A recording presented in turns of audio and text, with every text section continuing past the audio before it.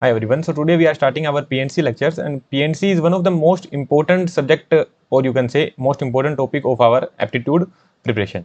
So even if you are not preparing for that number series part or profit loss or those percentage part, even if you are not preparing for those, that is absolutely fine. But you should certainly prepare PNC, because that is one of the topics that many people get confused here, and they frame a very good question from PNC.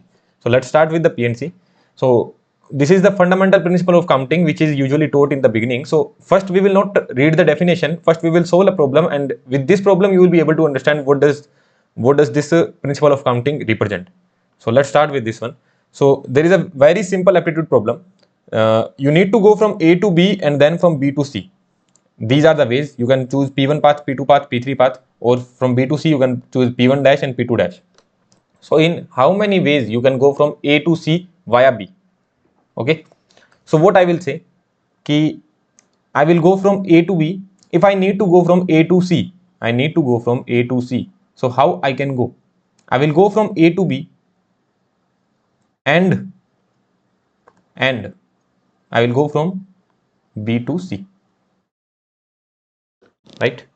Let's write down what are the possible ways. What could be the possible way? You go from A to B by P1 path, then you go from B to C by P1 dash path. You go from A to B by P2 path, and then you go from B to C by P1 dash path. You go from A to B by P3 path, and you go from B to C by P1 dash path. Now again, you go from A to B by P1, from B to C, P2 dash, then P2, P2 dash, and then P3 and P2 dash, P3 and P2 dash. So these are the 6 ways. Mathematically, how we will solve it? How many ways are there from A to B? So I can go by P1 or P2 or P3. These are the 3 ways. And then there is an end, and from B to C I can go from P1 dash or P2 dash. So when there is a sense of or, like I can go from P1 or P2 or P3. So how many ways are there? 3 ways. So when there is a sense of or, plus will be coming. 1 plus 1 plus 1. So I have 3 ways. And multiplication. If there is a sense of and, then multiplication would be coming. That from A to B I have P1 or P2 or P3, and from B to C I have P1 dash or P2 dash. So these 3 paths and these 2 paths. So 3 into 2, 6. This is the mathematical way from where we can analyze how many ways are there from going from A to C via the path of B. Did you understand this point or not? So whenever there is a sense of and, multiplication would be there, and whenever there is a sense of or, there will be plus. Okay, and means multiplication and or means addition. And this is the simple rule of this is the principle of counting: multiplication rule and additional rule. Okay, so here both of the things has to be done. If you want to go from A to C, you have to go from A to B and then from B to C.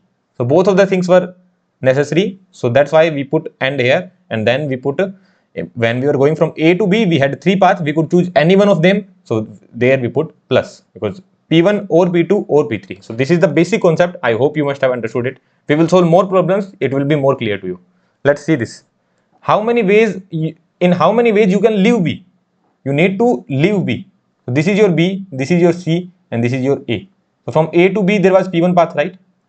There was P2 path, and then there was P3 path. P2, P3. From B to C there was P1 dash path and P2 dash path. You need to leave B. Now they are not saying that you need to go to A or you need to go to C. The only question is in how many ways you can leave B.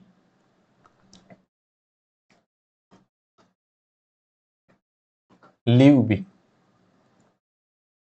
So there is this one path P1, there is this other path P2, there is this other path P3. So what you will say?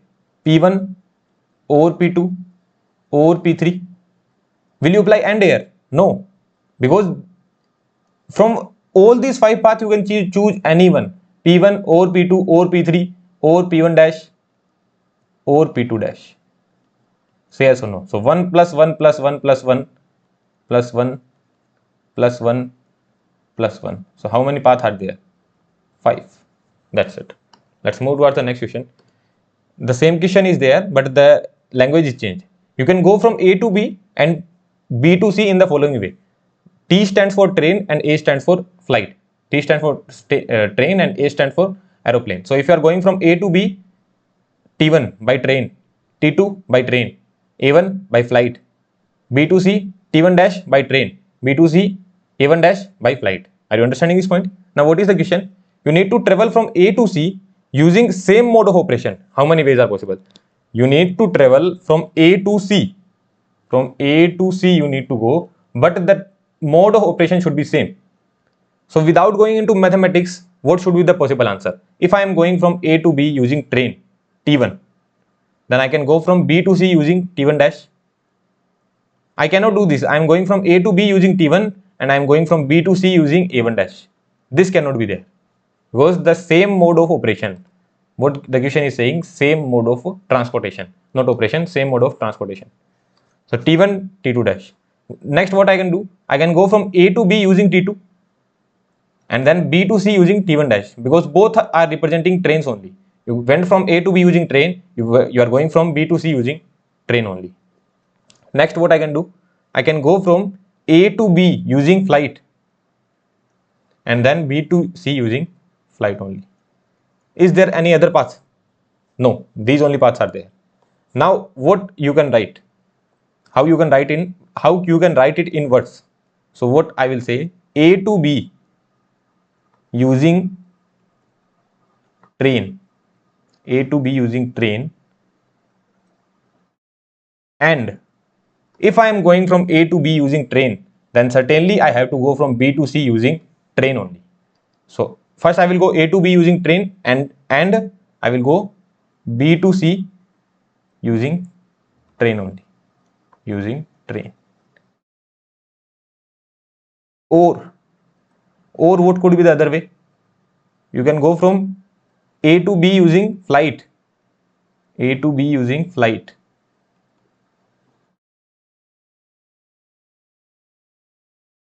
and B to C using flight, because if I am going from A to B using flight, I have to go from B to C using flight only, right? So what is the possible answer? A to B using train, how many ways are there? A to B using train, 2 ways are there, and multiplication. From B to C using train, how many ways are there? 1. Or plus. From A to B using flight, how many ways are there? 1. And multiplication. From B to C using flight, how many ways are there? 1. So 2 plus 1 is equals to 3. That's it. This is the answer. So this is how you could have also solved. This is the actual mathematics way, and the previous method, the first one was our understanding. We are taking very simple examples right now. Why we are taking simple examples? So that you understand the concept. This question was solved by simple aptitude as well. T1, T1 dash, T2, T1 dash, A1, A1 dash. Anyone could have solved it. Even a 5th grade student could have solved it. But what we are trying to do here, we are trying to get the concept. A to B using train, B to C using train, or A to B using flight and B to C using flight. Understood? Let's move towards our next question. If a coin is tossed 3 times, then find the total number of outcomes. This is the question. If a coin is tossed 3 times, what could be the number of possible outcomes? So coin is tossed 3 times. A coin is tossed 3 times. What could be the possible outcomes if we solve it by simple our aptitude? So what would be the answer? On first one you can get head, second you can get head, third you can get head. Head, head, tail, head, tail, head. Now what can be other way? Now head, tail, tail. This could be the possible thing. Now tail comes first, then head, head, right? Now tail comes first, head, tail. Tail come first, tail, head, and then old tail. These are the 8 possible outcomes. How we would solve it mathematically? Let's check that out. If a coin is tossed 3 times, you need to find the total number of outcomes. If a coin is tossed, let's just say if I tossed it for the first time, what could be the possible outcomes? Either I will get head or I will get tail. Head or tail. Here what I can get? Head or tail. I can write there are 2 possible outcomes. One is head or tail. So there are 2 possible outcomes. Similarly, how many possible outcomes are there? 2. Similarly here, 2 possible outcomes. What would be coming in between? In between what would be coming? I will toss the coin. I will either get head or tail, and I will again toss the coin, and I will again toss the coin. I will get either head or tail, and again I will toss the coin. I will either get head or tail. Did you understand this point or not? Tossing the coin, I will get either head or tail. 2 possible outcomes are there. And I am tossing the coin again. I will either get head or tail. And again I am tossing the coin. I will either get head or tail. 2 into 2 into 2. What is the final answer? Answer is 8. Say yes or no. Did you understand this point or not? Well and good. Let's move towards our next question. Find the number of ways in which 3 books out of 5 books can be placed on a shelf in a row. You have 5 books. And you need to arrange 3 books. 5 books, you need to arrange 3 books. Right? So, on a shelf, you have only 3 slots. And you are given 5 books. So, on the first slot, how many options you have? Let's just say there are 5 books, B1, B2, B3, B4, B5. So on the first slot, how many options are you having? 5 options. You can either place B1 or B2 or B3 or B4 or B5. You have 5 options. Now let's just say I have placed B2 here.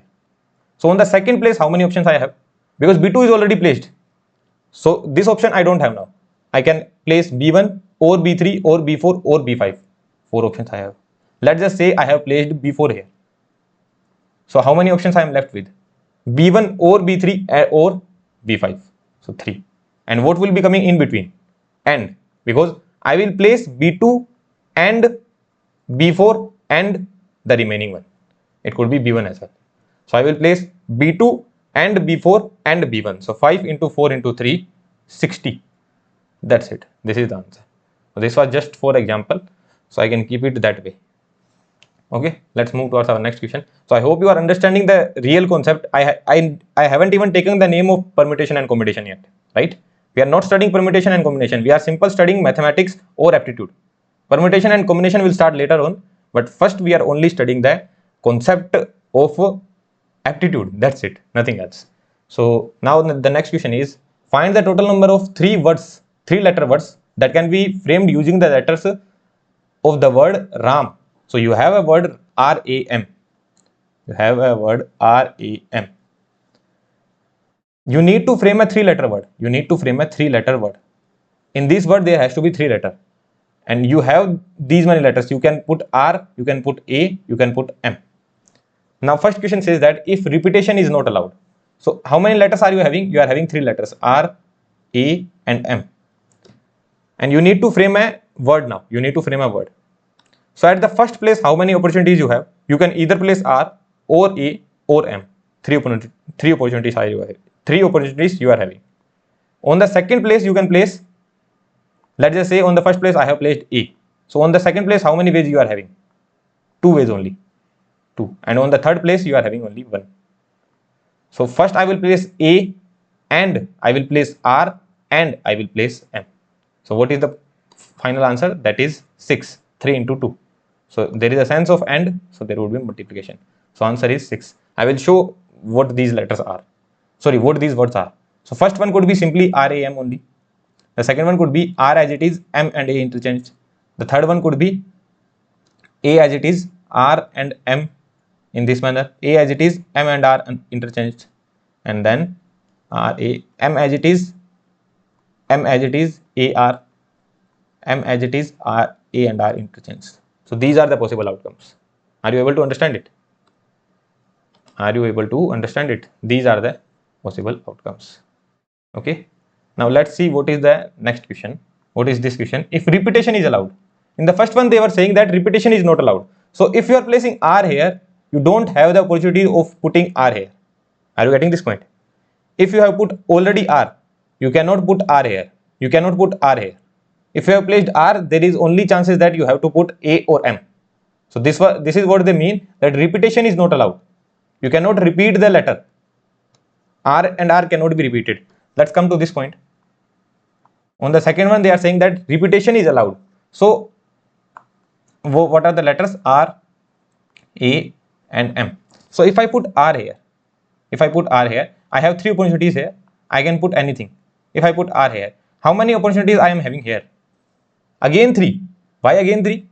Because they are saying that repetition is allowed. So again you can put R, again you can put A, again you can put M. So repetition is allowed.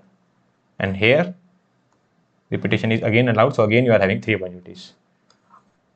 So 3 into 3 into 3, that would be 27. So there would be 27 letters like that. I can write few letters. What those would be? Like you can start from R. You can start from R is as it is, then R as it is, then A M interchanged, then R M A interchanged, and what other way can be R A A, then R M M. Right? These are the 5 names. What else can be there? So let me think. Yeah, so how will you think of those 27 numbers? I will tell you. So first I am fixing this R here. This R is fixed. I am fixing this R here. So if I have fixed R here, what could be the possible ways of arranging these two letters? 9 ways, right? I have fixed R here. So if R is fixed here, there could be 9 possible ways of arranging these. Right? What could be the other ways? That R is fixed. Now again R can be repeated. The letter word can be A. Then R is fixed. A and R, these two interchange. Then R is again fixed. Then letter word can again be R, and now the next letter can be M, and then MR. So these 9 ways I have made. These 9. Now what other 9 would be? For other 9, you replace this R with M, and for next 9 you replace with this R with A. Are you getting this point? You keep on replacing this R. First I have fixed R here. If I have fixed the R, then how many ways are there? 9 ways are there. So if the R is fixed, I have more 9 ways to frame the letters. We are going to solve these kind of problems where we have to fix one place. There we will be fixing one place, and then later words we will be not the words, then the letters we will be arranging. These letters we will be arranging. So this is what I have done. So these are the 27 ways.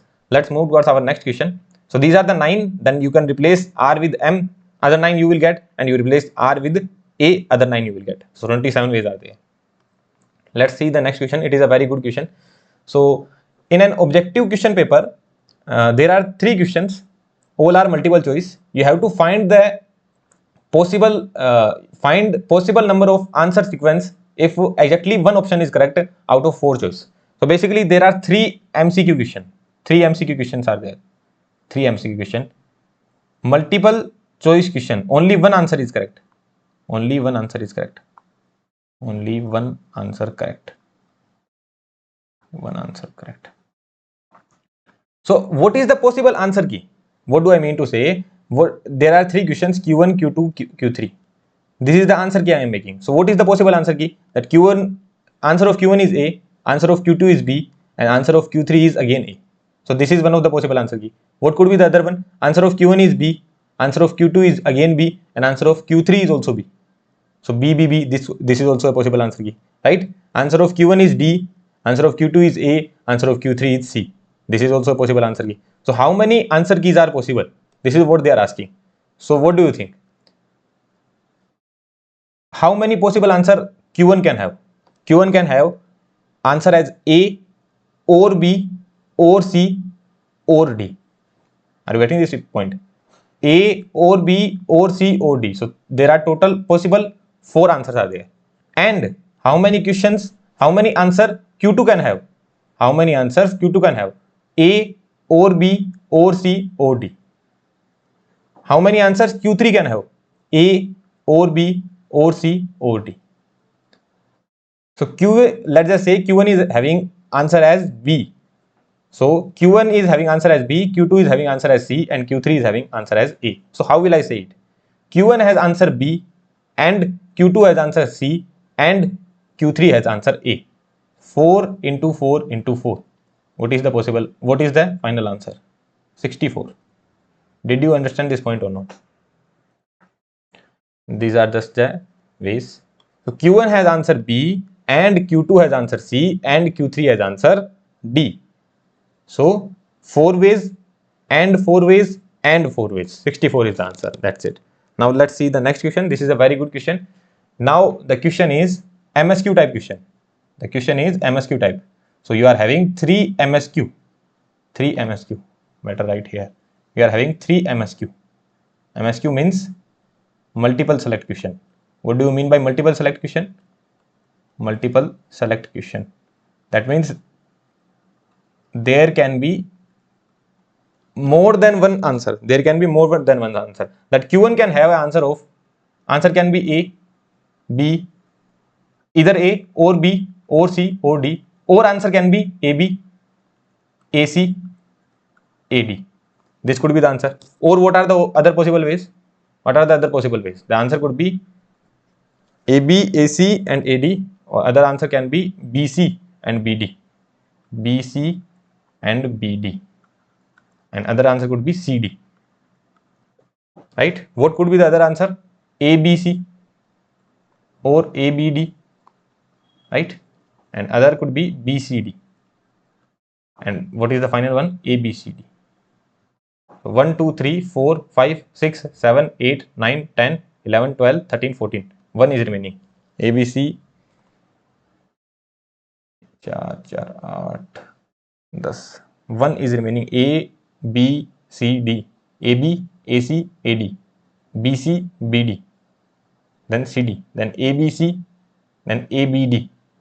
Okay. Then BCD. Then ABCD. Which one is left? Yeah, the left is ACD. ACD. So these are the possible 15 outcomes. So Q1 can have 15 answer and Q2 can have 15 answer and Q3 can have 15 answer. So what is the final answer? 15 cube. That's it. Are you understanding this point? Now you have wrote these things by aptitude. That answer could be A or B or C or D or AB or AC, AD, BC, BD, CD, ABC, ABD, BCD, ACD, ABCD. This is the aptitude you have used here, but directly how you would have written. So basically you have 4 chances. For a particular question, you have 4 chances. You all have seen the you must have seen the OMR sheet, right? In OMR sheet, we have to blacken the dots. We have to put the dots, right? So in my answer, what is the chances I am having? In my answer, what is the chances I am having that whether I will blacken this dot or I will not blacken this dot? In my answer, if my answer is AB, what I will do? I will blacken this dot and I will blacken this dot. That's it. This is how I will fill my answer. If my answer is BC, so I will blacken this dot and I will blacken this dot. Right? If my answer is ACD, I will blacken this dot, I will blacken this dot, and I will blacken this dot. So basically, you have what is the option you are having here? Either to blacken it or not to blacken it. Either to blacken it or not to blacken it. 2 possible ways are there. For B, how many ways are there? Either to blacken it or not to blacken it. 2 ways are there. For C, how many ways are there? Either to blacken it or not to blacken it. And for D as well, either to blacken it or not to blacken it. Right? So 2 into 2 into 2 into 2. That is total 16. So there are total 16 ways? No. One way will be eradicated. Which way? One way will be eradicated. Which one? Where you are not blackening anyone. You are neither blackening A, you are neither blackening B, you are neither blackening C, you are neither blackening D. In these 16 cases, what is coming?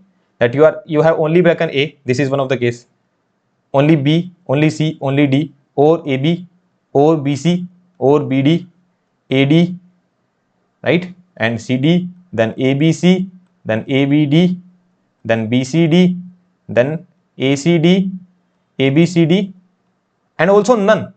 You did not blacken anyone. You neither blacken A, neither B, neither C, neither D. But that is not the possible case for us, because one of them has to be answer. At least one of the option has to be correct. So there are total 15 ways. So in this manner as well, you can write down the 15 ways. Are you getting this point? So these are the possible ways I have written. But this was the aptitude, that you are writing A, B, A, C, what are the possible ways. But this is the mathematics, that I can blacken A, or I can blacken B, or I can blacken C, or I can blacken D. 2 into 2 into 2 into 2 minus 1, one of the ways that I am not blackening up anything. That is, 1 is subtracted, right? So 15 ways, 15 ways, and 15 ways. So 15 to the power 3. This was a very good question. These kind of questions can certainly come in your examination. So I will put this in a box, that you should have this aptitude as well, that by this manner as well you will write down your answer. Now a 4-digit number is to be made. Find the total number of numbers if all digits are different. 4-digit number is to be made. How many possible digits are there? 0, 1, 2, 3, 4, 5, 6, 7, 8, 9. Only these many possible digits are there. In mathematics, is there any other digit you know? Is there any other digit that you know? 0, 1, 2, 3, 4, 5, 6, 7, 8, 9. These are the 10 digits only, right? And you need to frame a number, 4-digit number, 1, 2, 3, 4. You need to frame a 4-digit number in a way that all digits are different. All digits are different. So I am framing a 4-digit number. Tell me how many chances I am having here. I am framing a 4-digit number. How many chances I am having here? These are total 10 numbers. 10 numbers. These are total 10 numbers. So am I having 10 chances here? Say yes or no. Am I having 10 chances? Answer should be yes or no. No, I am not having 10 chances here. Why? Because if I put 0 here, and later on I can put anything, 3, 5, 7, let's just say I am putting 3, 5, 7. If I had put 0 here, is this a 4-digit number? No, this is not a 4-digit number. If I put 0 in the beginning, what they are saying, that it has to be a 4-digit number. So if you have put 4 in the beginning, then it is not a 4-digit number, bro. You need to make a 4-digit number, then your first letter cannot be 0. So how many ways are you having? You are having 9 ways. 9 ways. And here I am writing 0 bar. That means 0 cannot be there, anything can be there. Other than 0, anything can be there. Let's just assume this 0 bar is 3. I have on the first place I have put 3. Now on the second place, how many ways I am having? On the second place, what I can put? I can put 1 or 2. Can I put 3? No, I cannot put 3. Because what they are saying, all digits are different. All digits are different. So I cannot put 3. I can put 1, 2, 4, 5, 6, 7, 8, 9. Can I put 0 here? Yeah, you can put 0 here. If 0 is coming here, let's just say this is 3, this is 0, 5, 7. This is a 4-digit number. You cannot put 0 only at this place. Rest of the places you can put 0. Here also you can put 0. Here also you can put 0. So you can put anything here. So how many ways you are having here? 9. Let's just assume I have put 0 only here. I have put 0. So 3 is gone, 0 is also gone. Now how many ways I am having? Because all digits has to be different. So how many ways I am having? 1, 2, 3, 4, 5, 6, 7, 8. 8 ways I am having. Now let's just assume this place is some 5. So 5 is also gone. So basically 3 digits are gone. So how many ways I am left with? 7. That's it. Did you understand this point? On the first place I have 9 opportunities. I can put anything but not 0. On the second place, on here, again I have 9 opportunities. I cannot put the first one. That's it. I can put 0 here, and I can put 0 and any other number which is not at the first place, which is not here. Okay. In third one, here in the third one, these 2 numbers I cannot put. Other number I can put. 8 opportunity I am having. And here These three numbers I cannot put, other ones I can put. So 7 opportunities I am having. So 9 into 9 into 8 into 7. That's it. This is the final answer. Okay, so let's just not write these numbers. On the first place, I am just writing 0 bar. That means 0 cannot be there. So 9 into 9 into 8 into 7. You can calculate this value, whatever the answer you get. Okay. Now, next thing they are saying that repetition is allowed. Repetition is allowed. How many possible opportunities you are having here? Again, tell me. 4-digit number, it has to be 4-digit number. It has to be 4-digit number. So you only have 9 opportunities here. Now what they are saying, repetition is allowed. Let's just say if I have put 3 here. If I have put 3 here, what all numbers I can put? 0 I can put, 1 I can put, 2 I can put, 3 I can put. Yeah, you can put, because repetition is allowed. Repetition is allowed. Repetition is allowed. That means you can put any number. Out of these 10, you can put any number. So here you are having 10 opportunities. Again, repetition is allowed, so you can put any number. Again, repetition is allowed, you can put any number here. Did you understand this point? So only at the first place you cannot put 0. It has to be some 0 bar. Otherwise, you can put anything. 9 into 10 into 10 into 10. So it would be 9, 0, 0, 0. Certainly, this number would be lesser than this only, right? So this is the final answer, 9,000. Well and good. Let's move to next question. No two consecutive digits are same. No two consecutive digits are same. Okay, 4-digit number is there. On the first place, how many opportunities I am having? 9, because 0 cannot come here. On the second place, how many opportunities I have? I can, what are the numbers? I will again write 0, 1, 2, 3, 4, 5, 6, 7, 8, 9. So here I cannot put 0. Any number I can put. What I can put here? Let's just say I have put 1. On the first place, I have put 1. Here I have put 1. Here I have put 1. So apart from 1, anything I can put, because what they are saying, no two consecutive digits are same. 2 consecutive.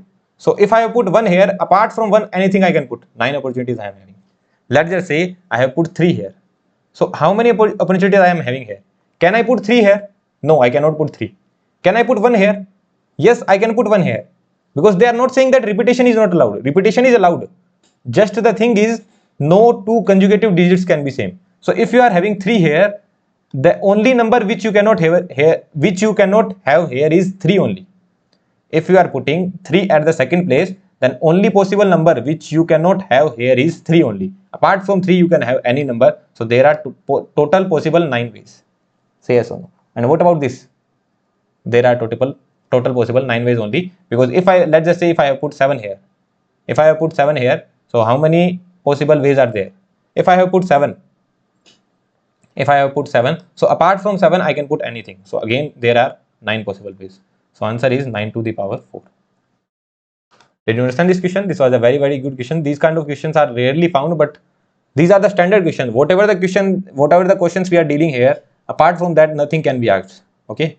Nothing. No other concept will be asked apart from whatever we are dealing here. Okay? So everything will be covered. No issue about the course coverage. So let's just remove this one. Okay? Well and good. Now, digit 5 has to be at units place. Now in this question I told you that you can fix R. So this concept I will clear here, that I am fixing R. Although here R is not fixed. Here any possible value can be there, 3 into 3 into 3. But while writing this point, while writing these words RAM, I fixed R and varies these two. Okay.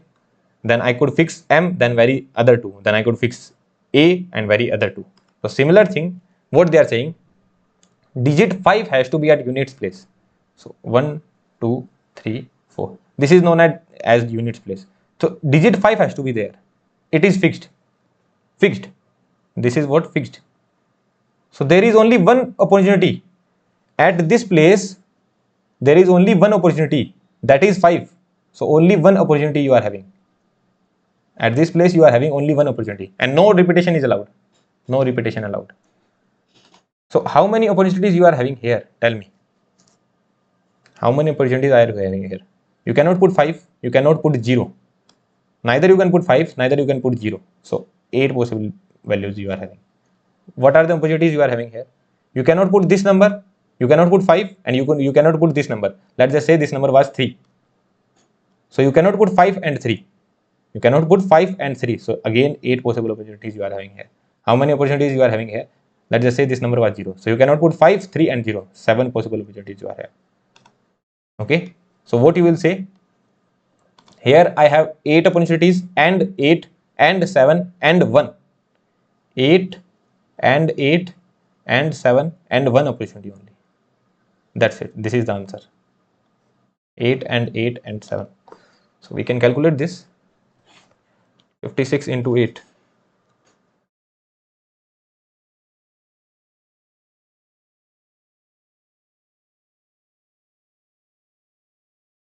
448. Final answer is 448. Let's move towards the next question. All digits are distinct and framed number is odd. This is a very good question. Get your full attention here. The framed number is odd. What is an odd number? I hope you know it. The number that ends with 1, 3, 5, 7, 9. So first I will tell you what is the mistake that you can do. I will tell you the wrong answer first. So I need to frame a 4-digit number. Okay, I am telling you the wrong answer now. We need to frame odd number. We need to frame odd number. And total digits I am having is this 0, 1, 2, 3, 4, 10 digits. 4, 5, 6, 7, 8, 9. So on the first place, I cannot have 0. I can have anything else. 9. On the second place, I can have again 9 opportunities. On the third place, I will have 8 opportunities. How I am writing this? First place, I can have 9 opportunities. Other than, let's just say this number is 3. Not 3, let's just say this number is 4. On the second place, I am having, other than 4, I can put anything. Here, other than 4, here, other than, let's just say this number is 6. So, other than 6, I can put anything. So, 8 opportunity. Other than 4 and 6, sorry. Because all digits are distinct. I am doing it wrong. Okay, what is the wrong thing that I will tell you? And this number has to end with one of these numbers because the number is odd. So, here I am having 5 opportunities. But this answer is wrong. Why this is wrong? We cannot start from here. We cannot start from here. What you are saying, you have 9 opportunities here. What you are saying, you are having 9 opportunities. So in 9 opportunities, 1 is also coming, 3 is also coming, 5 is also coming, 7 is also coming, 9 is also coming. So what if I had put 3 here? If I had put 3 here, then only 4 opportunities will be left, right? Because repetition is not allowed. Are you getting this point? What did I do? If I say 9 into 9 into 8 into 5, then what is the wrong thing? On the first place, I am saying that I have 9 opportunities. In those 9 opportunities, anything can come. 1, 3, 5, 7 and 9. And let's just say 3 is coming there. If 3 is coming, then at this place, 3 cannot come now. So only 4 opportunities you are having. So you cannot start this question from the beginning. Are you getting this point? What is troubling you? The trouble is your number should end with this one. So whatever that troubles, you need to take care of that. So what is the trouble? That it should end with this one. So start with the ending. How you will start? Start with the ending. So okay, wait a minute.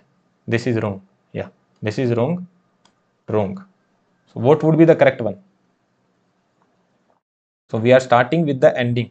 So here we are having 5 opportunities. I can put anything 1, 3, 5, 7, 9. Let's just say I have put 3 here. So now here how many opportunities I am having? I cannot put 3. I cannot put 0. So 8 opportunities I am having. Are you getting this point? Let's just say I have put 2. So how many opportunities I am having here? I cannot put 2. I cannot put 2. I cannot put 3. Rest of those I can put anything. Again 8.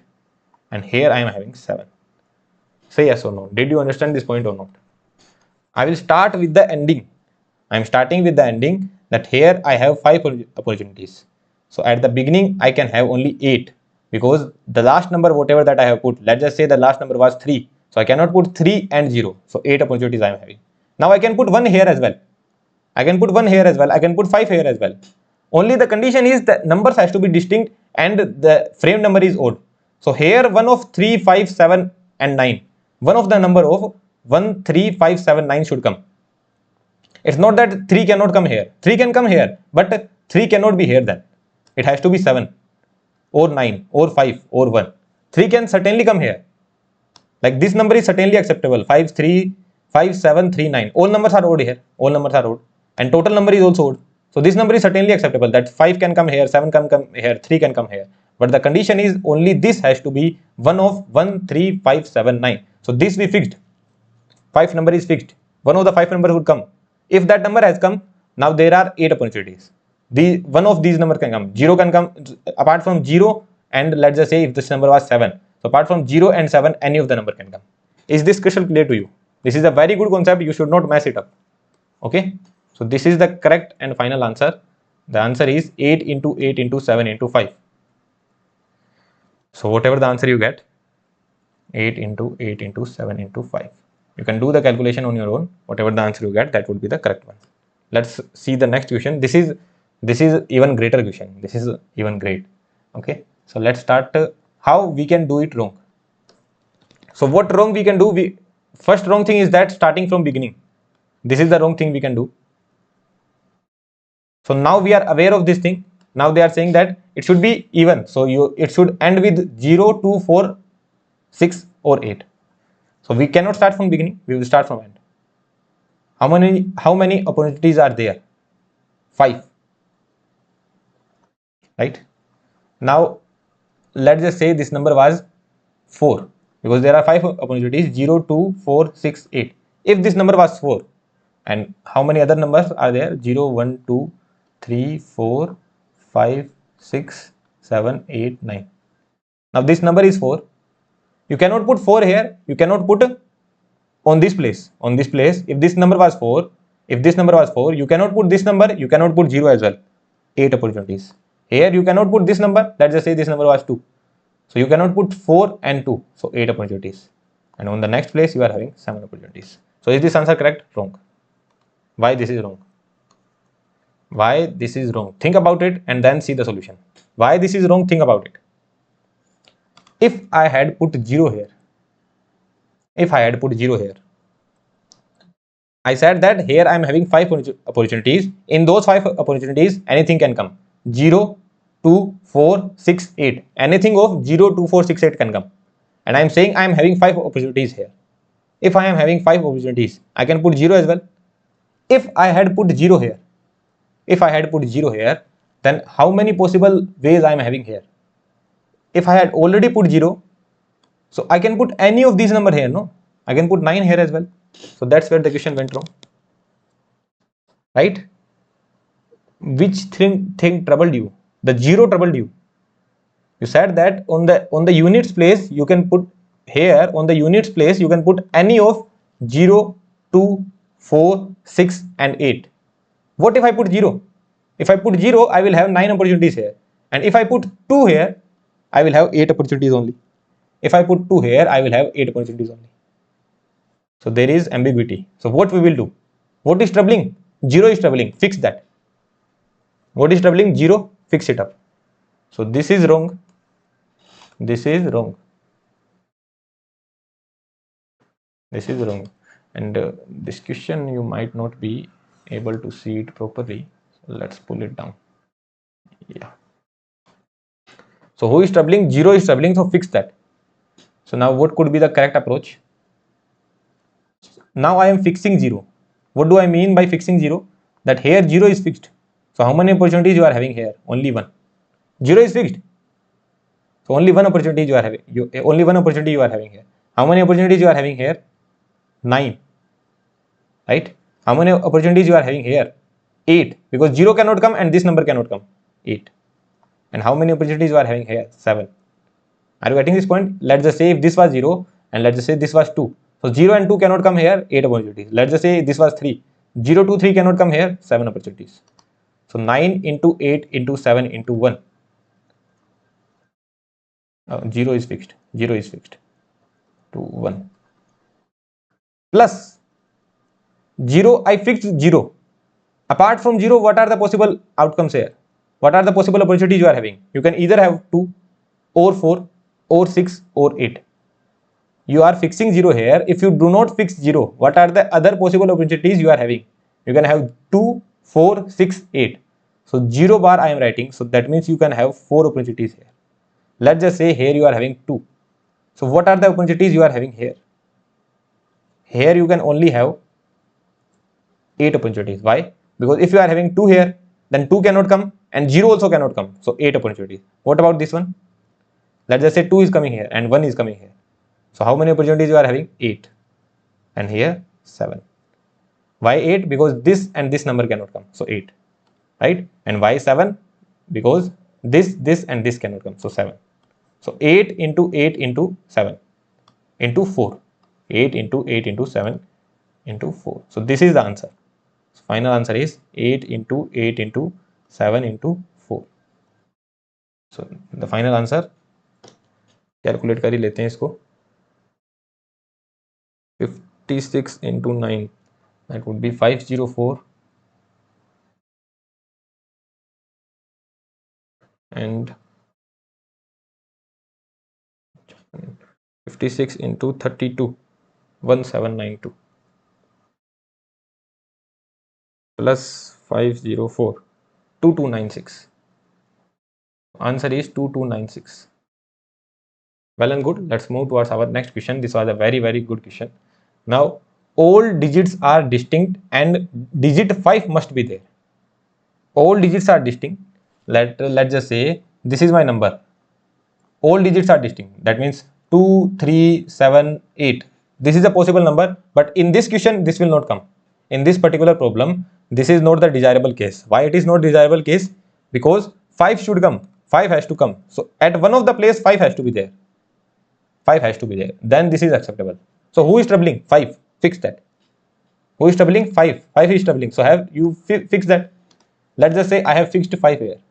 So how many opportunities you are having? 1. How many opportunities you are having here? All digits are distinct. Now 5 cannot come. 5 cannot come. And 0 also cannot come. So 8. How many opportunities you are having here? Apart from 5 and this number, let's just say this number was 2. So apart from these two numbers, anything can come. And how many opportunities here? 7. Now you fixed output only at, you fixed 5 only at units place, right? 5 can be here as well. What if 5 is here? 5 can be here as well, right? So how many opportunities you are having here? That could be 1 only. How many opportunities you are having here? 5 cannot come, 0 cannot come, 8. What about this one? These two numbers cannot come, 8. And what about this one? 7. Plus, what if your 5 was here? If 5 was here, 1 opportunities. What about this one? 8. What about this one? Again 8, because these two cannot come. And what about this one? 7. Plus, now interesting thing would come. 5 is fixed here. How many opportunities you are having here? 1. How many opportunities you are having here? 0 can come, right? Only this 5 cannot come. So 9. Here 8. And here 7. So what is the final answer? 8 into 8 into 7 plus 8 into 8 into 7 plus 8 into 8 into 7 plus 9 into 8 into 7, right? So what is the answer? The choice is 33 into 8 into 7 into 8 into 7, 1848. Calculation is correct. 8 4 the 32 plus 1 33, 33 into 8 into 7, 1848. This is the final answer. Well and good. So this was also a very, very good question. Now the next question is, the number should be same if written from end to start. The number should be same if written from end to start. What do you mean by that? 7227. If you write it from the beginning, what you are writing? 7227. If you write it from the end, what you will write? 7227. The number should be same from the starting and from the end. This is what it means. So what if my first number is alpha? If my first number is alpha, this number has to be alpha as well. This has to be symmetric, right? If I put a mirror in between, this should be symmetric. Say yes or no. So if there is alpha, this has to be alpha. If this is beta, this has to be beta as well. You can see here 7, 7, 2, 2. So if you write from here, what you will write? Alpha, beta, beta, alpha. And if you write from here, what you will write? Alpha, beta, beta, alpha. I am writing alpha, beta, beta, alpha. Right?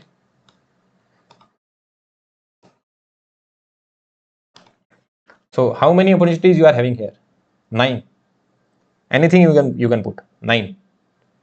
And apart from 0, because this has to be 4-digit number. And how many opportunities you are having here? Apart from this number, anything you can put. You can put 0 as well. So 9.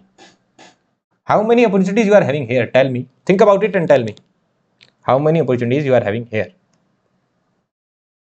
1 only. Because whatever the number you have put, let's just say I have put 3 here. So you have to put 3 only. Here you are having 9 opportunities. Now this opportunity is depending on these 9 numbers. So only 1 opportunity you have. Okay, only 1 opportunity. This is 1. And here also you have only 1 opportunities. Did you understand this point or not? 9, again 9, then 1 only. So what is the answer? 9 into 9, 81. Right? But this answer is again wrong. Why is it wrong? Where did I say that repetition cannot be there? Where did I say that? That repetition cannot be there. Is there anywhere written that repetition cannot be there?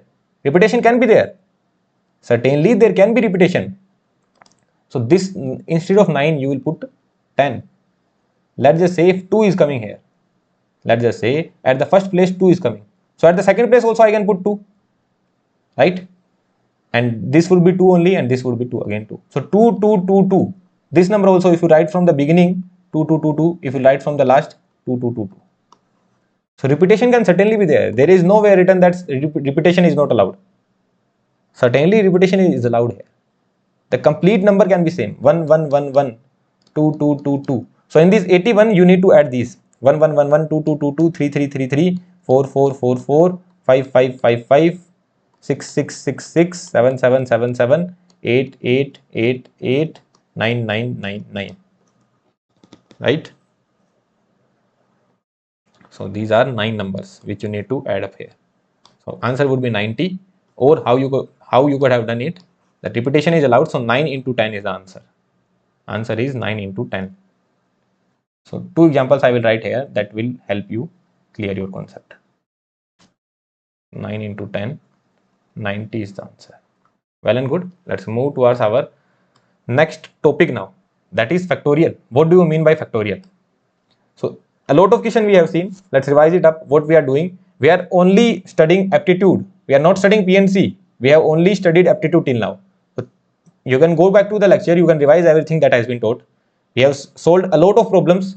We just started with the problems only, and we are just solving problems, and we are understanding what they actually mean to say by opportunities and what is the meaning of and or. So all these things we have studied. Now the next topic we need to study is permutation and combination. For that you should know what do you mean by factorial. So there is a term called as factorial. If you have studied in 11th and 12th, you would know what is a factorial. But if you are a diploma student, you might not be knowing what is a factorial. So I will tell you. So let's just say if 6 factorial is written. So what do you understand by 6 factorial? So first write 6 and then keep on multiplying. 1 number less 5, 1 number less 4, 1 number less 3, 1 number less 2, 1 number less 1. 6 into 5 into 3 into 2 into 1. It would come out to be 720. What about 7 factorial? 7, 1 number less 6, 5, 4, 3, 2, 1. Whatever it comes out to be, forget about it. What about 3 factorial? 3 into 2 into 1, that is 6. What about n factorial? N, 1 number less, n minus 1 into n minus 2, 1 number less, into 1 number less, n minus 3, and so on, till where it will go? 3 into 2 into 2 into 1, 3 into 2 into 1, till the end it will go. From wherever you start, 100 factorial, 100 into 99 into 98 into 97, it will keep on going into 3 into 2 into 1. That's it. Okay, so this is what we mean by factorial. And what about n minus 1 factorial? So it would be n minus 1 into n minus 2 into n minus 3, and it will keep on going till 3 into 2 into 1. Did you see one thing here? Did you notice a very interesting thing? That n factorial can be written as n into n minus 1 into n minus 2 into n minus 3 and so on. What is this value? N minus 1 factorial only. No? This value n minus 1 into n minus 2 into n minus 3 into 3 into 2 into 1. This is n minus 1 factorial only, no? Right? So n factorial can be written as n into n minus 1 factorial. Look here. This is 7 factorial. 7 factorial. So what I can write? 7 into 6 into 5 into 3 into 2 into 1. 6 into 5 into 3 into 2 into 1. What is that? 6 factorial. 7 into 6 factorial. What I can write this one? 3 into 2 into 1. What that would be? 2 factorial. Right? That's it. Okay, this answer is 6, which you can remember. Let's what all are the factorial values that you need to keep in mind? 1 factorial is 1, 2 factorial is 2, 3 factorial is 3. You can calculate it anytime, but for a faster calculation, you should keep in mind. 4 factorial is 24, 5 factorial is 120, 6 factorial is 720. Till this point, you need to keep in mind. Okay, even if you remember 7 factorial, that is pretty good. If you don't remember, no worries about it. Okay, 7 factorial is 7 into 6 factorial. What is the value of 0 factorial? 1. Why it is 1?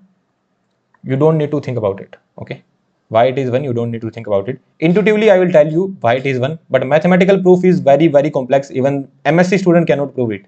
Why 0 factorial is equals to 1? Even MSc mathematics student cannot prove it. So we don't need to prove it.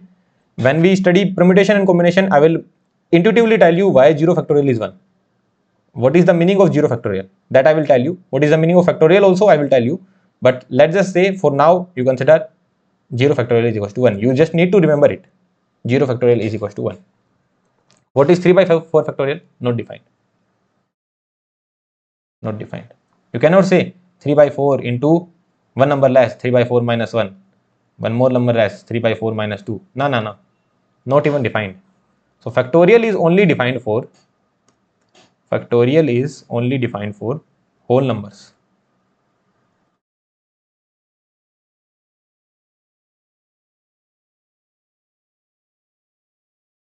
For whole numbers. Okay. What do you mean by whole number? 0, 1, 2, 3 and so on. It is not defined for rational number as well. Not defined. It is not even defined for a negative number. Not defined. Negative should not be there. And even for this one as well, it is not defined. In the complete chapter, we will be talking about objects. That there are 3 objects. This is an object. This is an object. What if I say there is 0 object? Is that acceptable? If I am saying there is 0 object, I am having 0 object in my bag. In my bag there is no books, so I am having 0 object there. So that is acceptable. Yes, that is acceptable. If I say I have minus 1 object in my bag, minus 1 object, does that, is there any practical meaning of that? No, there is no meaning of minus 1 object. So that's why in the complete chapter you will never see minus or even rational number. I cannot say that there is this half human. There are 3.5 human being in the room. What does that mean? Now we are living on earth, half human being is not possible. So there cannot be 3.5 human being. Either there can be 3 or 4. Right? Who knows there is 1/2 human being in the room, you cannot see. Right? Who knows? If you are studying in the night, it's all trouble to you now. Okay, but yeah, 3 alive human being cannot be there, right? 3 alive human being in the room cannot be. 3.5 alive human being cannot be there. 3 can be there, 4 can be there, 5 can be there, 6 can be there. So these half and all these negative numbers will not even come. So only 1, 2, 3, 4 or 0 or 5, 6, 7, 8, 9, 10 that will come. So for those only factorial is defined. Now in the next lecture, or I can add up the lecture in this particular portion only. But yeah, in the next lecture we are going to study the concept of permutation and combination. So we will see what do you mean by permutation and combination, but without even using the formulas, we will be solving the problems in the same manner that we did in the previous lecture. Okay then, thank you. So let's study permutation and combination now. So what do you mean by permutation? So permutation, the simple meaning of permutation is arrangement. Arrangement. And what do you mean by combination? The simple meaning of combination is selection. Just selecting. We will understand it deeply, but let's just see some formula first.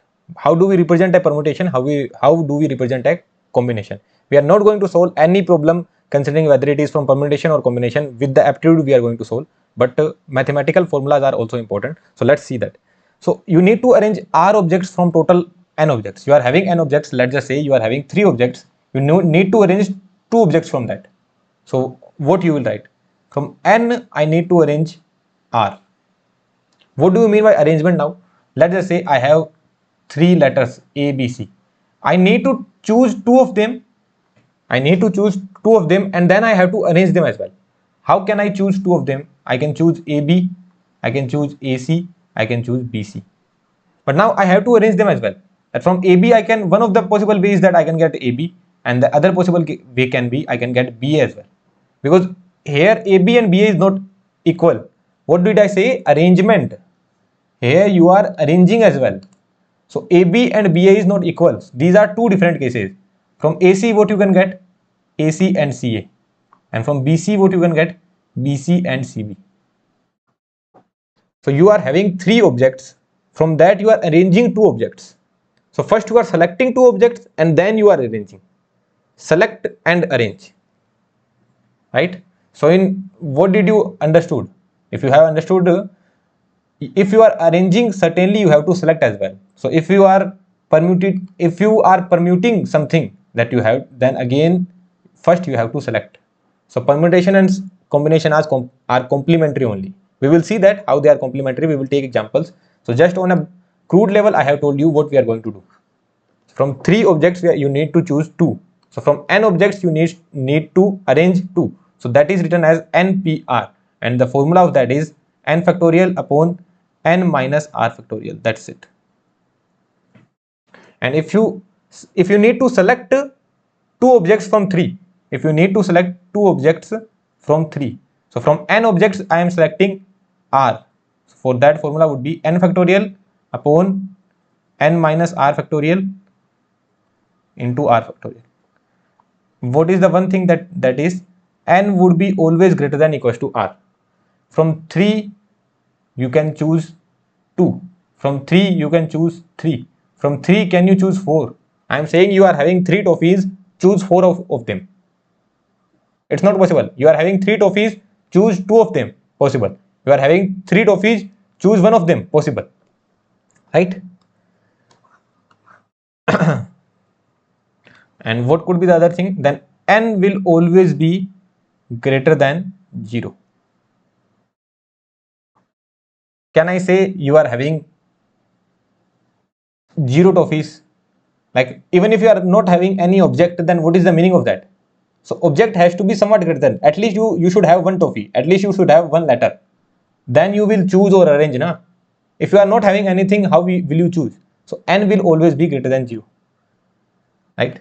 And r will also be always greater than 0. No, I shouldn't say always greater than 0. It should be greater than equals to 0. What I can say, you are having 3 toffees, choose 0 out of them.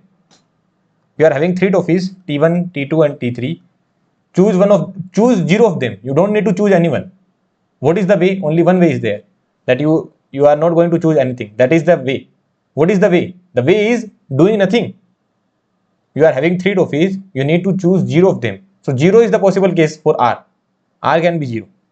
From n we are choosing R, so R can be 0. This is the same case for this one as well, NPR as well.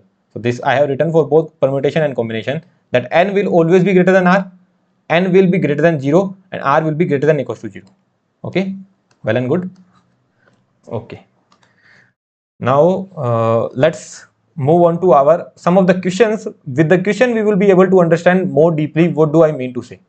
So again there are 4 letters you are having. You need to frame a word using A, B, C, D letters. You are having A, B, C, D. A, B, C, D. These letters you are having, and you need to frame a three-letter word. Three-letter word. So forget about permutation and combination. How you would solve it if this question comes in front of you in the examination. So how many opportunities you are having here? 4. Then here 3 because repetition is not allowed.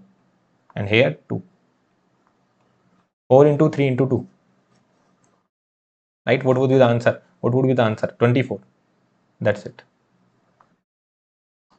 Now, how will you solve with the concept of permutation? That you are having 4 letters. 4 letters. You need to choose 3 of them. And also you need to arrange them as well. That's why you have put a permutation here. This is not the way we are going to solve further problems. Further problems we will be solving with our concept, with our aptitude. But this is the only problem which we are going to solve with this P.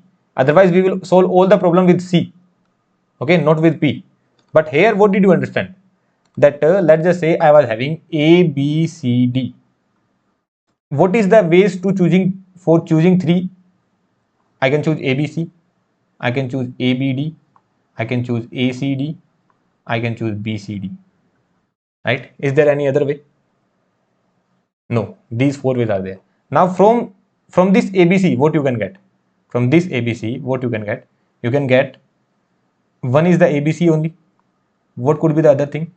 ACB. What could be the other one? That on the first place you are having B and then AC. What could be the other one? On the first place you are having B, then CA. On the first place you are having C, then AB.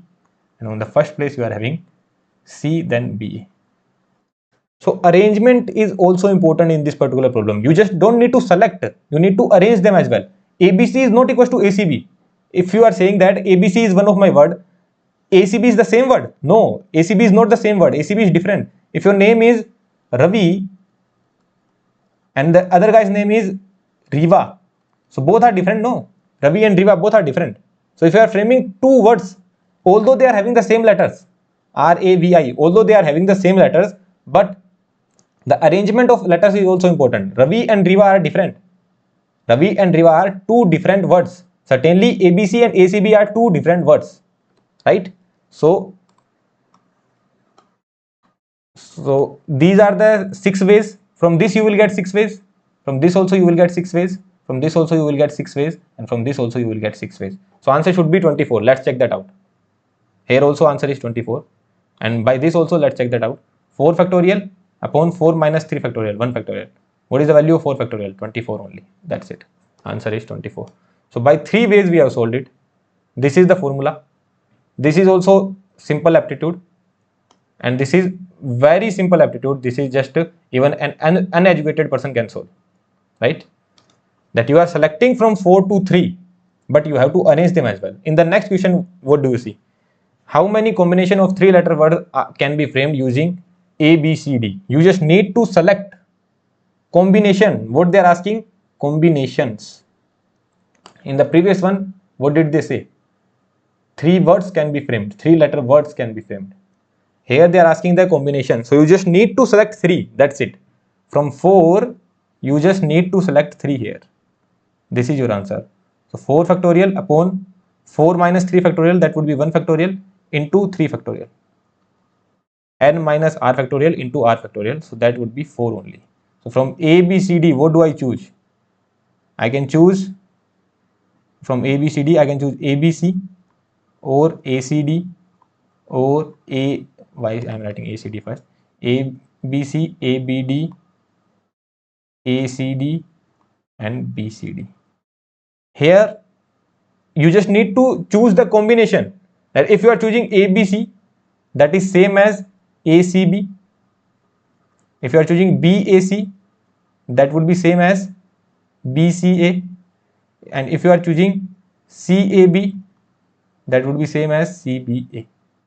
All these will be same. So only 4 possible ways are there. That is this one. That's it. Are you able to understand the concept or not? If you are not able to understand, we will solve more examples. It will be clear to you. Eventually, it will be clear to you only. But let's just see one simple relation that you can already see. If NPR is equals to n factorial upon n minus r factorial, what is NCR equals to? N factorial upon n minus r factorial into r factorial. So NPR is equals to NCR into r factorial. Because if you multiply with, what is this? This is NPR only. So NCR would be equals to NPR by R factorial. So NPR is equals to NCR into R factorial. Very simple mathematics, right? This R factorial is going here, that's it. That is becoming equals to NPR. So NPR is equals to NCR into R factorial. So what did you understand? If you are having some n objects, first you will select R object, and then you will permute them.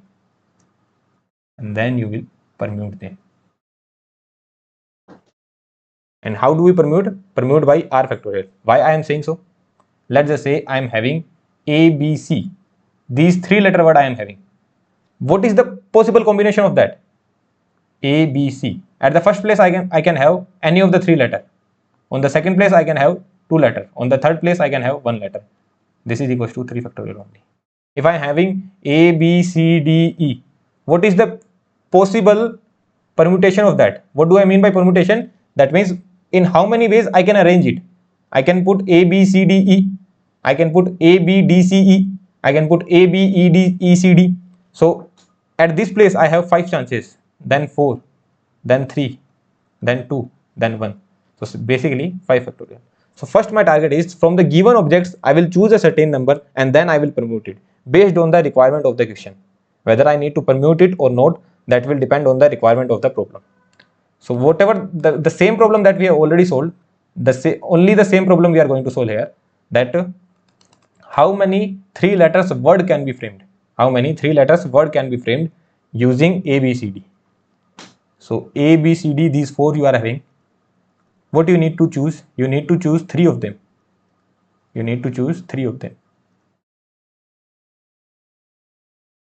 So from 4 you need to choose 3. And then you need to permute these 3 as well. Here clear proof is there. From 4 you need to choose 3. These are the ways. So 4C3 is 4. And I need to permute. So from 1 ABC I was getting these 6. From 1 ABC I was getting these 6. 1, 2, 3, 4, 5 and 6. So from 1 ABC I was getting these 6. So I was having 3 letters. I just permuted them. 3 factorial. Are you understanding this point or not? This is the only concept that is there in permutation and combination. If you are able to understand this concept, your whole chapter is clear. From 4 you are getting 3 and then you are permuting that. That's it. Here permutation was required. Here you need to permute them. From 4 you are first selecting 3 and then 3 are being permuted. That's it. So what is 3 factorial? That is 6. So answer is 24. Let's solve more problems. It will be more clear to you. So before going on to the problem, just see the some basic properties. What is the first one? That NCR is equals to NCN minus R. Let's prove this. NCR. What is NCR? NCR is n factorial upon n minus R factorial upon R factorial. These will be used to solve the problems quickly. Okay. And what would be your NCR factorial? That would be NCN minus R factorial. NCN minus R factorial. So what that would be? N factorial upon this. This will be subtracted from this one, right? N minus R factorial, right? What that would be? R factorial only. And then this factorial will be written n minus R factorial. So aren't both those equal? Both those are equal only, no? NCR is equals to NCN minus R. Say yes or no? So if it is written that 5C3 you need to calculate. So what you can write? 5 minus 3, 5C2. 5C3. So 5C, 5 minus 3, 2. 5C3 is equals to 5C2 as well. Did you understand this point? So this is what you can do for faster calculation. Why this calculation will be faster, I will tell you. When we solve the problem, I will tell you why this calculation is faster. So this is the first one. What is the other one? NCN and NC0. You can prove it on your own, but I will give you the intuition. There are n objects. You need to choose all the n objects. How many ways are there? There are n objects. You need to choose all of them. How many ways are there? Only one. I am giving you 3 toffees. T1, T2 and T3. You need to choose 3 of them. What is the way that you pick all of them? Only one way is there. And what do you mean by NC0? That I am giving you 3 toffees. You need to choose 0 of them. What is the possible way? Possible way is to do nothing. I am giving you 3 toffees. You need to choose 0 of them. do nothing. Answer would be simply 1. That's it. From 3 you need to choose 0. So 3C0. Answer is 1. Well and good. Let's move towards the next one. You can prove it. Just write down the formula. What would be the formula of NCN? N factorial upon n minus n factorial, that is 0 factorial, then n factorial. So n factorial as it is, 0 factorial is 1. So n factorial by n factorial, that would be 1 only. So this is how also you can get, but intuition was necessary. Now NC1 will be equals to what? NC n minus 1. NC n minus 1. This subtracted by this. NC n minus 1. NC n minus 1. And here as well you can see NCN. That would be equals to NC, this subtracted by this, NC0. Right? And that would be equals to n only. What is the intuition behind that? You are having 4 objects. Let's just say T1, T2, T3 and T4. I am saying choose one of them. What is the possible way? Either you will choose this or this or this or this. 4 possible ways are there. From n, if you are choosing 1, T1, T2, Tn. From n, if you are choosing 1, this or this or this or this or this. Answer is n. That's it. So NC1 is equals to NCn minus 1 is equals to n. So these are the things that can be proven by the formula as well, but by the intuition as well we have proved. Now let's see the questions. So now the concept of permutation and combination will be crystal clear to you. Let's see the first problem, that is how many 3 letters word can be framed using the letters of the word square. So first word is square, SQUARE. So how many letters are there? 6 letters, right? How many 3 letters word can be framed using the letters of the word square? So 3 letter words. 3 letters words.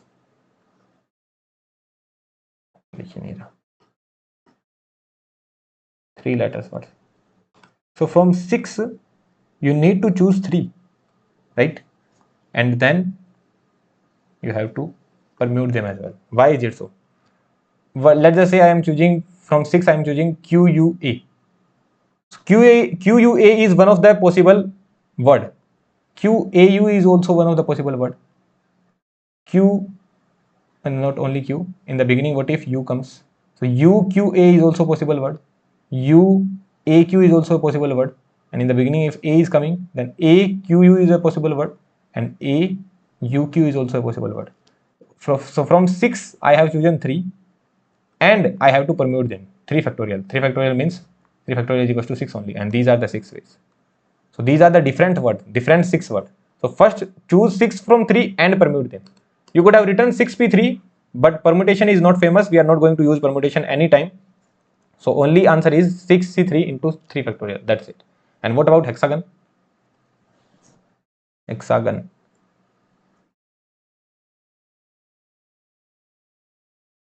Now people can have the doubt, sir, we need to frame 3 letters word.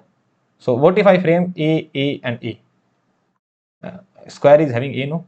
So what if I put A and I repeat them? Although in the question it should be written that repetition is not allowed, but generally as a common sense, A is not a word. Okay. So generally if these kind of questions are coming, you have to consider that repetition is not allowed. Repetition is not allowed. If these kind of questions are coming, by your own you have to consider that you are basically having 6 places. So on the first place you have only 6 opportunities. You cannot say here I am having 6 opportunities again. Nah. If you have put any of the letter A, that will not be repeated. So here you are having 5 and here you are having 4. So this would be your answer. 6 into 5 into 4. Yeah, we needed to calculate this one as well. No? Forget about this hexagon first. I will come to hexagon later on.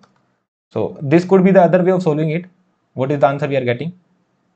120. And how we will solve it? So how will you solve 63? 6C3. So what is there? 3 na? Look, what is the conceptual way, that 6 factorial upon 6 minus 3 factorial, 3 factorial upon 3 factorial into 3 factorial. So 3 factorial and 3 factorial is getting cancelled. 6 into 5 into 4 into 3 factorial divided by 3 factorial.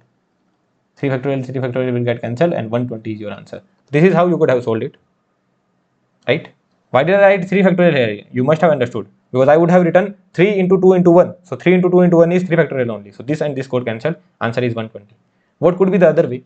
6c3 into 3 factorial, right? So what I can do, here there is 3. So I will write 6 into 5 into 4 till 3 time only. That's it.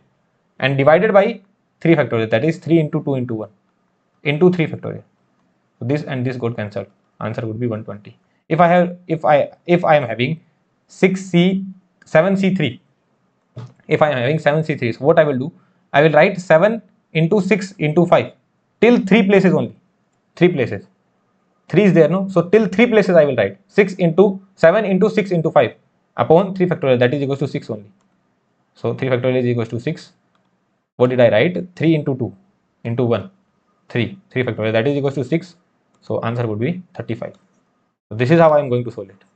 And what if they asked me 7c5? So what I would have been doing, 7 into 6 into 5 into 4 into 3 till 5 places divided by 5 into 4 into 3 into 2 into 1. Then this and this code cancel, and answer would be 21, right? 2 3 21, yeah, 21. But what could be the other way? They asked 7c5. 7c5 is equals to 7c2, right? 7c, 7 minus 5, 2. So for 7c2, what I will do? I will write 7 for 2 times only. 7 into 6 divided by 2 factorial, that is equals to 2 only. 7 into 3, 21. Faster way of calculating. Okay. This may seem like okay, this is too much. Nah, this is nothing too much. Once you have the enough practice, you will be able to understand. Okay, 7c5, I need to get the lesser number. So 7c2. For 7c2, 7 into 6 divided by 2. That's it, 21. So you will be able to solve it very, very quickly once you have the practice. So we will solve a lot of problem. You will develop the habit. Okay, this is just another way of solving it. That you just need to see the lower one. That is 3. So 6 into 5 into 4 divided by 3 into 2 into 1 into 3 factorial. 3 got cancelled. Answer is 120. Well and good. Okay. Now let's see the next question. Hexagon.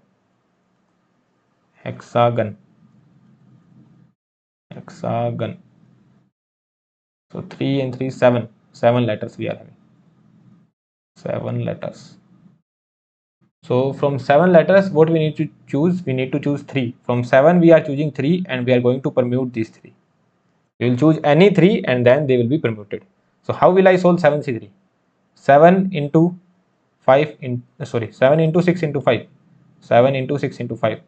Till 3 places only I will write. Divided by 3 factorial into 3 factorial. 3 got cancelled. 210.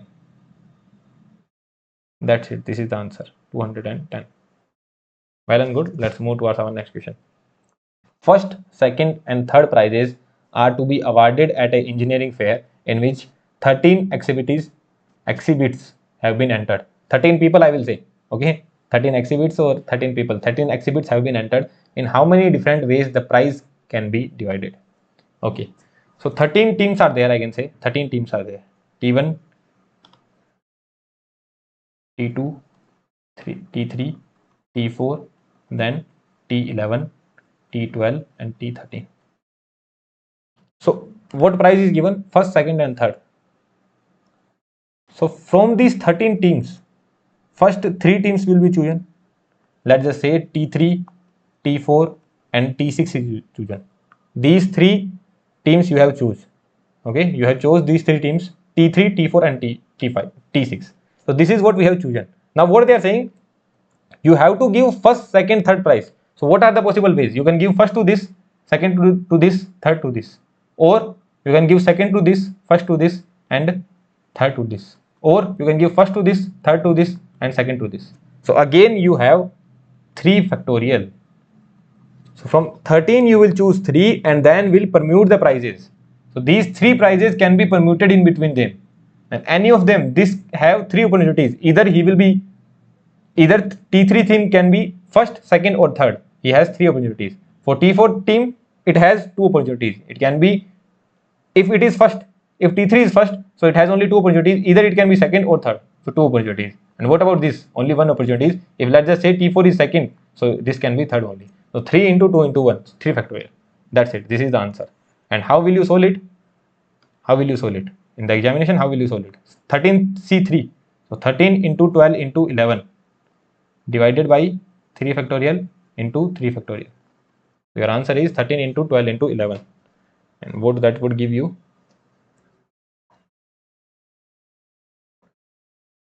12 into 11. 1716. This is the answer. Well and good. Yeah, so that's it. Let's see the next question. In how many ways 3 students can be associated with 4 chartered accountant, assuming that each CA can take at most 1 student? Okay, this is also a very good question. So there are 4 chartered accountants, A1, A2, A3 and A4, and there are 3 students, S1, S2 and S3.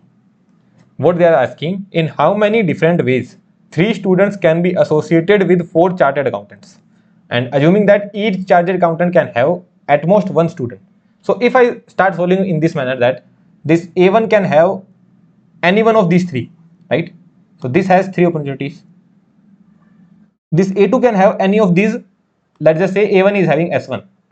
So now A2 will be left with 2 opportunities, and let's just say A2 is having S3. So now A3 will be left with only 1 opportunities. Now what about A4? Can you comment on A4 now? How many opportunities A4 will have? So we are not able to divide the opportunities. Are you getting this point? If I start from chartered accountant side, if I am starting from the accountant side, what I am saying, that A1 can have any one of S1, S2, S3. A2 can have any one of if A1 is having S1, so A2 can have any one of S2 and S3, and A3 can have S3. So what about A4? You are not able to distribute the chances, right? So you cannot start from here. From where will you start? You will start from here. So how many opportunities S1 is having? 4. So from any of them, from any of the 4, S1 can have anyone. Let's just say S1 is having A2 accountant. How many opportunities S2 is having? S2 is having 3 opportunities. And what about S3? S3 is having 1 opportunity. Sorry, 2 opportunity. Let's just say S1 is choosing A2 and S3 is choosing A3. Sorry, S2 is choosing A3. So what S3 can choose? S3 can choose A1 or A4. So this is having 2 opportunities. So here you are able to divide the equal opportunities, right? So 4 into 3 into 2. This is your answer. I guess there is a lot of outside noise coming. Wait a second. Yeah, so now it is clear. So this is the first way to solve the problem, that you can see that S1 can have 4 opportunities, S2 can have 3 and S3 can have 2. You cannot start from here, right? Now what can be the other way? So what can be the other way? There are 4 chartered accountant. From these 4, only 3 will be used, right? From these 4, only 3 will be used. Only 3 will be going to the students. One of the guy will not be going to the student. So from these 4, you need to choose 3 and then you need to permute them. That A1 can go to S1, A1 can go to S2, A1 can go to S3. Similarly, A2 can go to S1, A2 can go to S2, A2 can go to S3. So from 4, you are choosing 3 and 3 will be permuted. That's it. This is the answer. What that would be? 4C3 would be equals to 4 into 3 into 2 divided by 3 factorial into 3 factorial. So that would be equals to 24. This is the other way. This was method 1 and this is method 2. Are you understanding this point? No permutation, combination, nothing like that. We just need to see where the permutation is required, where we need to permute it. That's it. Let's see next question. A committee is to be framed of 3 persons out of 12. Find the number of ways of framing such community. Tell me what is the answer. 12C3 into 3 factorial or 12C3. What is the answer? From 12 you need to choose 3. That's it. Why permutation? Why here you need the permutation? Why you will permute them? There are 12 people from 3% out of 12. So there are 12 people and you need to choose 3 people out of them. Let's just say there were 12 people, P1, P2, P3, P4 and like that P12. And you need to choose 3 out of them. You can choose P2, P4, P6. Now, how does it matter that first I had chosen P4, then secondly I had chosen P2, and then third I had chosen P6? Or first I, like what I'm saying, first I choose this one, then I choose this one, and then I choose this one. Or first I choose this one, then I choose this one, and then I choose this one. Both are same only. My target is to pick 3 people. That's it. There are 12 people in front of you. You just need to pick 3 people. You call P1, P3, and P5. Why order is important? Order is not important, right? Order is not important at all. From 12, you just need to pick 3. That's it. So answer is 12C3. Now let's see the next question. Let's see the next question. In how many different ways a club with 10 members select a president, secretary, and treasurer if no member can hold 2 offices and each member is available for any office? Basically, there are 10 members. You need to choose 3 members. What are that? President, secretary, and treasurer. So from 10, you need to choose 3. So from 10 people, first you will choose 3. Then you will say one of the guy, you are president, you are secretary, and you are treasurer. So from 10, let's just say I am choosing P1, P5, and P7. Now I have the option that I can make this guy as president, this guy as secretary, and this guy as treasurer. Or I can make this one as secretary, this as president, this as treasurer. Or I can make this as treasurer, this as secretary, and this as president. So I can permute now. First, from 10, I will choose 3, and then there are different designations. There are different designation. So 3 factorial. This is because different designations are there.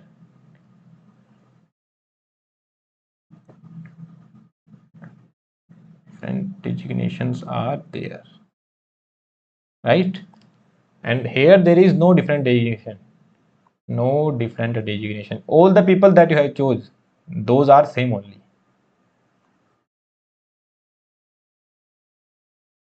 Right?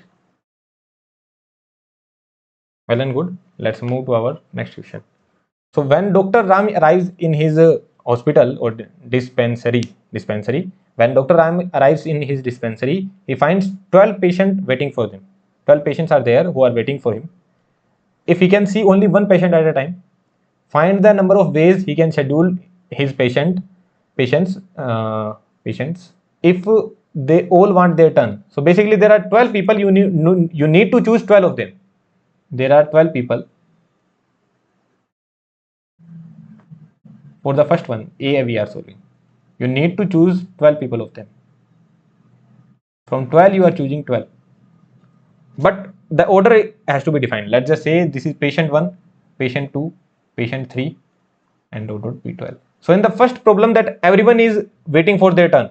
So if everyone is waiting for their turn, that means you have to call all of them. What are the possible ways that on the first place I can call P3, on the second place I can call P2, on the third place I can call P11, on the fourth place I can call P6, on the fifth place I can call P5, on the sixth place I can call P4. So here there are 12 opportunities.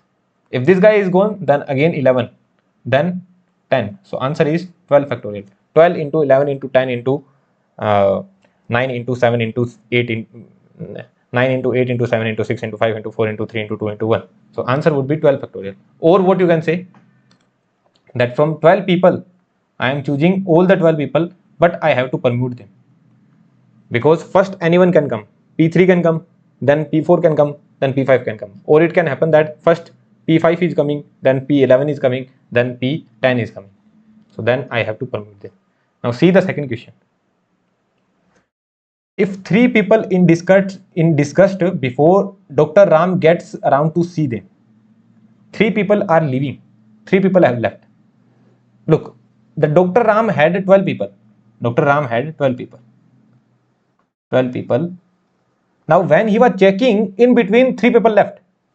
3 people left. What happened is that 3 people left.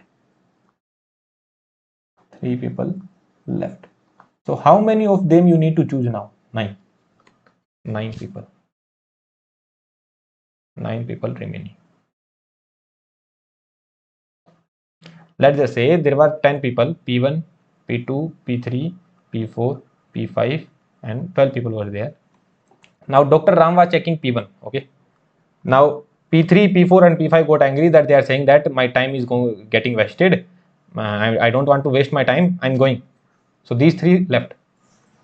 Dr. What was the name? Dr. Ram was checking this guy, but these three left.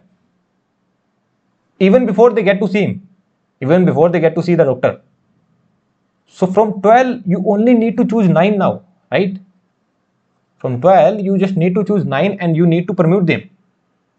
12 people are there. You don't need to choose 3. These 3 had chosen not to be checked. These 3 guys don't want to be checked. So 12 people are there, but 3 guys don't want to be checked. So from 12, you only need to choose 9 and you need to permute them. Those guys got angry. These 3 guys, P3, P4, P5 got angry and said that we don't want to be chosen. So there are 12 people. You choose 9 only and check them. That's it. We don't want to be checked. And it's not that they left before Dr. Ram came. They left before Dr. Ram gets to see them. Are you getting the difference? Dr. Ram came in the office. He saw 12 people. He went to his room. He started asking one by one patients. One patient came, he checked him. Other patient came, he checked him. In between, 3 of them got angry and then they left. So from 12, he just need to choose 9 now. And then he need to permute those 9. That's it. So 12 C9 into 9 factorial. What could be the possible way? There were 12 people sitting there. Dr. Ram came too late. He was busy with some work. So till the time he came, 3 would have already left. So then only 9 was there. Dr. Ram could see only 9 people. So from them, he had to choose 9 after those. So 9C9 into 9 factorial would have been the answer in that case. But here the answer would be 12C9 into 9 factorial. Why is that so? Because from 12 he is going to choose 9 now, right? So yeah, this was a very good question. So I hope you must have understood it. So what would be the answer? 12 factorial. No, we are not going to solve it. Yeah, how we will solve it? 12C9 would be very large. 12 into 11 into 10, writing 9 times. No, we are not going to do it. How we are going to do it? 12C3. 9 minus 12 minus 9 would be 3. Did you understand this point? What did I say? NCR is equals to NCN minus R. NCR is equals to NCN minus R. So 12C9 would be equals to 12 minus 9, 12C3. That's it. So 12C3 into 3 factorial.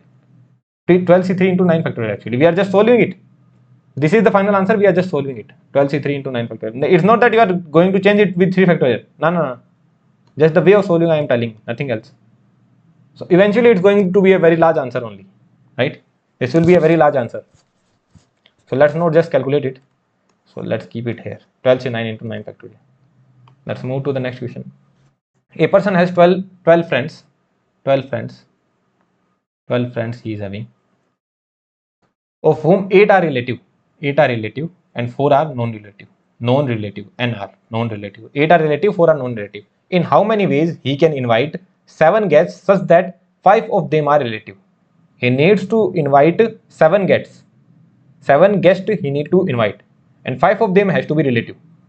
7 he needs to invite. 5 has to be relative and 2 will be non-relative. So what he will do?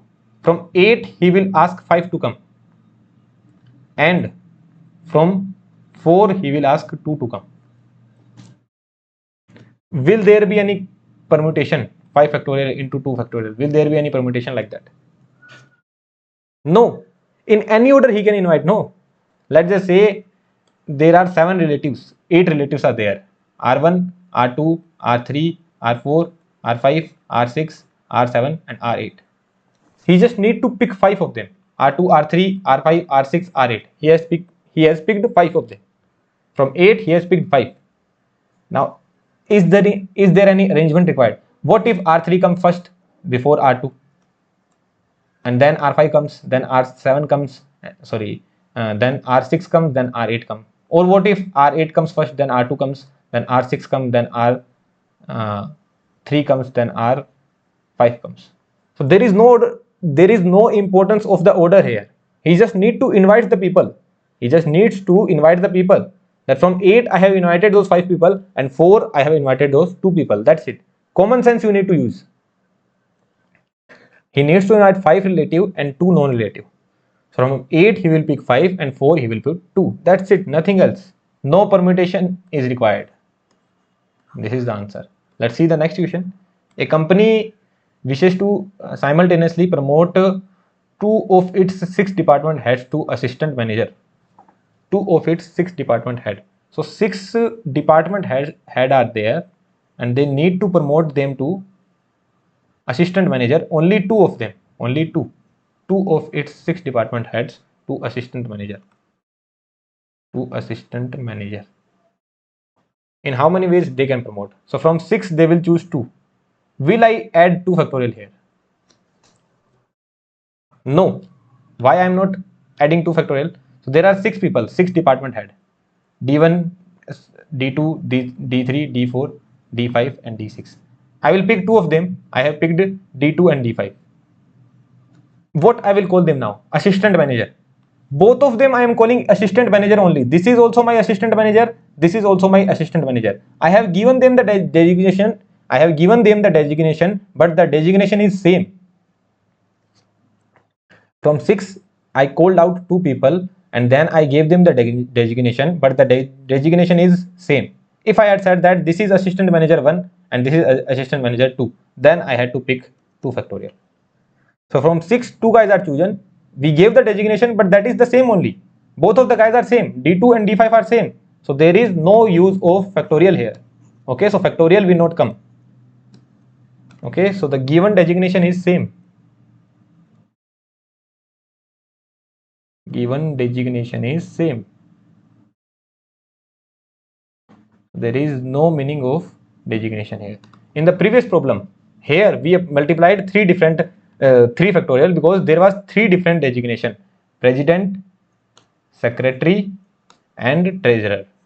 You from these 10 people you would have called 3 guys, but you could have permuted that you are president, you are secretary, you are treasurer, or you are treasurer, you are secretary, you are president. So that you would have done. So that's why into 3 factorial we have done. But here no factorial has to be done. Okay, let's move towards our next question.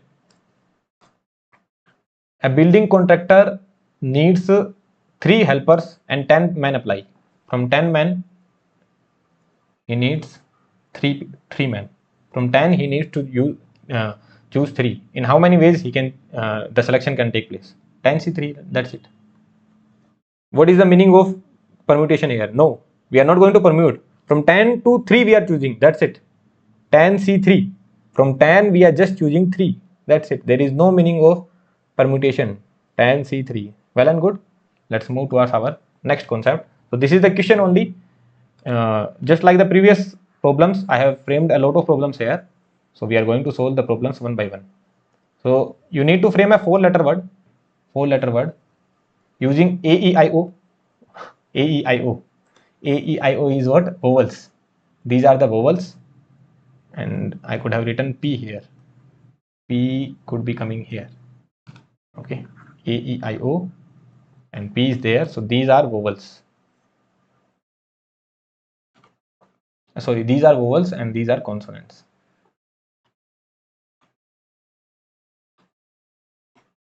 Vowels. Vowel की spelling क्या होती है? Consonant की spelling मेरे को आती नहीं है. I don't know the spelling of consonant. Consonant. I will Google it and will write down. These are the vowels. These are not vowels. Okay. So you need to frame 4-letter word. From these, how many letters are there? 4 and 5. 9 letters are there. 9 letters are there. First question is no repetition of letters are allowed.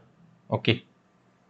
No repetition of letters are allowed. So at the first place you are having 9, then 8, then 7, then 6. 9 opportunity, 8 opportunity, 7 opportunity, 6 opportunity. 9 into 8 into 7 into 6. Or how you could have solved it? From 9 you are choosing 4 and then permute them. Because let's just say if I choose QRIO,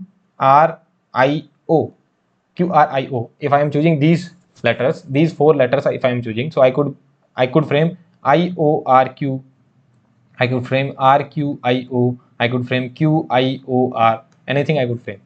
So from 9 to 4 I am choosing, then 4 factorial, or 9 into 8 into 7 into 6, using exactly 2 ovals. So exactly 2 vowels need to be used. So you have 4 vowels now. Okay, there are 9 letters. There are 9 letters. In those 9 letters, 4 are vowels and 5 are not vowels.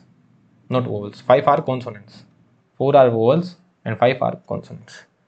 Exactly 2 vowels need to be chosen. Right? So what I will write? 4C2.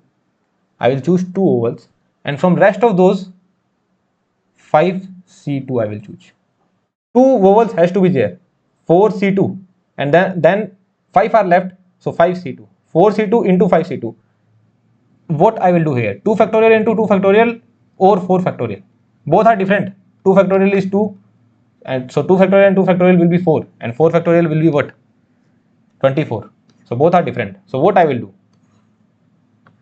Look, first what I am doing, I am choosing 2 vowels. Let's just say I choose IO. Then I am choosing 2 consonants. Let's just say I choose QS.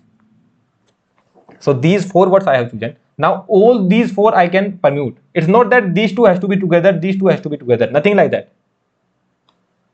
This can be the case IQO, IQO, IQOS. This could be the case as well. It's not that both of them has to be together. So first your target is to choose 4 words. 4 words can be chosen in a manner that from 4 you are choosing 2, and from 5 you are choosing 2, and then you can permute all of them. So here you will write 4 factorial. 4C2 into 5C2 into 4 factorial. Did you understand this point or not? 4C2 into 5C2 and then permuting all 4. Here what they are saying, using at least 2 ovals. At least 2 ovals. So you can choose 2 or more than 2. At least 2 ovals. At least 2 ovals. So that means at least 2 means 2 or more than 2. 2 or more than 2. 2 or more than 2. So first I will choose two vowels. Then what is the possible case? 4C2 into 5C2 into 4 factorial. Or what I can do? I can choose 3 vowels. 4C3 into 5C1. Then permute all of them. Or what I can do? 4C4 or all vowels I can choose, because they are saying at least 2. So all 4 also you can choose, 4C4 into 5C0 into 4 factorial. This could also be a possible answer, right? Are you getting this point or not?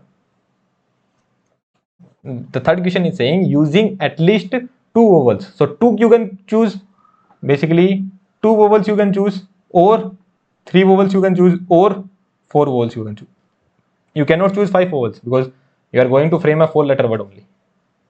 So 2, 3, 4. These are the possible cases, at least 2. Okay, well and good. This is the third question. Let's see the fourth one. Okay, no fourth question is there. So this was a very good question. More questions will come like that. More questions will come. Now a box contains 7 red, 6 white and 4 blue balls. How many selections of 3 balls can be made so that all 3 are red? All 3 are red. All 3 are red. That means from 7 you need to choose 3. That's it. You are choosing 3 balls and all 3 are red. So from 7 red, 6 white, 4 blue. From 7 you need to choose 3. What about the second one? What is 7C3? 7C3 is 35. 7 into 6 into 5.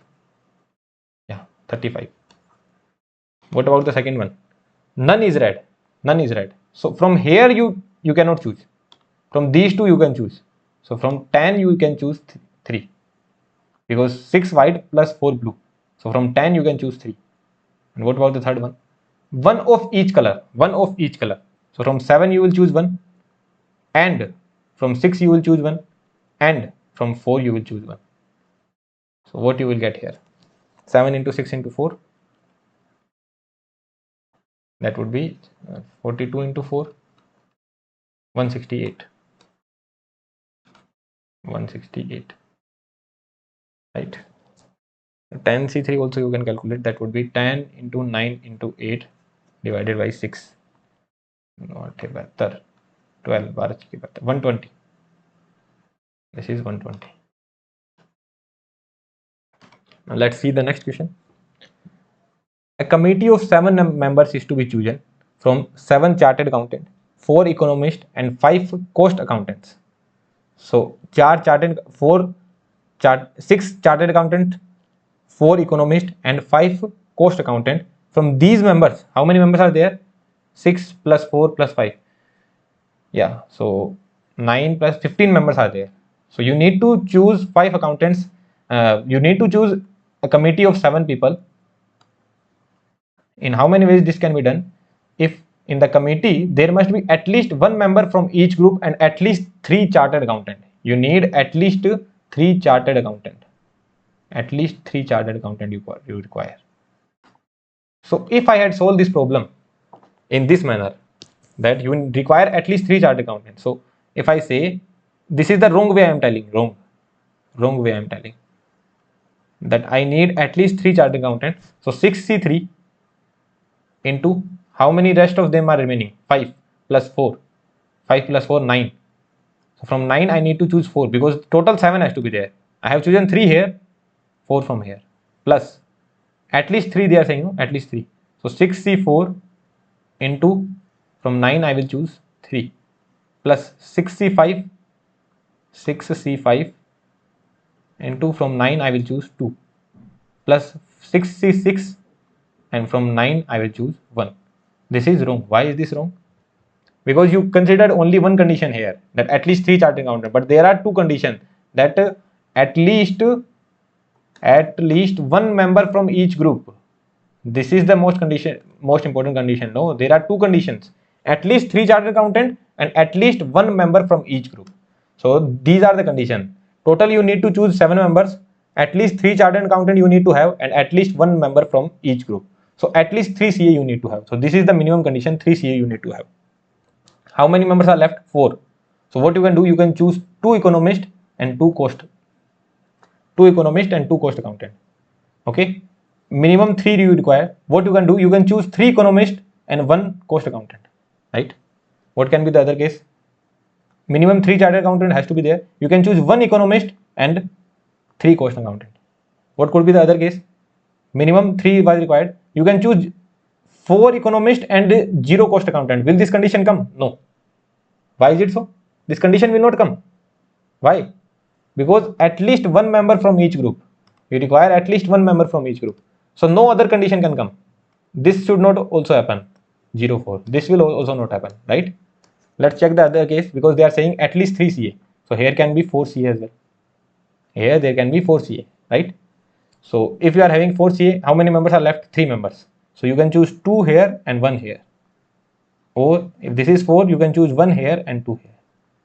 Now, if you choose minimum 5 CA, if you choose 5 CA,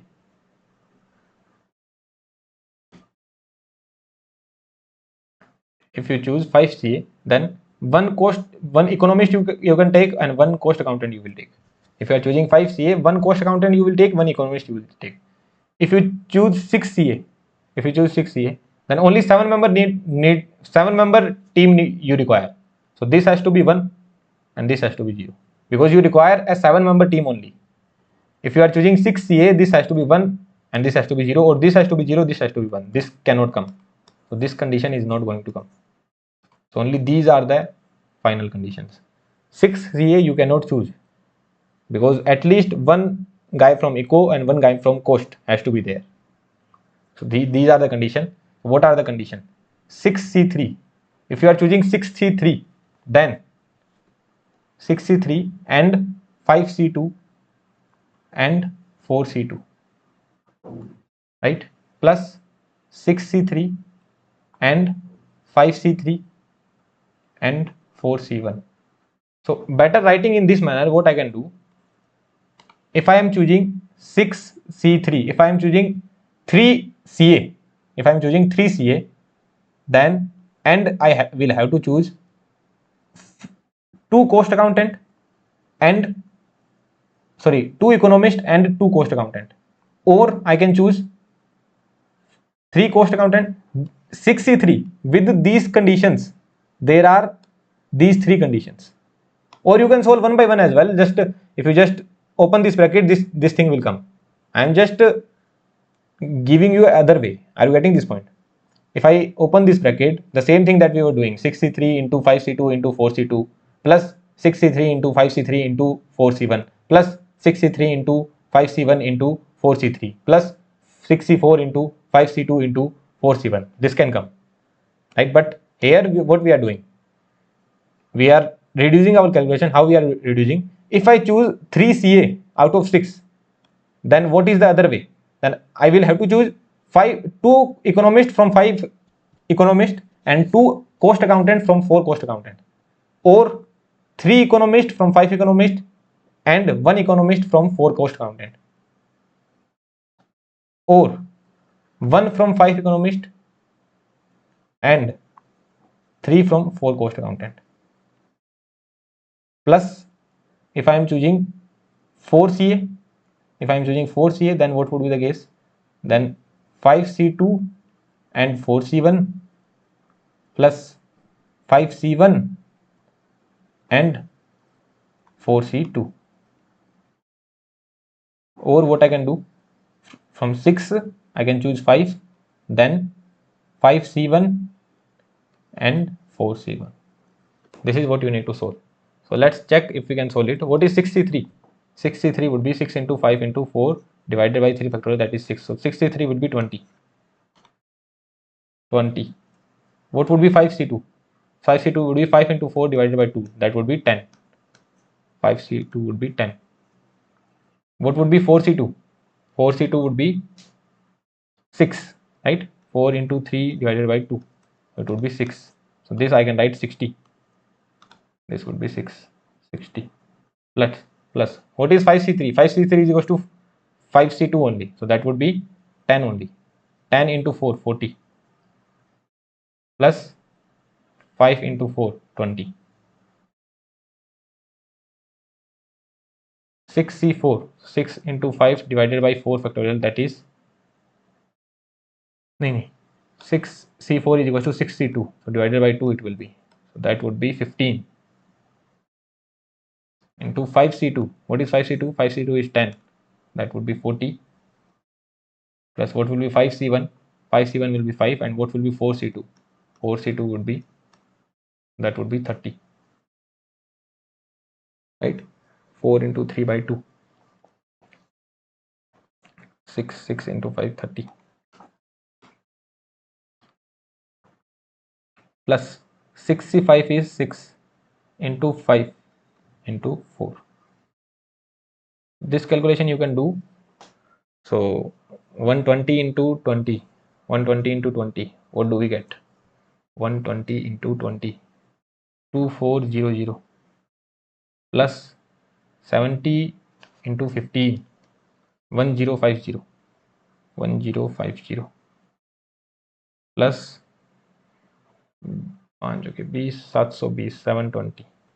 Now this I will add with calculator only. 2400, 1050 and 720, so 4170. There can be some calculation error, but there is very rare chance that calculation error would be there. But yeah, I just solved it. This was the concept. That's it. Let's move towards our next question.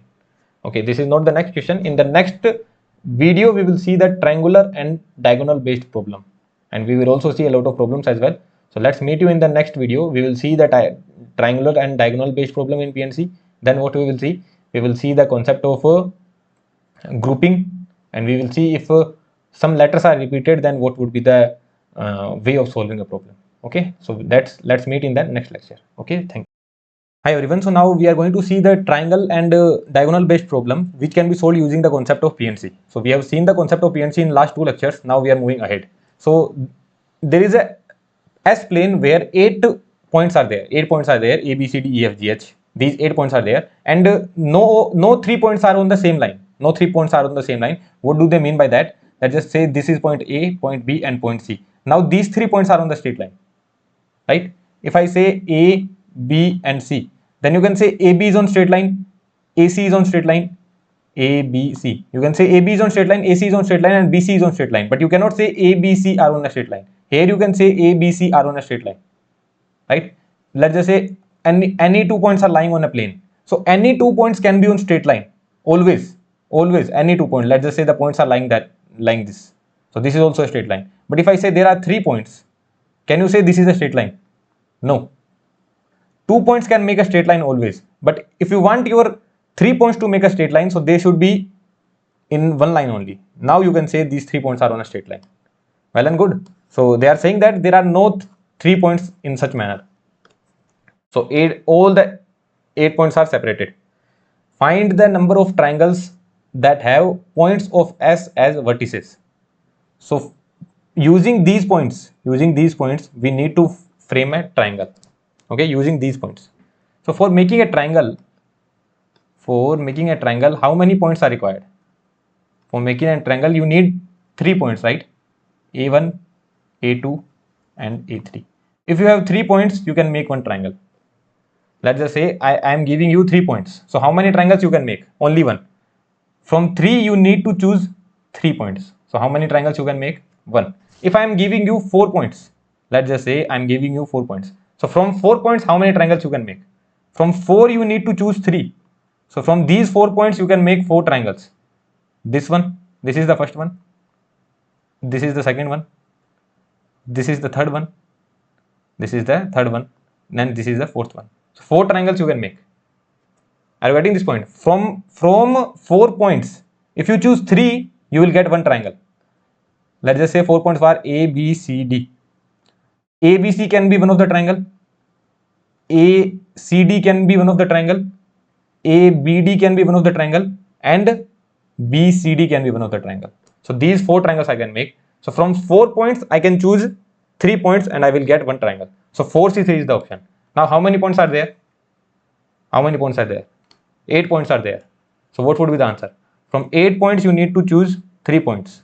So 8C3 is the answer. So how many triangles you can make? 56, right? 8C3. So 3 factorial is 6.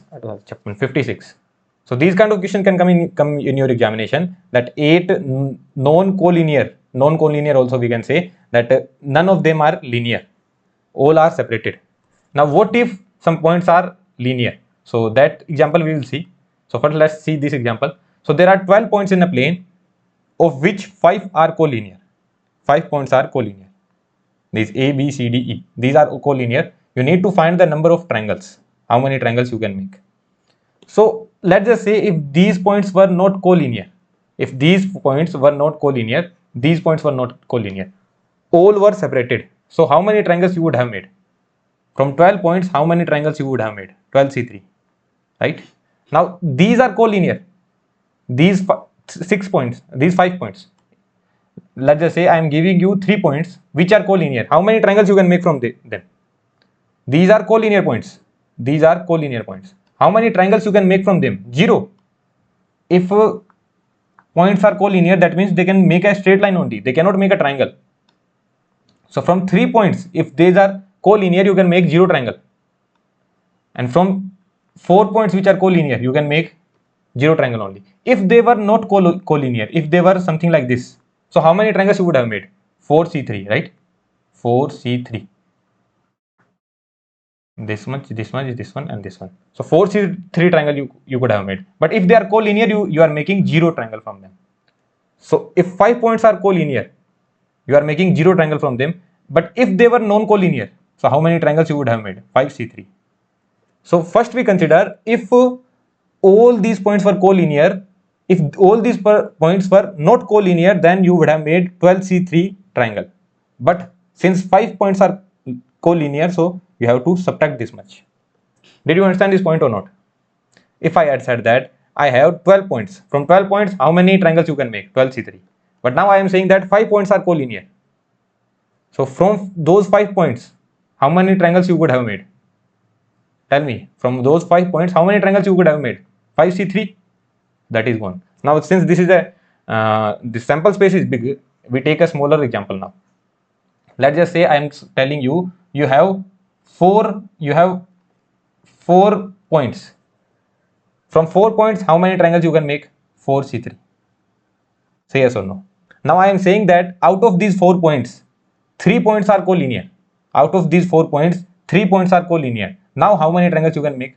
So first you will say that if these 4 points were not collinear, then I would have made 4C3. But since these 3 points are linear, since these 3 points are collinear, so I have to subtract as many triangles they could have made. So 3 points could have made one triangle, 3C3, that I have to subtract. So what is 4C3? 4 minus 3C3 is 1. So answer is 3. So you can make 3 triangles. Let's check that out. This is the first one. This is the second one. And this whole is the third one. Are you getting this point? Which are the 3 ones? First, second, and the whole third. So 12C3 minus 5C3. From 12 I could have made 3. From 12 I could have made 12C3. And from 5 I could have made 5C4. So that I have subtracted. So 12C3 minus 5C3. That's it. So this is the answer which we can calculate. So 12C3 would be 12 into 11 into 10 minus 5C3 would be 5 into 4 into 3 divided by 6. So 12 into 11, 1320. Calculator,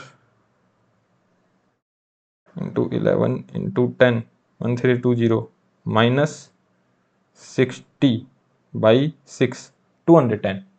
So answer is 210. Okay, so answer is 210. Well and good. Let's check out the other questions now. Now this is the question. Find the number of triangle in a rectangle. This is the rectangle, ABCD rectangle you are having. How many diagonals are there? You always know the diagonals are 2. 1 and 2. These 2 diagonals are there. That you already know. So why did I pick this question? Okay. Now you are having 4 points. 1, 2, 3, 4. You are having 4 points. How many lines you can make from these 4 points? How many lines you can make?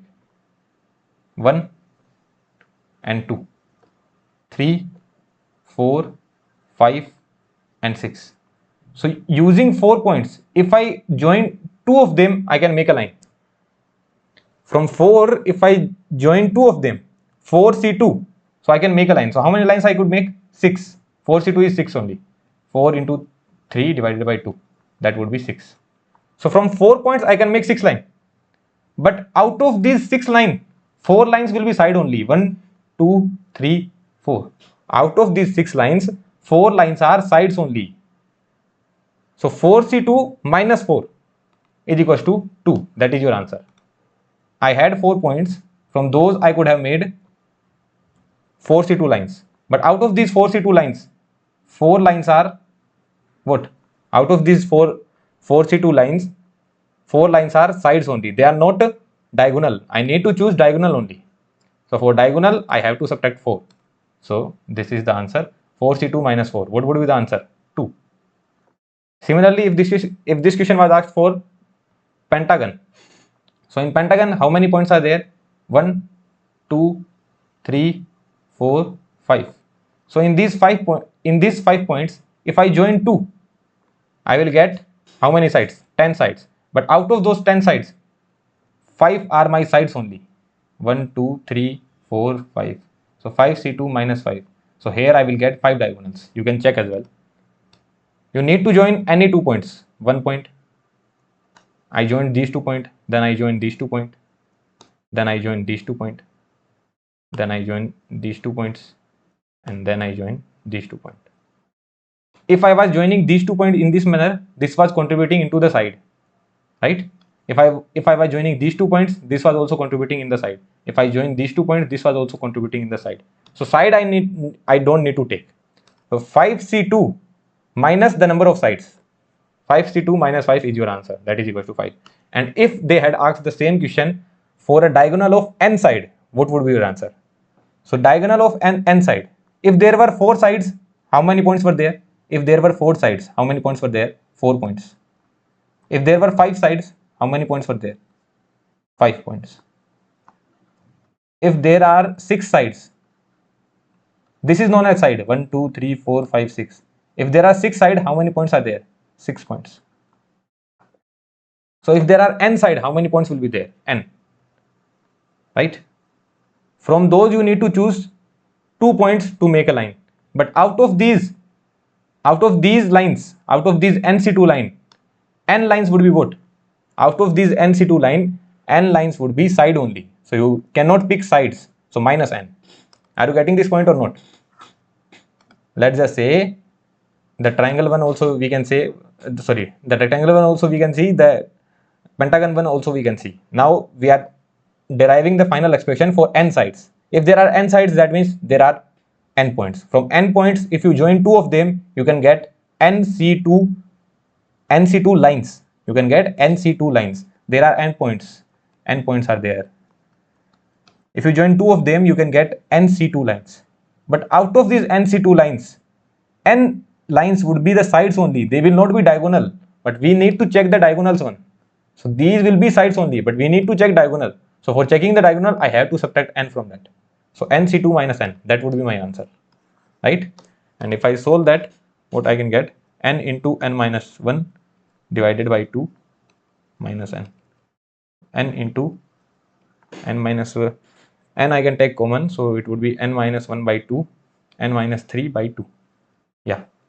So this is the final answer we are getting. If there are 10 sides, so what would be the answer I will get? 10 minus 3, 7 by 2. So 35 I will get, right? So 35 diagonals can be there. So these kind of questions can certainly be asked in the examination. Okay, well and good. Let's move towards the next concept now.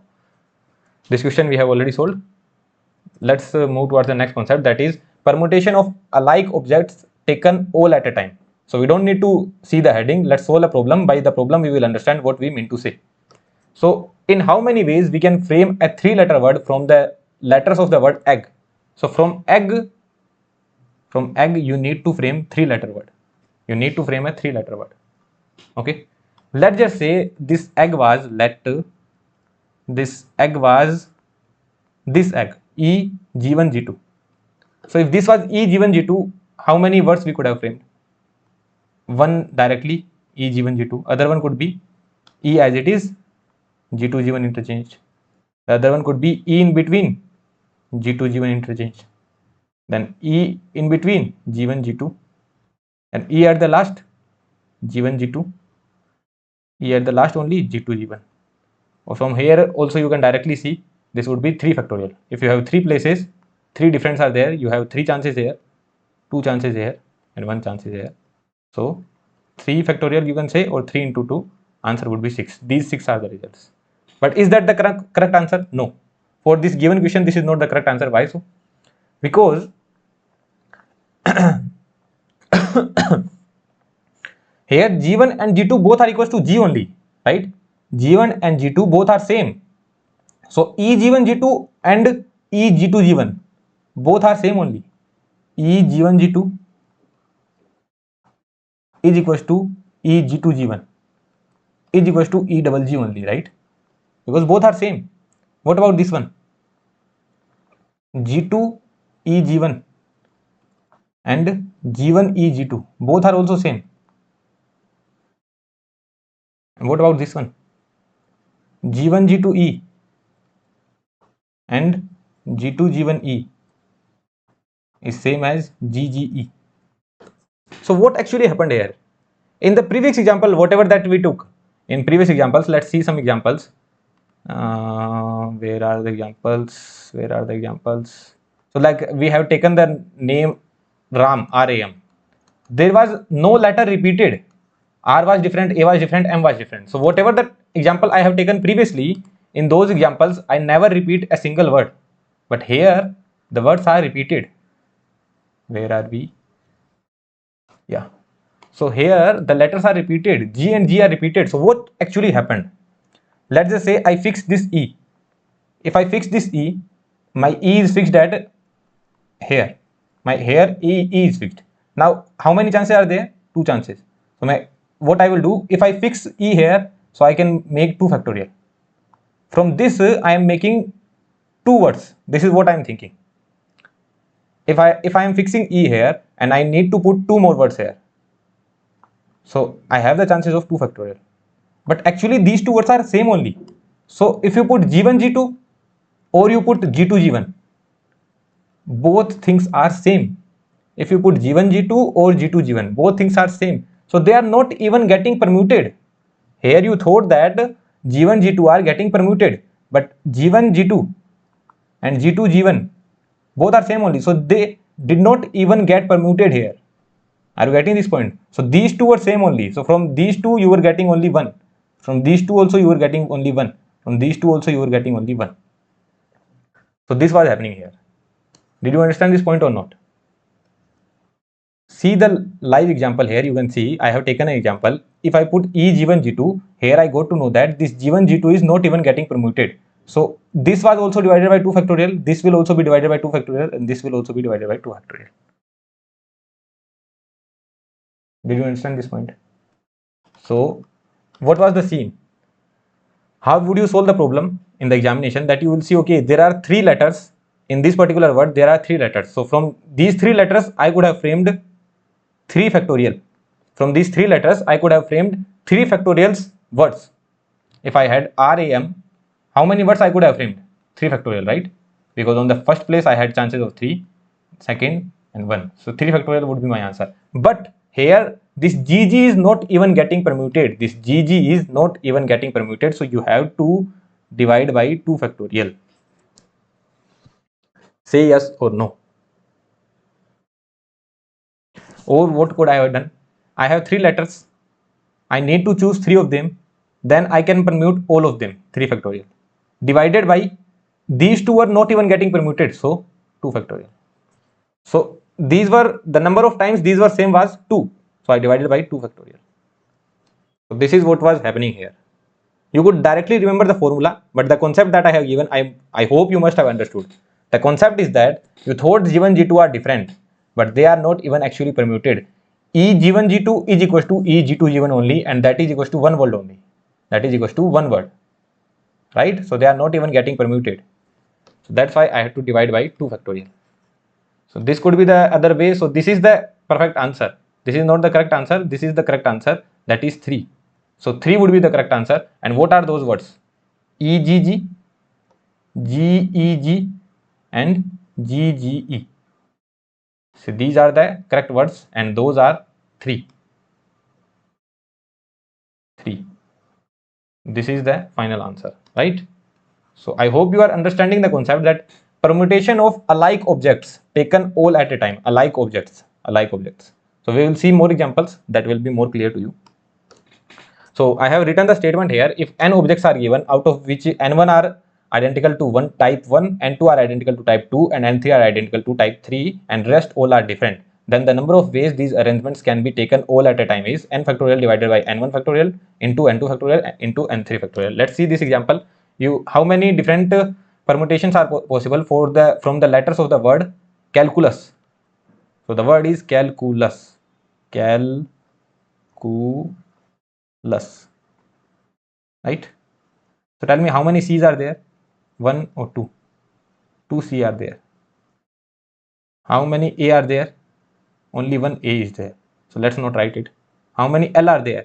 2 L are there. How many U are there? 2 U are there.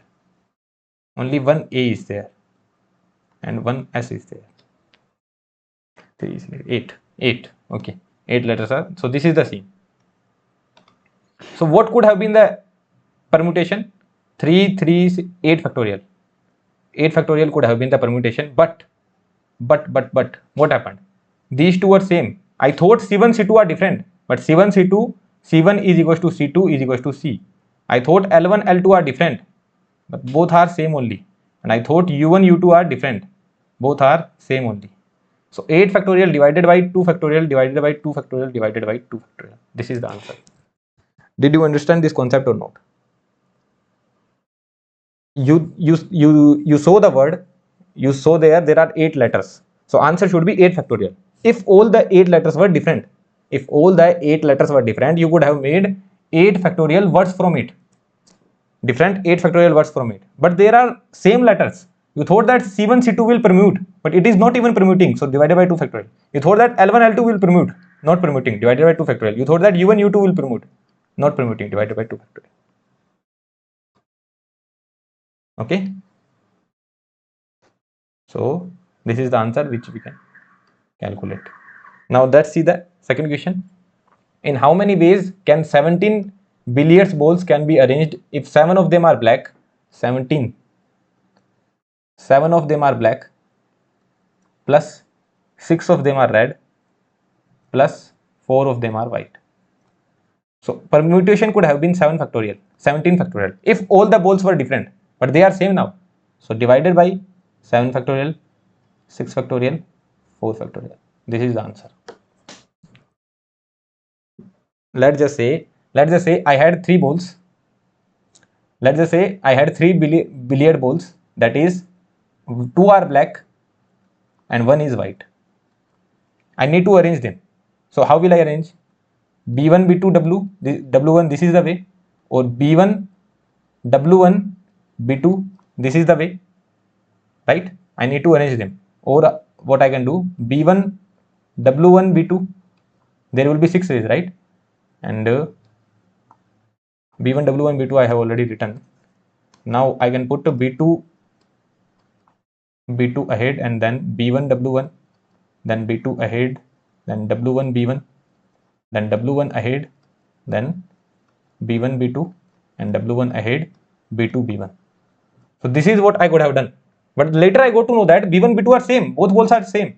So if these balls are same, B1 and B2 are same. If B1, B2 are same, then this case is same only, right? If both balls are same, then this case is same only. Both are same. Both balls are same. Then this case is same only. So same thing is happening here. There are 17 balls. 17 factorial divided by 7 of the balls were same. So where you permuted those 7 balls, that is not even the desirable case. That is not even coming into the final required combinations. So 17 factorial divided by 7 factorial into 6 factorial into 4 factorial. So this is the concept which like you don't actually find this concept even in the notebooks or even in the textbook.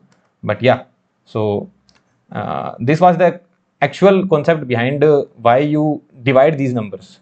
I hope most of you must have already studied if you are prepared for JEE or even in 12th class, that if you see the same number of things, then you just divide them. But why do you divide them? Because they are not even getting permuted. So this is the concept here. Okay. Let's see different kind of question now. My target is to solve this particular problem.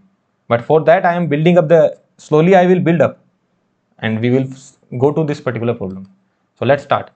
So find the number of ways for selecting 2 letters from the word egg. The word is egg. Egg. You need to select 2 letters from it. How can you select? How many ways are there? Find the number of ways of selecting 2 letters from this word egg. How many ways are there? Don't go by any permutation and combination. Tell me directly. You can select E and G. Other you can select G and G. Only 2 ways are there, right? That's it. Do you find any other way? Only 2 ways are there. Do you find any other way? I don't think there is any other way. Right? How will you solve by mathematics? So I can make a box of E and then 2G are same. So this I can make one more box. So there are 3 letters. So there is a box which is having GG and there is a box which is having E. I need to pick 2 words. I need to pick 2 words. So what I can do? First thing I can do is that what I can do, I put both letters are different. I need to get 2 letters. Both letter LETTER. Both letters are different. If both letters are different, then what I will be doing? I will have to pick E. So 1C1. I will have to pick E. Now from these 2 I need to pick 1. So I can write 2C1. But is that correct? You are having a box. In the box G letter is there and another G letter is there. You are having a box. In the box you are having one G letter and another letter is also G. And I tell you in how many ways you can pick G from that. What is your answer? 2. No, there is only one answer now because both are alike. You are having a box. This box is having G and G written. And I am saying that pick one G from it. What you will say? I have 2 paths. I have two ways. I have two opportunity to pick G. No, I have only one opportunity to pick G, because whatever that I am going to pick, that would be G only. Are you getting this point or not? So 2C1 divided by 2 factorial. Or directly you should be thinking that from this box I just need to pick one G. And how many ways I have? One way. Because if I am going to pick something, that would be G only. So this E you have to pick, and from these two you will have to pick one. So this is the one way. This is one. And other thing what you can do, both alike, both letters alike, both letters alike. So in this example, what was coming? EG. Now here EG is equals to GE. Okay, EG equals to GE, because what they are asking, only selecting. You don't have to permute that, only selecting. So EG is equals to GE. So don't think that EG and GE would be different. Now both alike. If you need to pick both alike, forget about this. We have only one box. You will directly pick that box. It's not that you are picking 2C1. No, wrong. You need to pick both alike. What I am going to do is that I am giving you a box. I am giving you two boxes. On one box GG is written, on the other box E is written. Now I am telling you, pick a box which has two alike letters. So what you will pick? Can you pick E? No, you will pick only G only. That's it. 1. Or you can say 1C1. So what is your answer? 1 plus 1 is equals to 2. I know this concept is a bit complex. You will have to use your brain. We will solve 3 problems. In the end, you will be very comfortable. So stick till the end. Okay? Just stick till the end. You will be comfortable with the concept. Slowly we will be moving. Let's see the second question. Now from 3 letters, we are moving to 4 letters now. Find the number of ways of selecting 2 letters from the word PAPA, Papa. From Papa word, we need to choose 2 letter word. So PAPA, it would be here. You can have 2 boxes, AA and PP. And you need to pick 2 letter word. 2 letter word. Or you just need to pick 2 letters. You need to pick 2 letters. So what these 2 letters can be? First thing is both alike. Both alike. Both letters can be alike. I am giving you 2 boxes. On one of the box AA is written, and in one of the box PP is written. I am telling you, pick a box which has both alike numbers. What you will say? Pick a box which has 2 alike letters. What you will say? I have 2 paths, sir. You are having 2 boxes. On one box AA is written, on the other box PP is written. I am asking you, pick a box which has 2 alike letters. So what you will say? I can either pick AA or I can pick PP. I can either pick AA or I can pick PP. So you have 2 ways. Or you can say, I have 2 boxes, one of the box I have to pick. Answer is 2. What could be the other one? Both alike. What I can say? Both different. Both different. Both different. I am again giving you 2 boxes. AA is written, PP is written. I am asking you, pick 2 letters in a way such that both letters are different. On the box AA and PP is written. You have to pick 2 letters in a way that both letters are different. So what you are going to do? You are going to pick A from this, and you are going to pick P from this. For picking A from this, how many ways you are having? Only one way, not 2 way. If this was A1, A2 and P1, P2, then you could have said that, sir, if I want to pick one of the letter from this,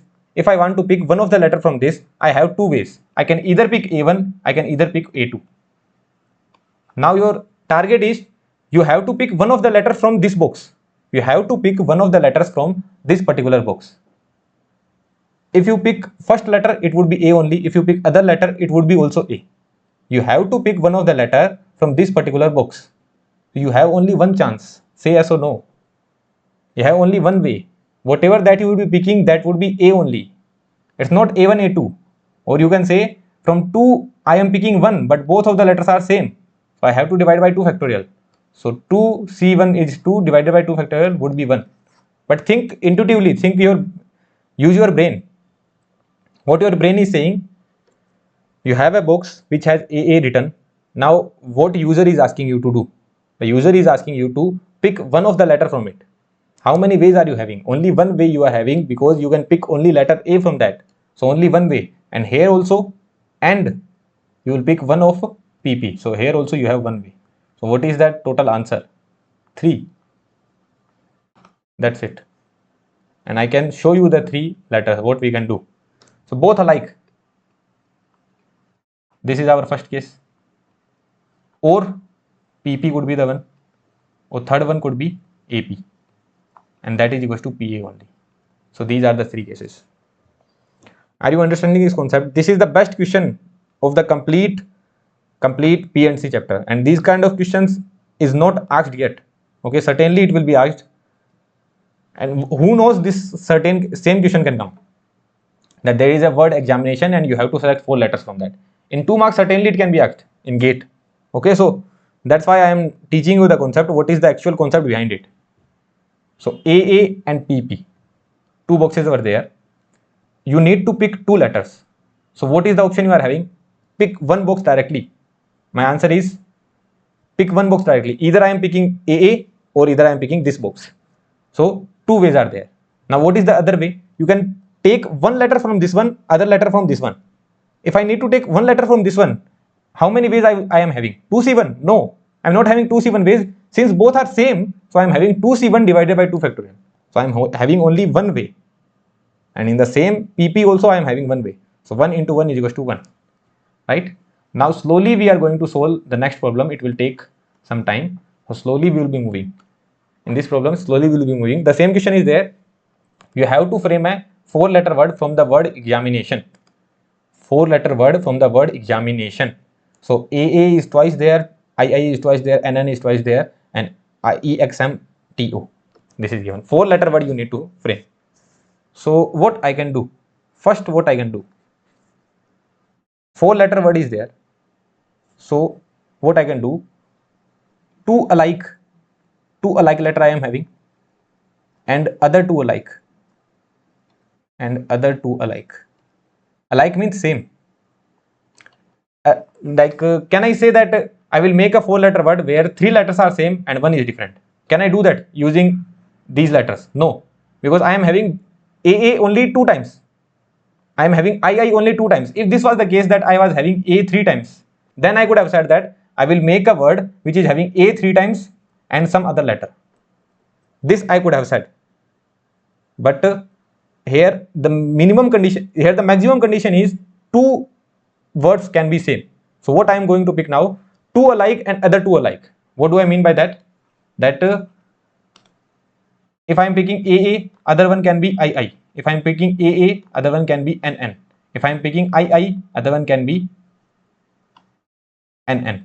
If I am picking II, other one can be AA. This case and this case is same. You just need to select. You need to select. It is written that you need to select. So if you are selecting, there is no use of this, there is no importance of this order. So directly you can see there are 3. That's it. Did you understand this point or not? Or what you can do?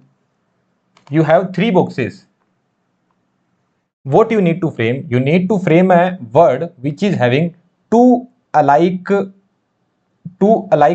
letters.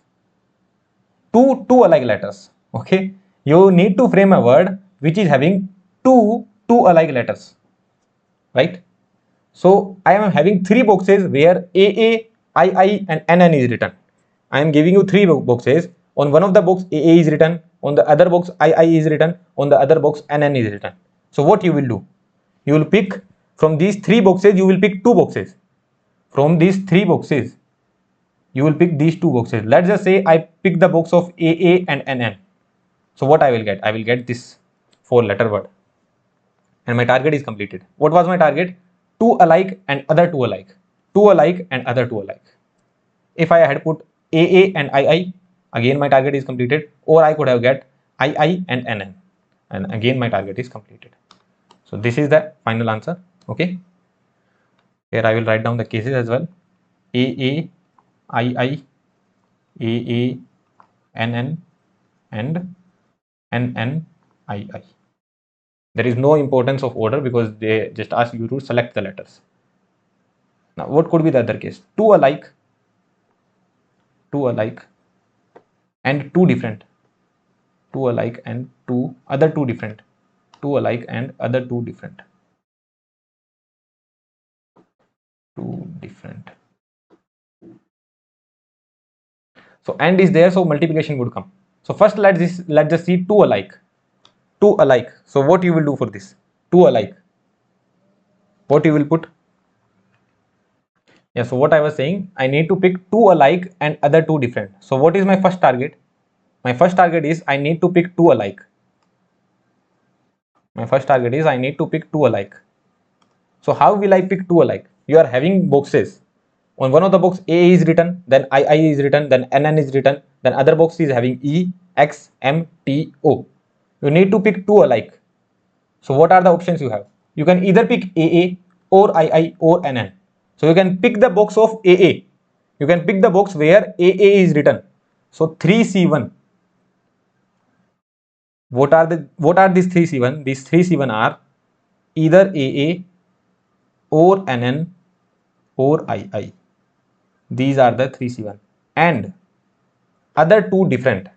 Now this is the interesting case. Other two different. In other two different, what you can pick? You can pick two from these five, right? If you are picking two from these five, that would be good. E, X, M, T, O. All are different letters. E, X, M, T, O. All are different letters. So from five, I can pick two. Is that completed? No, I have other chances as well. What all are the other chances? From 5 I am picking 2. Okay. What if I pick one from this and one from this? Let's just say in this 3C1 I have picked AA. In 3C1 I have picked AA. Right? Now what is the other chance I am having? AA is gone. So what is the other case I took? Here I have picked AA. So from 5 I am taking 2.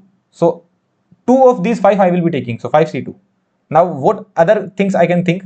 That is the thing that I can pick one letter from this I, one letter from this one, and one letter from this one. So how many ways I am having? Basically AA is there, AA is already there. So I can pick one from one I and one other N. So one way, this is the one way. There is one more way. What is that?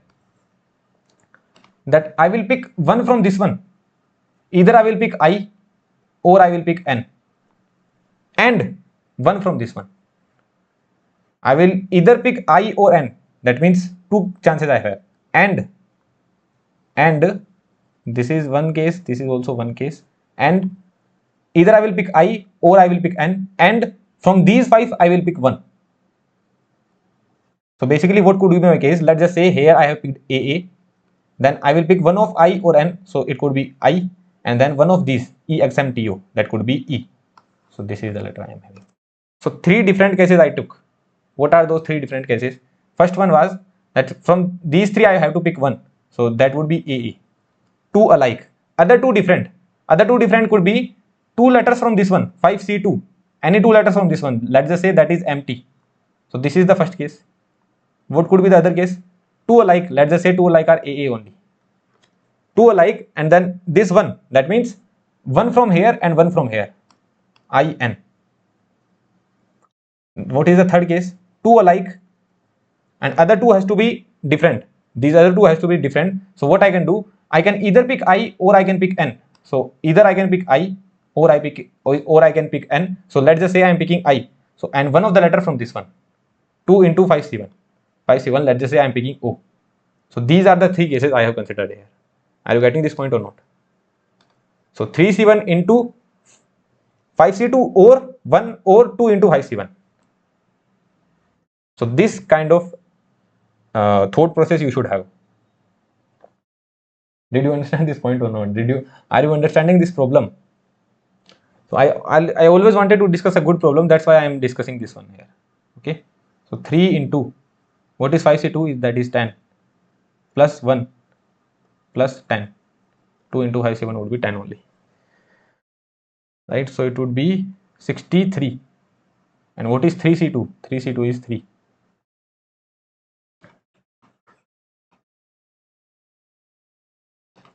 So this is the example of this one. These three examples are there. So when you revise the lectures, you will be able to understand which examples I have taken. So we started with the very small letter E double G, then PA. This was also small letter. Now this is the big letter. Now what could be the other way? There can be one more kind of letter. What is that? All four different. In the word, all four letters are different. All four different. All four different. The word I am making where all four letters are different. If all four letters are different, then how would you solve it? If all four letters are different. अरे यार किसका call आ रहा है? Yeah, so what I was saying that all four letters should be different. All four letters should be different. Okay. So what is the simplest case that I can pick four letters from this five? So all four letters will be different. So this is the simplest case, that would be 5C4. What could be the other case? I pick three from this one and one from these three. I can pick three from this one. So 5C3 into one from these. One from these. So I can either pick A, or I can pick I, or I can pick N. So I have three opportunities. Plus I pick two from this one. I pick two from here. I pick two from here. 5C2. And other two from here. Other two from these three. So what that would be? Either I can pick AI, or I can pick AN, or I can pick IN. 5C2 into 3 plus I pick one from this one, 5C1, and 3 from here. So what I can pick? A, I and N. These three also I have. These three I have to pick. So one possibility. Did you understand this concept or not? Did you understand this whole problem or not? So let's calculate it. 5C4 would be 5 only. 5C3 would be 10 into 330. 5C2 would be 10 into 330 plus 5. That is 70. What is the final answer? Answer would be 70 plus 63 plus 3. That would be 126. So this was the problem, which is very good problem, and I am highly expecting these kind of problems to be coming in the examination, because whatever that we have studied in the previous lectures, everything has been asked. This problem is not asked yet in GATE examination. This linear one is not asked, and this one is left. No, this one is asked actually. 3 factorial divided by 2 factorial. This one is asked. Problem based on this concept is asked already, but not this one. Selecting letters. Selecting letters. How are you selecting letters here? Let's revise the question once again very quickly. So I am having A, I, N, N, A, X, M, T, O. So I need to frame a 4-letter word. How I could have framed it? Two alike and two different. No, sorry, two alike and other two alike. Alike. So alike, I had to pick two of these two of these three boxes. So 3C2. Then what I thought, I can pick two alike and other two different. Two alike and other two different. So if I am picking, let's just say if I am picking AA, or I can pick II, or I can pick NN. So 3C1 into two different I need to pick. So from these 5 I can pick 2. So 5C2. Or from these 2 I can pick 2. So I have to pick I and N. So one case. Plus from these 5 I can pick 1. So 5C1 into from these 2 I can pick 1. So either I can pick N or I can pick I. So into 2. That's it. So I am getting 63 here. And all four different. All four different. What does that mean? Simplest case is from these 5 I can pick 4. Or from these 5 I can pick 3. And from what do I need? I need 2 more letters. So sorry, 1 more letter. From these 5 I have picked 3. So I need 1 more letter that I can pick from here. So I have the possibility, either I can pick A, or I can pick I, or I can pick N. So I have 3 chances, so into 3.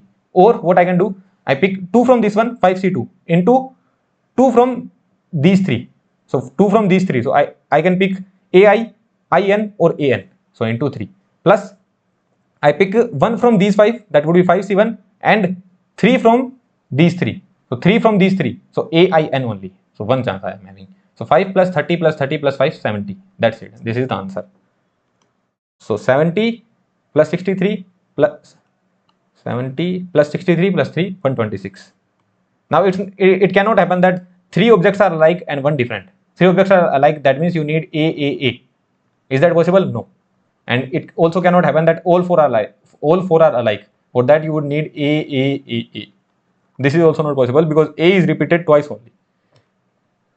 Well and good. So this was a very good problem. I hope you must have understood it, and I hope you have understood the concept as well. Let's move towards the next concept now.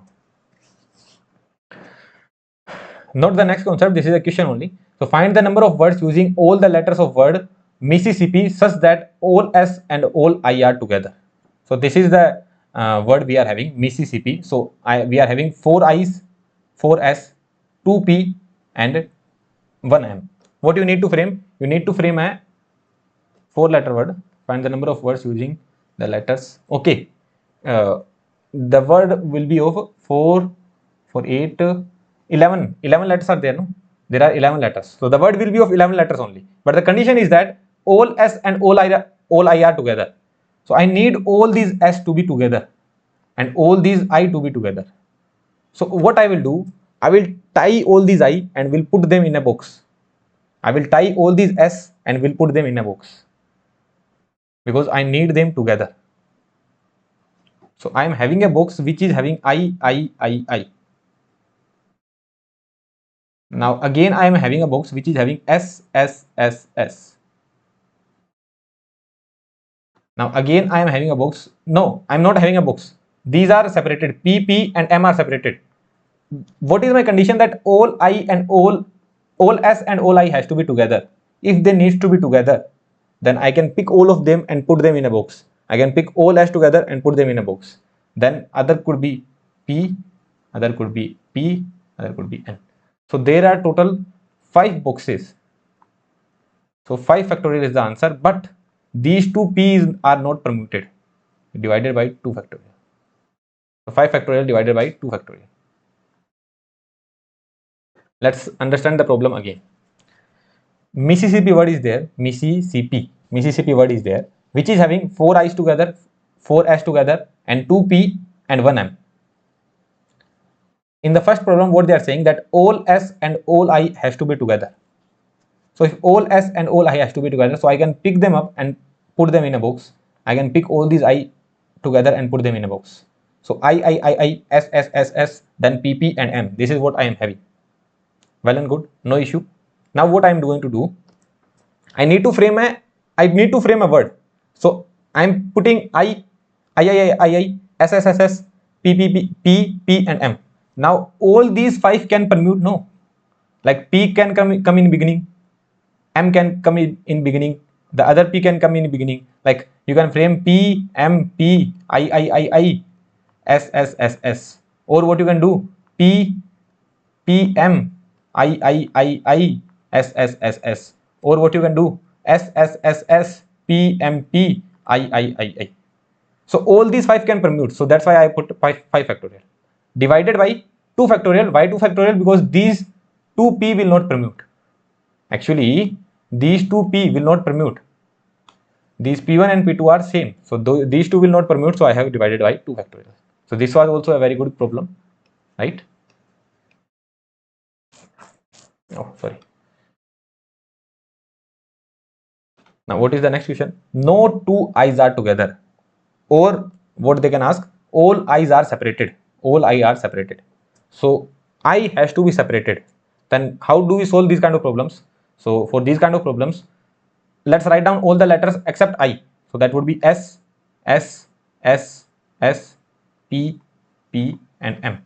Now all I's has to be separated. So either you can put one I here. If you are putting one I here, the other I you can put here. Or you can put one I here, other I you can put here. So in these gaps only the I should come, no? Tell me. In these gaps only I should come. Say yes or no. Yeah, so I was saying that in these gaps only I can come, right? In these gaps only I can come. Are you getting this? Are you getting this point? You are having Mississippi as a word, and what they are saying, no 2 I's should be together or all I's should be separated. So you arranged your word in this manner. That as blank S, blank S, blank S, blank S, blank P, blank M, and another blank. So if you are saying that all I's should be separated, So of these 8 gaps, these are 8 gaps. So if in all these 8 gaps, 4 gaps can be filled with I, that one of the I can come here, other one can come here, other one can come here, another one can come here. So 8 gaps are there. From 8 gaps, you need to choose 4 gaps and you fill your I there, right? And what other things you can do? These SS, these S, these P, SP, all these letters can also permute, no? We just fixed their position the way we fixed here, but they can permute also, no? So how many letters are there? 1, 2, 3, 4, 5, 6, 7. 7 letters are there which can permute, but 4S are same, which will not permute, and 2P are same, which will not permute. So this is the final answer. Did you understand this point or not? Now we are moving to the tougher side of PNC. It's not that I will be always teaching those 5 into 4 into 3 into 2 into 1. Those enough I have taught, but I need to teach tough question as well. If I am teaching something in comprehensive course, I will teach everything that can be asked. So these are the tough side of the PNC, and you should have the good enough confidence in PNC. When we move to circular permutation, there also I will teach very good concepts. So get your full concentration here. So in this question, what they ask, that all I's should be separated. So we have the word Mississippi. So in one manner, I arranged my word S P P M, and all I's should be separated, so that I should come in the blank space only. So there are 8 blank spaces. Out of these 8 blank spaces, you need to choose 4. So out of these 8 blank spaces, you are choosing 4. Now these 7 letters, they can also be permuted. So into 7 factorial divided by 4 factorial divided by 2 factorial. That's it. 8C4 into 7 factorial divided by 4 factorial into 2 factorial. This is the final answer. Well and good. Let's see the other question. Let's see the next question. Yeah. Both P are together and I's are separated. Both P are together. That means this P and P, this will be collected in a box, and all I's are separated. So we can arrange our S, S, S, S, and both P are together. So they will be in a box. And then I am having M, right? Then I am having M. Now how many space I am having? 1, 2, 3, 4, 5, 6, 7. So in those 7 spaces, you need to choose 4 spaces for 4I, because there are 4 I's. There are 4I. So out of these 7 spaces, you will choose 4 space, and you will fill your I there. But these can also permute. So how many elements are permuting? 1, 2, 3, 4, 5, 6. So 6 elements are permuting. Divided by these 4 are same, 4 factorial. Will you do 2 factorial here? No, you will not do 2 factorial. Why is it so? Because you did not consider that PP is permuting. You did not consider that your PP is permuting. You picked the PP and you put that in a box. Then you said that I will arrange my letters in blank S, blank S, blank S, blank S, blank PP, blank M, and again blank. So in those blank spaces, I will fill 4I. So out of those 7 blank spaces, I will fill 4I. And now I am permuting this one, 3, 4, 5, and 6. Now I am permuting 6 elements only. So 6 factorial, which can be permuted, that PP can go here, S can come here, M can go there. So these can permute. But 4S were same. So they S1, S2, S3, S4. These were same. So they are not actually permuting. So divided by 4 factorial. Now you are not doing 2 factorial because you did not even permute them. You did not even permute PP. Understood? PP are together only. You have considered PP as one element. So you are not permuting PP. Okay. Yeah. So this is the answer. Now all I's are not present together. All I's are not present together. What is the difference between 4th question and 2nd question? In 2nd question, what they are saying, that all I's are separated. And in this question, what they are saying, all I's are not present together. That means if 3 I's are present together, that is acceptable for them. Let's just say my word is S, I, S, S, S, P, P, M. This word is acceptable for, and then one more I. So this word is acceptable for them. Here they are saying that all I's are not together. 3 I's can be together, 2 I's can be together, but all 4 I's cannot be together. So what I will do? I will see all the cases. I will put all the cases that what are the total combination. What will be the total combination? So what will be the total combination? How many words I am having? 1, 2, 3, 4, 5, 6, 7, 8, 9, 10, 11. So 11 letters I am having. So total combination would be 11 factorial. But there are 4 i's which will not permute. There are 4 s which will not permute, and there are 2 p which will not permute. Minus, I will subtract the case when all i's are together. When all i's are together. So for that, what I need to do? All i's are together. So I will put I in a box, right? Then I can put S in any manner. In any manner. So what will be the total permutation? 1, 2, 3, 4, 5, 6, 7, 8. 8 factorial divided by these 8 factorial. But out of these 4, out of these 8 combination, these 4 will not permute. 4 factorial. And these 2 will also not permute. All i's are together. How many possible total combination are there when all i's are together? That would be 8 factorial. If all i's are together, I have put that in a box.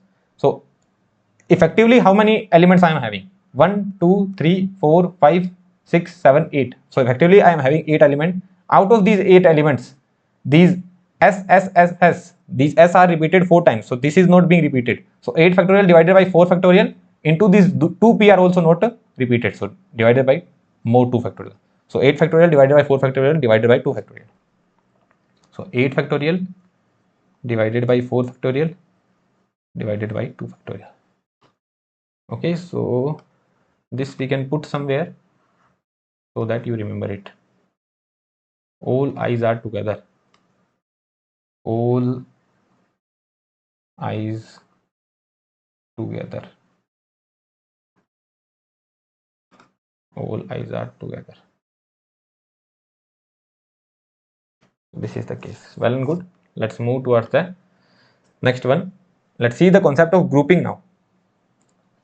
So before moving on to the next concept, I would highly recommend to revise all these things. Okay, just revise all these things so that you get comfortable with the concept that we have studied in this lecture so far. Right. So the concepts are good. This question was very, very good. So yeah, let's move to our next concept, that is grouping. So you are given 3 letters A, B, C. You have to divide them in 2 groups of 2 letter and 1 letter. There would be 2 groups, group 1 and group 2. These are the groups. Okay, in one of the group you will have 2 letters, and in the other group you will have 1 letter. Let's just say in one group I am having AB. So in this group I will have C. In one of the group I am having BC. So in this group I will have A. In one of the group I am having AC. So in this group I will have B.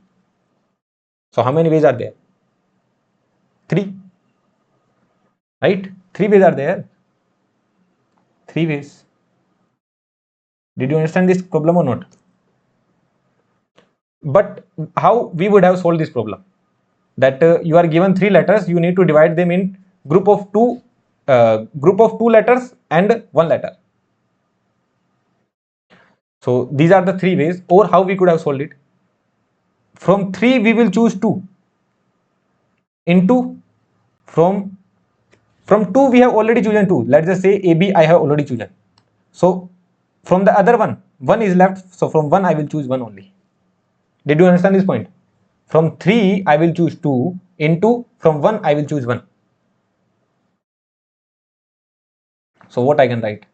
3 factorial divided by 2 factorial into 1 factorial. Whatever it is written, forget about it. So this is the way.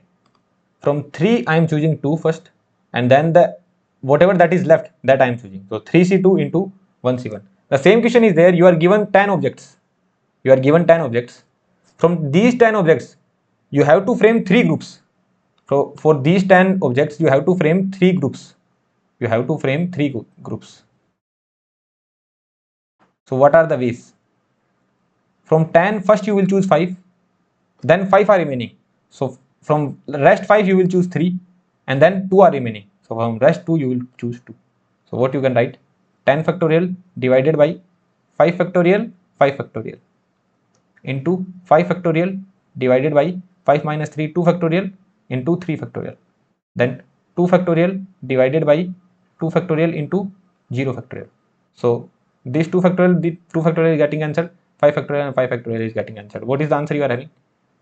10 factorial divided by 5 factorial, 3 factorial, 2 factorial.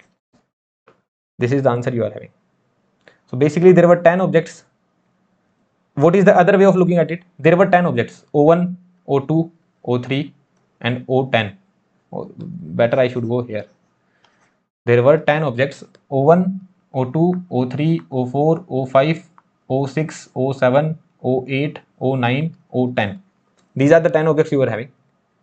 You have to permute them. So what are the total permutation? 10 factorial. But then you got to know that we have to divide them in a group of 5, group of 3 and group of 2. That means this group of 5 was same only. This will not permute. This group of 3 was same only. This will not permute. And this group of 2 was same only. This will also not permute. Here also the same thing you can do. That you are having ABC. So what are the total permutation? 3 factorial. But then you got to know that this group of A, this group is same only, because in this group if you are having AB or BA, let's just say I had written BA and C, then this group was same only, no? What do you say? These two groups are same group, right? AB and C or BA and C. So first you saw that there are total 3 factorial ways. I can permute them in 3 factorial ways, but 2 of them are same only. So these two, AB and BA, these are not permuting. And this C that is alone, this is also not permuting. So 1 factorial. So that is the other way. If you just want to remember the formula, what is the formula? The formula is, on a block level, on a very crude level, what is the formula? That you are given some objects, you have to divide them in 5, 3 and 2. So 10 factorial divided by 5 factorial into 3 factorial into 2 factorial. That's it. 10 objects are there. So total ways of permutation is 10 factorial. But total ways is 10 factorial, but 5 of them are the same only. So divided by 5 factorial, 3 factorial, 2 factorial. Let's see a question. So first read the statement. What is the statement? Number of ways of dividing n objects in R group.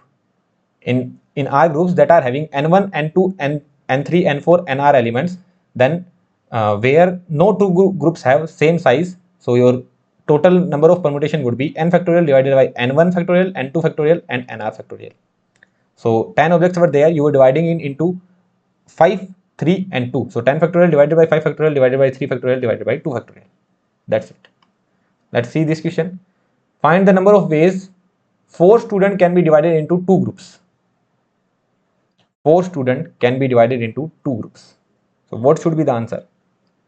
4 factorial divided by 2 factorial divided by 2 factorial. Is that the answer? Wrong. Let's see. You are having 4 students, you need to divide them in 2 groups, 1 and 2. In one group you are having AB, other group you are having CD. In one group you are having AC, other group you are having BD. In one group you are having AD, other group you are having BC. Right? Okay. Yeah, other group you are having BC. Now AB, CD, AC, BD, AD, BC. Now what one can think? The one can think that what if I am having a group, this group is having CD or this group is having BC and the other group is having AD. So bro, there are 2 groups. Okay, there are 2 groups, group 1 and group 2. I did not say that the group are different. What I said that there are 4 guys, divide them into 2 groups.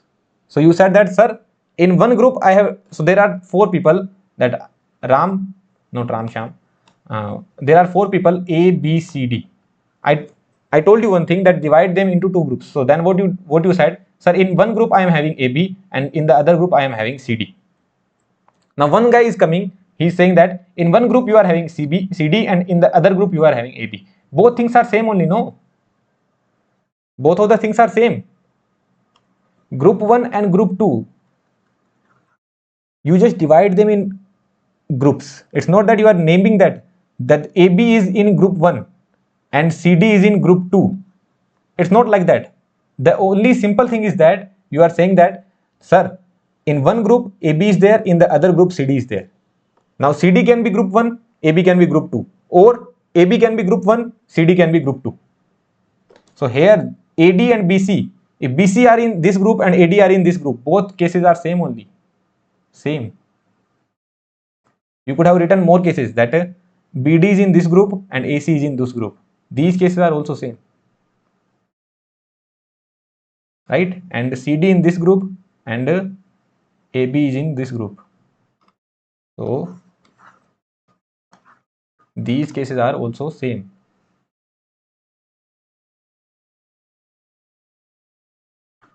Every group will have two students. So what did we study? That 4 students are there. 4 students are there. You need to divide them in a group of 2 and group of 2. So 4 factorial divided by 2 factorial, 2 factorial. But what we get to know that you divide them in a group of 2, but these cases were same. So what was the answer you were getting here? 4 factorial is 4 into 3 into 2 factorial divided by 4. So the answer is 6. So these are those 6 cases which you were getting. But then you got to know that these are the same only. These 3 are the same as these 3. So another 2 you need to divide. And the answer would be 3. So what is the simple way to remember that any number of objects will be given? Let's just say 4 objects are given. Then you will be asked to divide that. So 2 factorial and 2 factorial. So first, this is the first step. Then what you will write? 4 factorial divided by 2 factorial to the power 2. So whatever the power you are having, that power you need to see. Here we are having 2 power. So you have to put another 2 factorial. Let's just say we will have some example. Okay, let's see this example first. So 15 objects, you have to divide them in the group of 2, 2, 3, 3 and 5. So 15 factorial divided by 2 factorial into 2 factorial into 3 factorial into 3 factorial into 5 factorial. There was total 15 objects. You thought that there will be 15 factorial combinations. There will be total 15 factorial permutations. But then you got to know that these 2 objects are same only, which will not be permuted. So divided by 2 factorial. These 2 objects are same only, which will not be permuted. Divided by 2 factorial, 3 factorial, 3 factorial, 5 factorial. But later on, what did you get to know that? These 2 group and these 2 group, both are group of 2 people only. Let's just say 15 objects. In these 15 objects, you were having A, B, C, D, E, F, G, H. So you divided it in the group of 2 people. So A, B, and in this group you are having CD. So if CD is going here or AB is going here, that doesn't matter. So here what you are having? 2 to the power 2, no? 2 factorial into 2 factorial. What that would be? 2 factorial to the power 2. And here what you are having? 3 factorial to the power 2 into 5 factorial. So these 2 power you are having, which will also be not permuted. So into 2 factorial, this 2 power also you are having into 2 factorial. So this is the final answer. So are you understanding this concept? Okay. So in a summary, we will write, this is the statement only I have written. So let's see this question. Then I will put one more question there. So the number of ways in which 12 students can be equally divided into 3 groups. 12 students can be equally divided into 3 groups. So in one of the group you will have 4 students, in the other group you will have 4 students, in the other group you will have 4 students. So 12 factorial divided by, these 4 are same only, 4 factorial. These 4 are same only, 4 factorial. These 4 are also same only, 4 factorial. But 4 factorial to the power 3 is there. So these 3 will also not permute. So divided by 3 factorial. And if the question was like this, that there are 13 objects. There are 13 objects. And you need to divide them in 3, 4, that would be 7, then 5, 5 9, 3 11, 9 3 12, and 1, 13. So what would be the answer? Answer would simply be 13 factorial divided by 4 factorial, 5 factorial, 3 factorial, and 1 factorial. Because 1 factorial. Because in this one, no 2 groups are same. This group, this group, this group, and this group, all are different. But here, these groups are same. 4, 4. This group, these 3 groups are same. So if these 3 groups are same, so that's why we had to put 3 factorial. Here also, these groups were same. So these two groups were same, so 2 factorial. These two groups were same, so 2 factorial. So 15 factorial divided by 2 factorial to the power 3, 2, 3 factorial to the power 2, divided by 5 factorial, divided by 2 factorial, 2 factorial. So this is the way. You don't need to remember the formula. In the examination, if the question is coming, so what you will do? In the examination, if the question is coming, so what you will see, that you will see the groups, how it is divided. So these are the questions. There cannot be any other question, like any other kind of questions. Then like whatever that can be asked, that is there. In this lecture only, whatever that can be asked from the concept of grouping, that is there. The 10 objects are there. You need to frame 3 groups. 5 objects, 3 group to 5 object, 3 objects and 2 objects. So 15 factorial, sorry, 10 factorial divided by 5 factorial, 3 factorial, 2 factorial. Or you could have thought from 10C5 into 5C3 into 2C2. Or you could have thought that there were 10 objects. I could have got 10 factorial permutations. But out of these 10 factorial permutation, 5 was in one group. So all 5 were same. So divided by 5 factorial, divided by 3 factorial, divided by 2 factorial. Here what did happen? Here what happened? Here you got to know that, okay, 4 students were divided into 2 groups. So 4 factorial divided by 2 factorial and 2 factorial. Then these 2 groups are also same. These 2 groups are also same. So another 2 factorial would come. Whatever the power you are having, 2 factorial to the power 2. So this 2 factorial will also come. So similarly, these kind of question can be solved. 15 objects are there. So 2 factorial into 2 factorial. So these 2 groups are same. These 2 groups are same. And these 2 also groups are same. So 2 factorial into 2 factorial. This group is alone. So these are the 2 ways which can be asked. 12 students needs to be equally divided into 3 groups. That means each group will have 4 people. So 12 students, 4, 4, 4. So 12 factorial divided by 4 factorial, 4 factorial, 4 factorial. So 4 factorial to the power 3. So 3 factorial will come. And 13 objects, 3, 4, 5, 1. So 13 factorial divided by 3 factorial plus 3 factorial into 4 factorial into 5 factorial into 1 factorial, because all the groups are different here. So nothing would come. So that's it. This is the concept of grouping.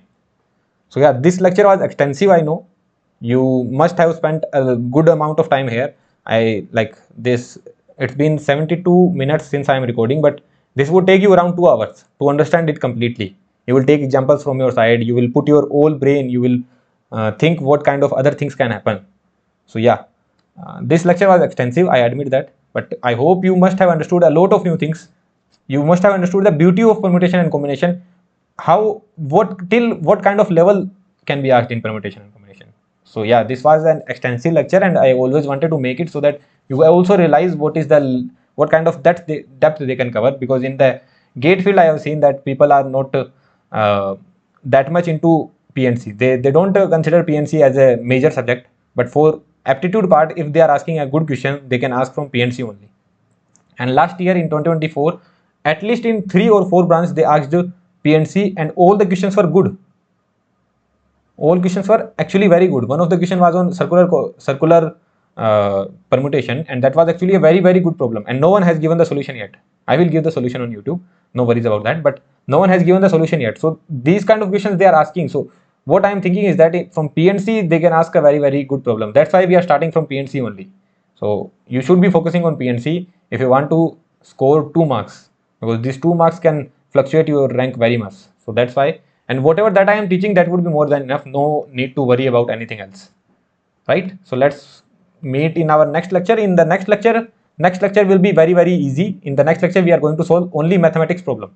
So mathematical problem will be there, that will be solving. Okay, so let's meet you in the next lecture. Thank you. Hi everyone, in this video we are going to see some property based examples. So first let's start from this first example. So this is the property that I have written, that summation of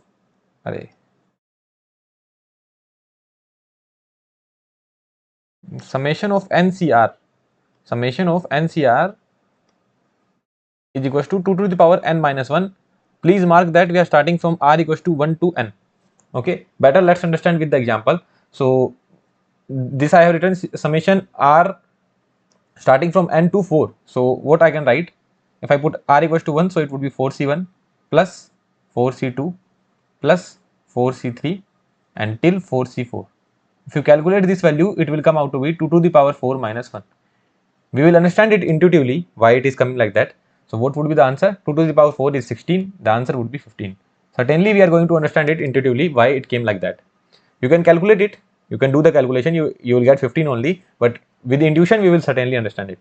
So first let's start with the third example, an examination paper. This is the question. An examination paper is having 10 questions. 6 question is on algebra. So algebra, there are 6 questions,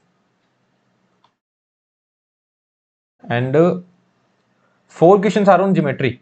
4 questions are on geometry, and on geometry there are 4 questions.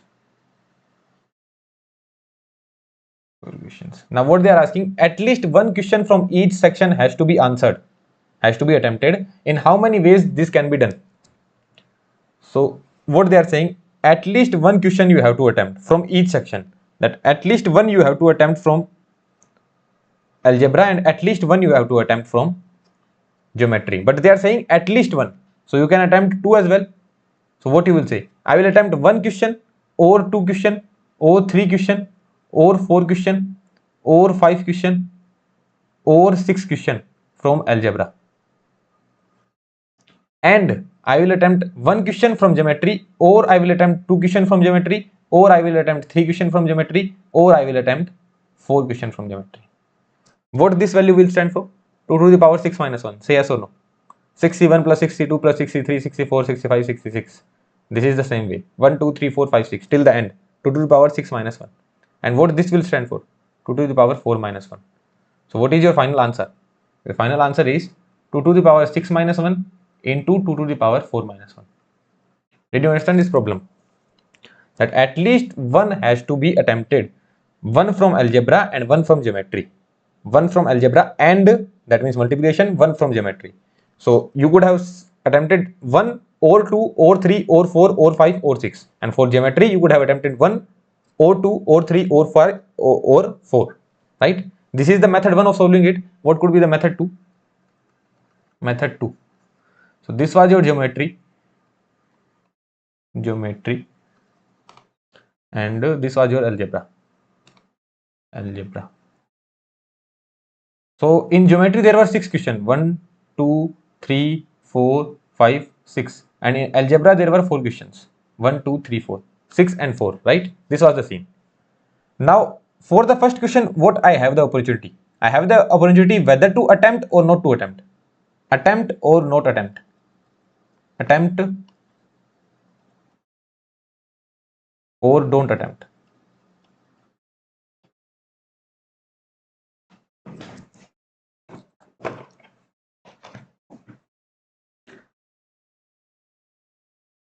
So for the first question, I am having 2 chances, attempt or don't attempt. 2 chances I am having. Certainly for the second one as well, 2 chances. For the third one as well, again 2 chances. For the fourth one as well, again 2 chances. Fifth one as well, again 2 chances. And sixth one as well, again 2 chances. Attempt or do not attempt. In this question, what all chances are coming? In 2 to the power 6. So I can attempt or I cannot attempt. So there are 2 chances. And I can attempt or cannot attempt, 2 chances. And again and I can attempt or I cannot attempt, 2 chances. Again and. So for the first question I have 2 chances, and for the second question I have 2 chances, and for the third question I have 2 chances. For the fourth question I have 2 chances. So 2 into 2 into 2 into 2. But you will have to subtract 1. Why is it so? Because in this one, what chance is also coming? That you are not attempting any one of them. But they said that you have to attempt at least one. So you have to subtract that one. Are you getting this point? Why did I subtract this one? Because in this case, when you are saying that you are either going to attempt it or you are not going to attempt it. So in this case, the chance is coming that you are not attempting any question. So 2 to the power 6 minus 1. Certainly here what will happen? 2 to the power 4 minus 1. In 2 to the power 4, all the chances are coming where either you are attempting it or you are not attempting it. But that chance has to be eradicated. That chance has to be subtracted where you are saying that you are not going to attempt a single question. But you have to at least attempt one question. So that minus 1 you have to do. So did you understand? So for this one you have 2 to the power 6 minus 1, and for the other one you have 2 to the power 4 minus 1 chances. So this is your final answer. Say yes or no. Well and good. Let's move towards the next question. A man has 5 friends. How many ways he can invite one or more friends to his home for dinner? He has 5 friends. So what he can do? This is the method 1. From 5 he can invite 1. What they are saying? He can invite 1 or more friends. So he can invite 1 or 2 or 3 or 4 or 5. or 3 or 4 or 5. So what would be the answer? 2 to the power 5 minus 1, that would be 31. This is the method 1. What could be the method 2? So there are 5 people, P1, P2, P3, P4, P5. So the guy has two chances, invite him or not invite him, and two chances, invite him or not invite him, and invite him or not invite him, invite him or not invite him, invite him or not invite him. 2 to the power 5. But one chance has to be dedicated where he is not inviting anyone. But here they are saying one or more. So at least one you have to invite. One or more friends. So at least one you have to invite. So that chance where you are not inviting anyone, that has to be dedicated. So 2 to the power 5 minus 1. This is the answer, 31. Well and good, understood? So this is a very good level of question. This can also be asked in the examination because this is also a certain kind of question. So we are studying PNC right from the beginning. You must have understood that in PNC there is a certain kind of questions like this pattern of question, that pattern of question. So this way we can proceed in the PNC. Now this is a very important property. Using these properties we can solve a lot of problems. So how will you remember this property? Let's just say 4C2 is written. So what you will do? Once subtract 1 from here, 1 from the upper side. So 3C2 plus then 3 as it is, subtract 1 from the lower side. Basically subtract 1 here and then 1 here. That's it. For P you have to do the same. Subtract 1 first subtract 1, 3P2, then 3 as it is, subtract 1 from the lower one. Just this R has to come here. That's it. This is the way of remembering it. You cannot remember this formula, right? But let's just say this is written 5C3. So what you will do? First subtract 1 from this one, 4C3 plus 4 as it is, C from 3 you will subtract 1. 4C3 plus 4C2. I'm getting this point. Understood? Well and good? Okay, great. Let's see one thing. How we can calculate NPR quickly. Just a way to remember how we can calculate NPR quickly.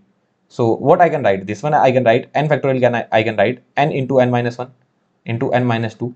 It can go on, right? It can go on. It can go on up to n minus r plus 1. What would be the next step? N minus r. What would be the next step? N minus r. Sorry. The next one would be n minus r minus 1 and so on. It will go to 3 into 2 into 1. Tell me what is this? What is this? N minus r minus 1. That is n minus r factorial only, right? So in the denominator what you are getting? N minus r factorial. N minus r factorial. So this n minus r factorial and this will be cancelled. So what you will get? N into n minus 1 into n minus 2 into n minus r plus 1. So this is your NPR. So what would be a quick way to remembering? So you are not remembering this formula, but how will you solve it in the examination? So what is written? 7P4. So you have to write 7 factorial till 4. That means not till 4. I don't mean till 4. That means for 4 times you have to write. Are you getting this point? So 7 into 6 into 5 into 4. That's it. Did I do it correctly? 7 factorial upon 4 factorial into 3 factorial. No, 7 factorial upon 4 factorial. So 7 factorial, 7 into 6 into 5 into 4 factorial. Okay. Now this is not correct. So until you get 4, till that time you have to write. But it is very easy to calculate. This is just needless. Needlessly I put it here. No, okay, it will go up to 4 only. Sorry. Look, I also don't remember this formula. Okay, just I found it in some notebook and I wrote it down. Basically, if 7P4 is written, basically if 8P3 is written, so how much you need to write? 8 into 7 into 6. That's it. Is that correct? 8 factorial upon 5 factorial. Yeah, 8 into 7 into 6. So till 3 factor you need to write. What we used to do in 7C4, this I remember because a lot of time this is used. So what we used to do in 7C4, I will write it for 4 times. Better I will convert it into 7C3 because 7C4 would be equals to 7C3 only, and then 7 into 6 into 5 divided by 3 factorial, that would be 6 only. So my answer would be 35. So this I remember because this is used. This is very rarely used, but still if you want to remember it, you can remember it. Just way I wanted to show here, nothing else. Okay, 7p4. So 7 into 6 into 5 into 4. Till 4 I had to write. Till 4 means 4 factors I have to write. And here 3. So 3 factors I had to write. So basically in NPR, how many factors you need to write? There are R factors. In NPR, there are R factors. R factors.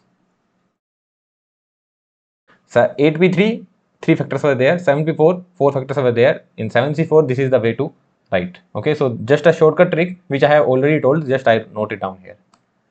Let's solve these problems. Find the value of x. You need to find the value of x. So 1 by 9 factorial, it is written 1 by 9 factorial plus 1 by 10 factorial plus is equals to x by 11 factorial. So 1 by 9 factorial is the minimum one. So I am putting it as it is plus 1 by 10 into 9 factorial. Right? 10 factorial can be written as 10 into 9 factorial. And what about this one? 11 into 10 into 9 factorial. So this 9 factorial, this will get cancelled. So what you will get? 1 plus 1 by 10 is equals to x by 1 10. So it will be 11 by 10. So x would be equals to 1 to 1, right? X would be equals to 1 to 1. Am I correct? 1 to 1, 11, 1.1. Yeah, x is equals to 1 to 1. That's it. So this is how you need to solve this problem. It's not that you are going to calculate 11 factorial or 10 factorial. Just smartly you need to do the calculation. Right? Let's solve this problem. N plus 1 factorial is equals to 30 into n minus 1 factorial. So what I can write? N plus 1 into n minus 1 factorial is equals to 30 into n minus 1 factorial. So this n minus 1 factorial and this will get cancelled. So n square plus n, because n plus 1 into n would be n square plus n is equals to 30. Can I think the value of n here? If I put 2, what I will get? No. 3, no. 4, no. 5, yeah, that's it. N value is 5. Value of n is 5. So rather than solving the, okay, let's solve the equation as well. Let's solve the equation. So n square plus 6n minus 5n minus 30 is equals to 0. So n into n plus 6 minus 5 into n plus 6. So n minus 5 into n plus 6 is equals to 0. So n value you are getting 5 and minus 6. But minus 6 cannot be possible. N value has to be positive only. So this is the answer. That's it. N value is always positive integer. Well and good. Let's see this question. If 6 times the number of permutation of n things taken 3 at a time. Okay. N things taken 3 at a time. 6 times of this is equals to 7 times the number of permutation, 7 times the number of permutation n minus 1 things taken 3 at a time. Then find the value of n. Okay, let's do it. So what I can write it? Till 3 factor I need to write np3. What will be np3? N into n minus 1 into n minus 2. That's it. I guess some property will also be applied here, but I don't remember any property. So let's not solve it by property. And what would be n minus 1 p3? So again 3 factor you need to write n minus 1 into n minus 2 into n minus 3. So this n minus 1, n minus 1, n minus 2, n minus 2 will be cancelled. So 6n would be equals to 7n minus 21. So n is equals to 21.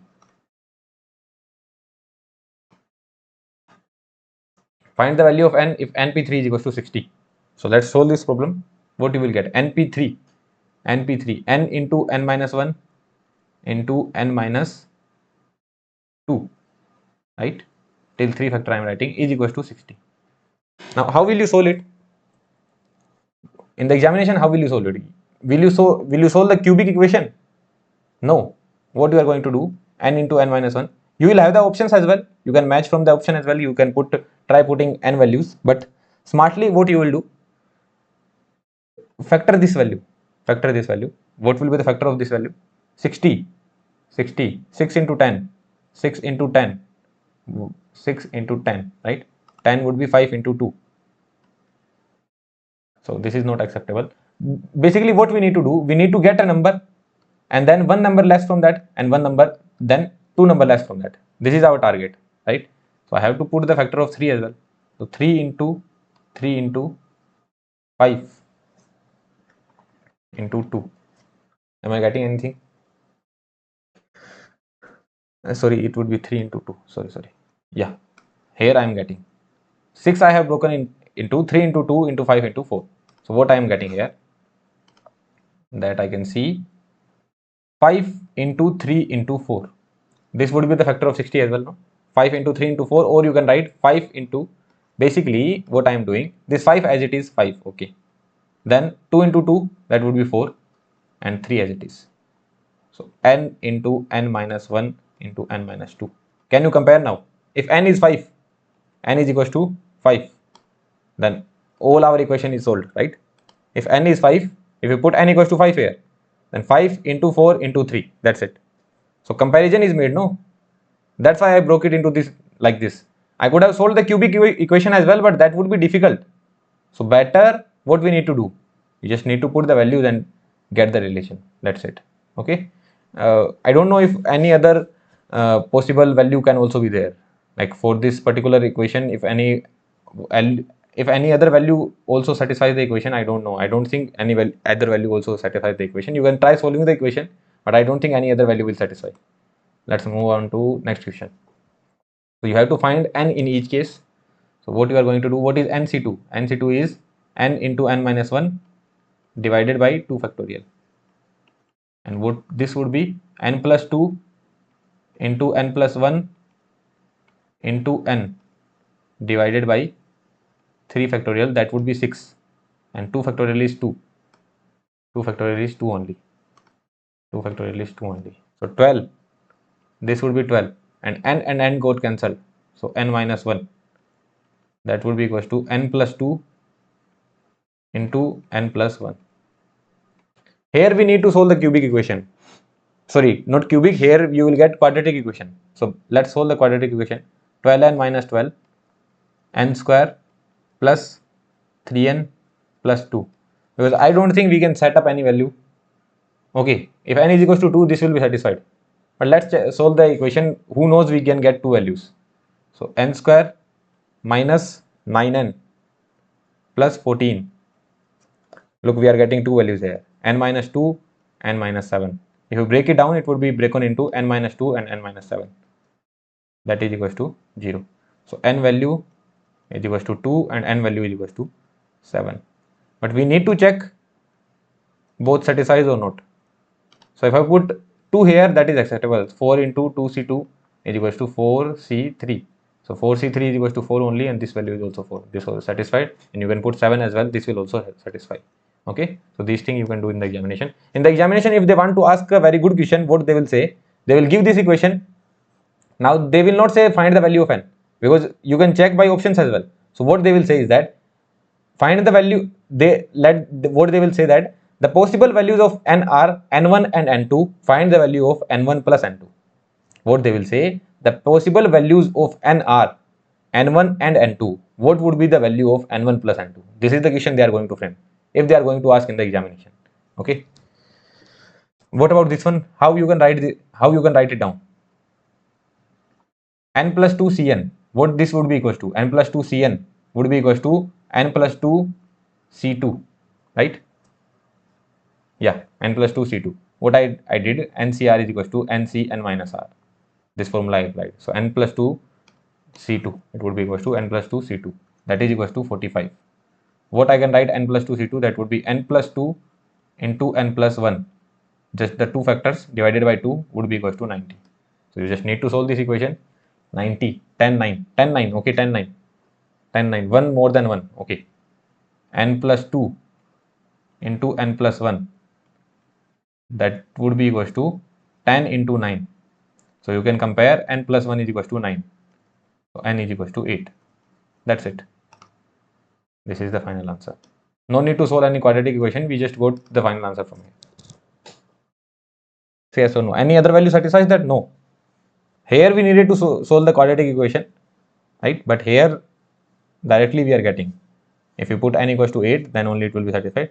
For any negative value of n, it could be satisfied, I guess, for any negative value of n.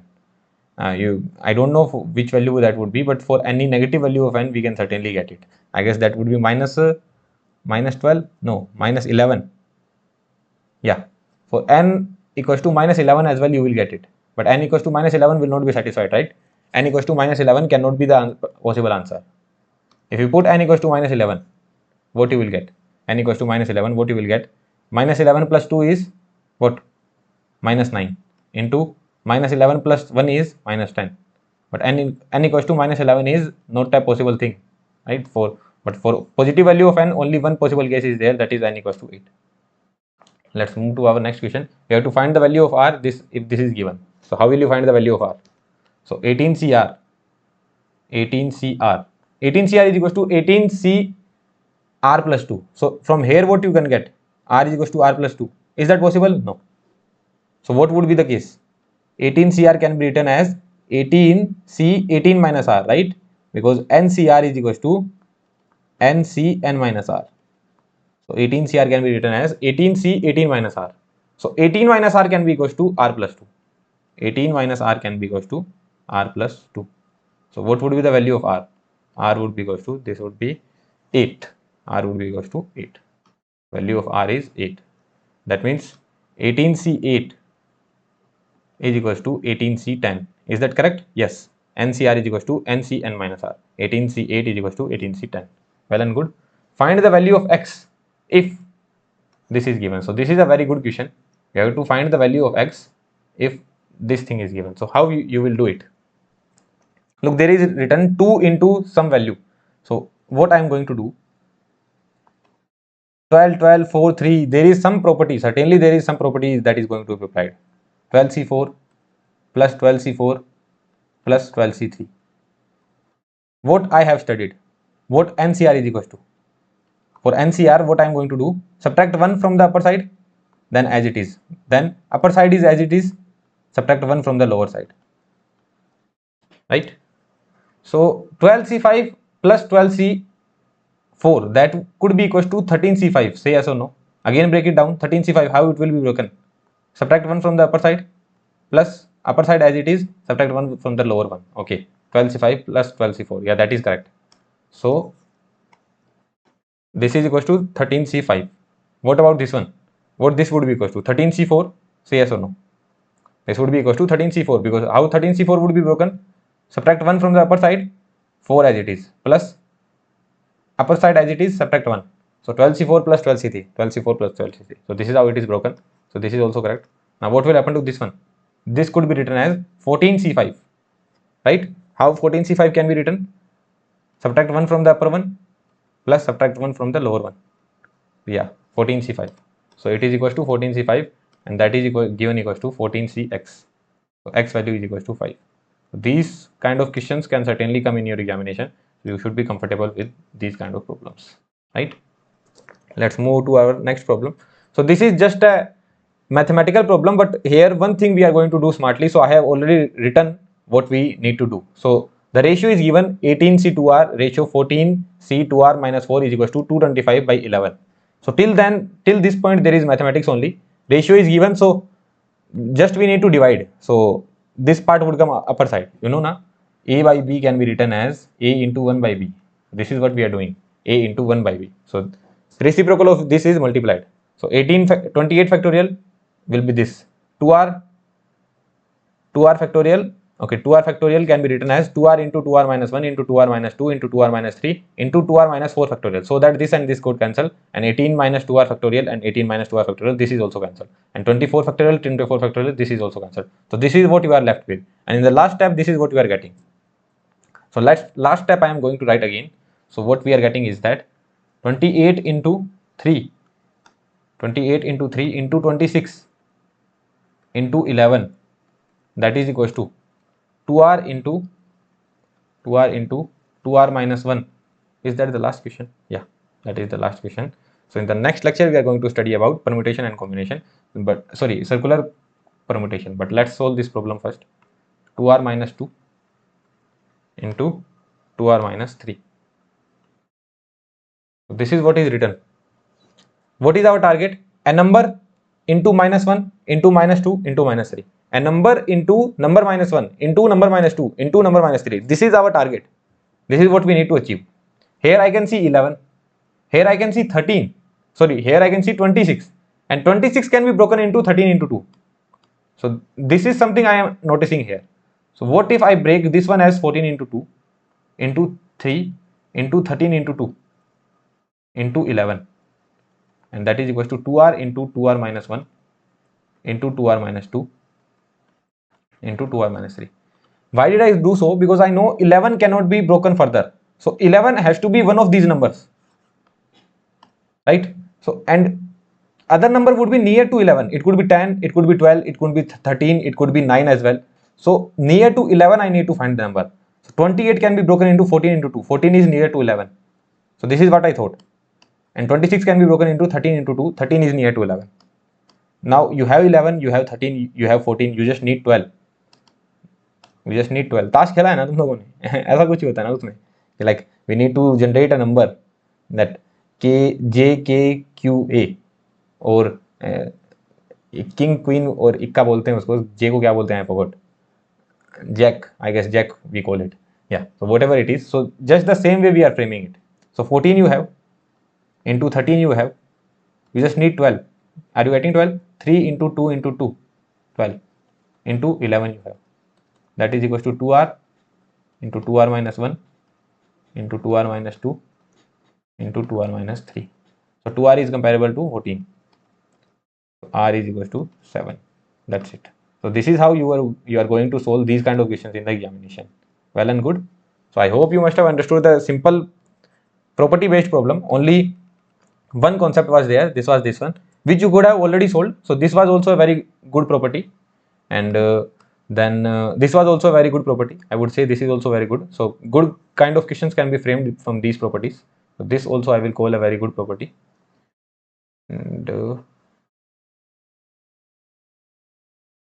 this is NPR can be written as factors of n, factors of R factors are there. So 7 into 6 into 5 into 4, here 3 factors will be there, 8 into 7 into 6, and this can be written, 7c4 can be written as 7c3, that would be equals to, basically there will be 3 factors, 7 into 6 into 5 divided by 3 factorial. This we saw, then all these things we saw, right? So very easy questions were there, and some mathematical application also we have seen of PNC.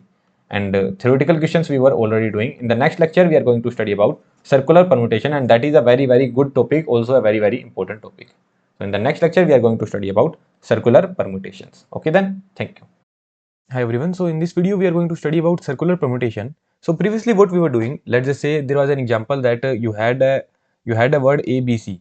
From this word you need to frame more words. How many words you can frame? So what you were doing, you were arranging them in a row, right? That you are having 3 chance here, 2 chance here, and 1 chance here. So 3 into 2 into 1, or you could have said that 3 factorial is equal to 6. So when you are arranging n objects in a row, if I am arranging n objects in a row, I had total chances equals to n factorial. But now you are going to arrange on a circle. You are having n objects again, but you are arranging them on a circle now.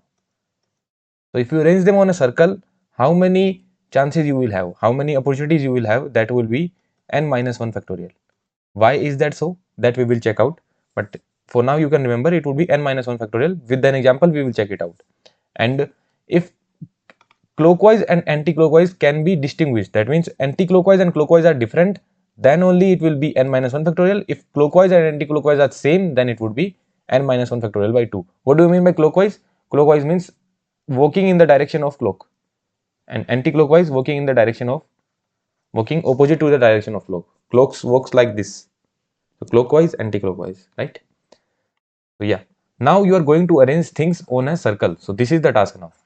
So if you are going to arrange n things on a circle, the total chances would be n minus 1 factorial. Let's understand that with an example. So you have to arrange 3 people on a round table. You have to arrange 3 people on a round table. So let's just say 3 people we are having, that is ABC.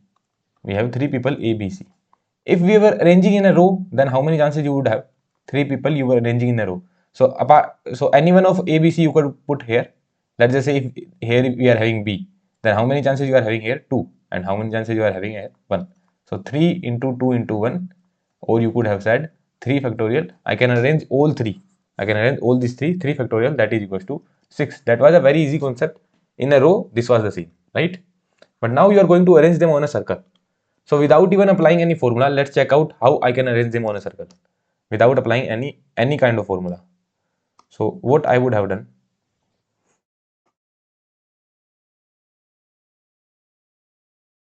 let's just say this is my circular table.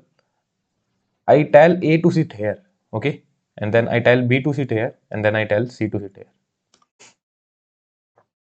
And then again, let's just make some circles first because we have to arrange them.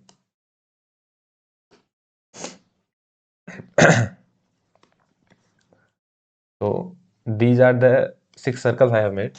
Then what next I do? I shift this A. I tell A to sit here, then B to sit here, then C to sit here. Then I again shift this A. I tell A to shift here, B to shift here, and C to shift here. Now what do? I again tell to sit this side, but now I interchange C and B. I tell C to sit here and B to sit here. Now what I do? I again start rotating them. I can rotate them in any direction. Let's just say I'm saying A to sit here, C to sit here. I just rotated them like this. So A, C, and then B. Then A here, C here, and then B here. Now tell me one thing. Let's just call this one as 1, this one as 2, and this one as 3. If A, B, C are sitting in this arrangement, what A will say? Let us say A is looking at the center. A is looking at the center. So what A will say? A will say, try sitting at A. So what A will say? That on my right side I am having B. Right? This is what A will say, no? Yeah. On my right side I am having B, and on my left side I am having C. Right? What A will say. What C will say? C will say, on my left side I am having B, and on my right side I am having A. Right? What C will say? On my left side I am having B, on my right side I am having A. In this particular arrangement, what A will say? A will say that on my left side I am having C, and on my right side I am having B, because this is the right side of A. So on my right side I am having B. Are you understanding this point? So aren't both of them same? This is the same only, no? Let's just say you are having a table, okay? You made them sit here, and then you just rotated the table.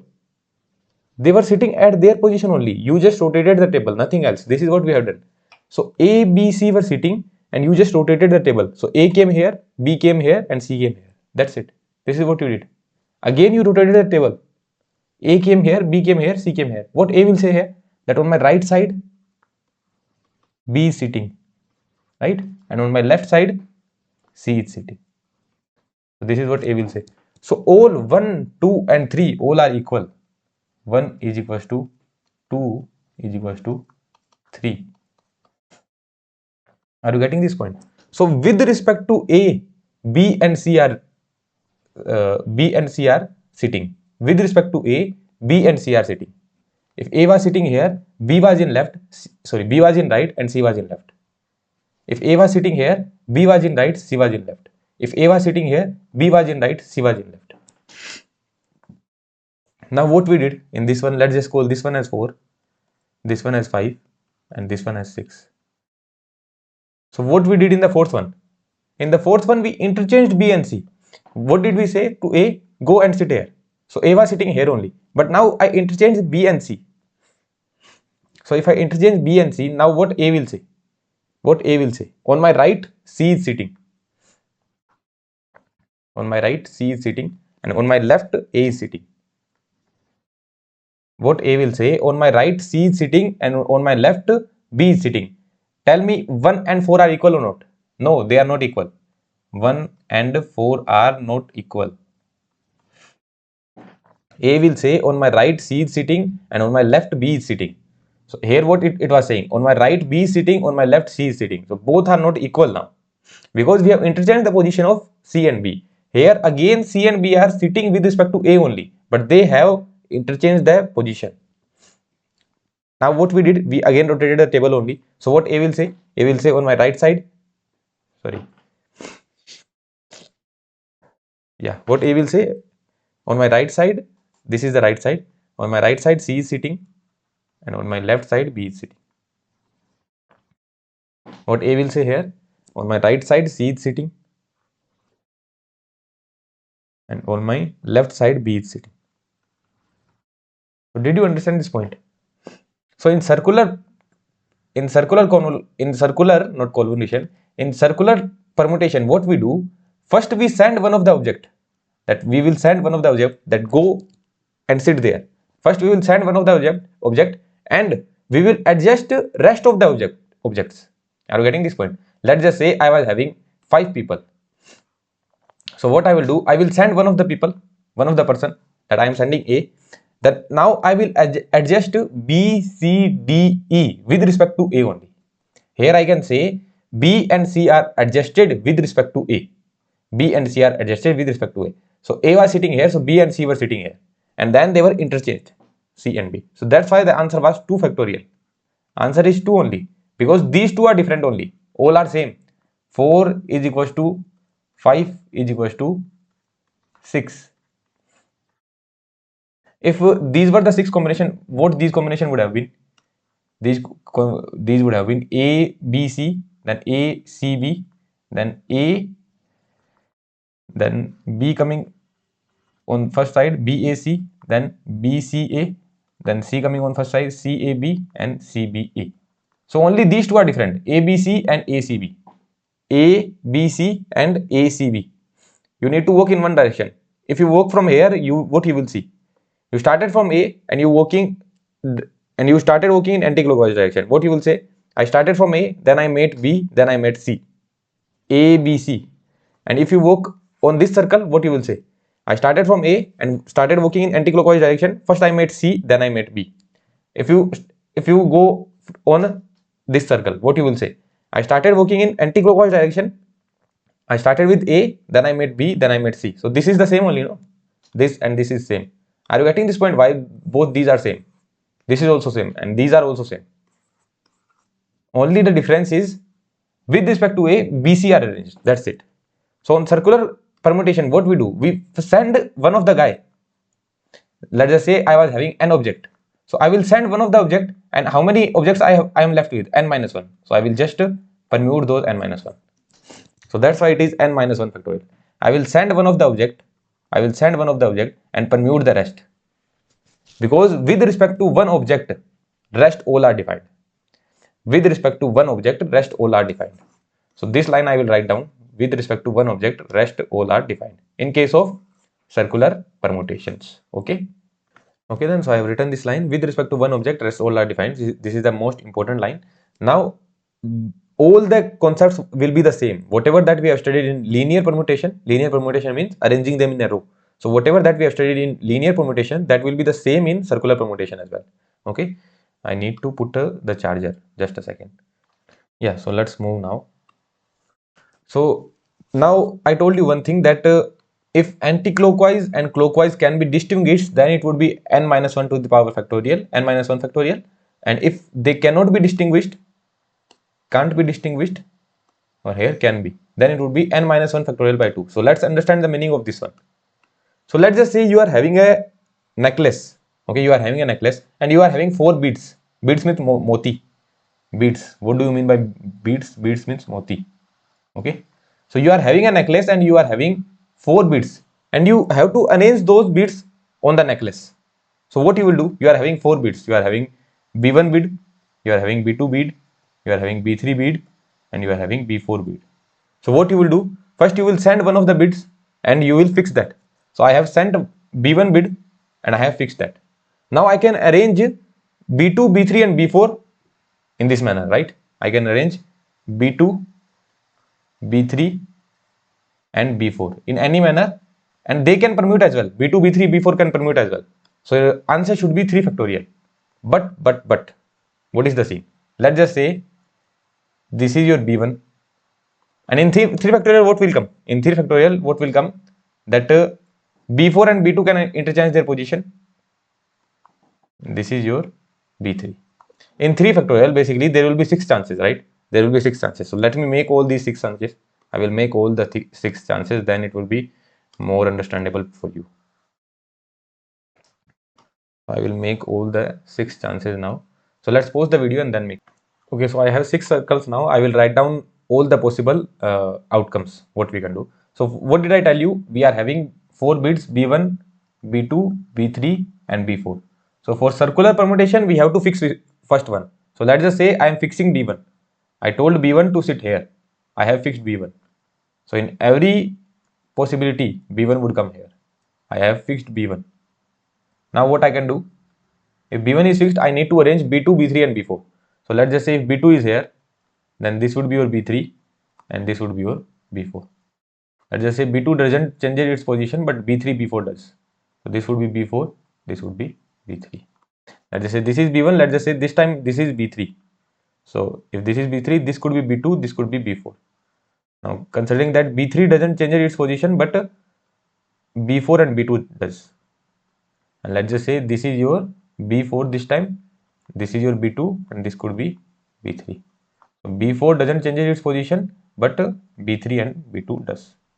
So these are the ways, right? Any 3 variables A, B, C, you can write all the combinations, you can write all the permutations, right? You know this thing, A, B, C. First we fix A, then CB, then first we put B, then AC. First we put B, then CA. First we put C, then AB, then first we put C, then B. So this is what I have done. I have fixed B1 and with respect to that I have permutated all these things, right? Yeah. So this is what I have done.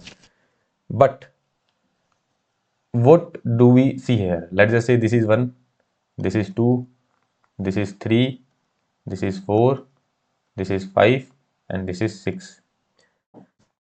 The necklace will be, you can pick the necklace in air, no? Let's just say I don't have any necklace, I live alone. Okay, let's just say this is my necklace. Okay, this is my necklace. So if this is my necklace, I can pick this in a air. Now I am saying that I can see B1, B2, B3 and B4. What I am saying, B1, B2, B3 and B4. What you will say? I will say that I can see B1, B2, B3, B4 in anti-clockwise direction.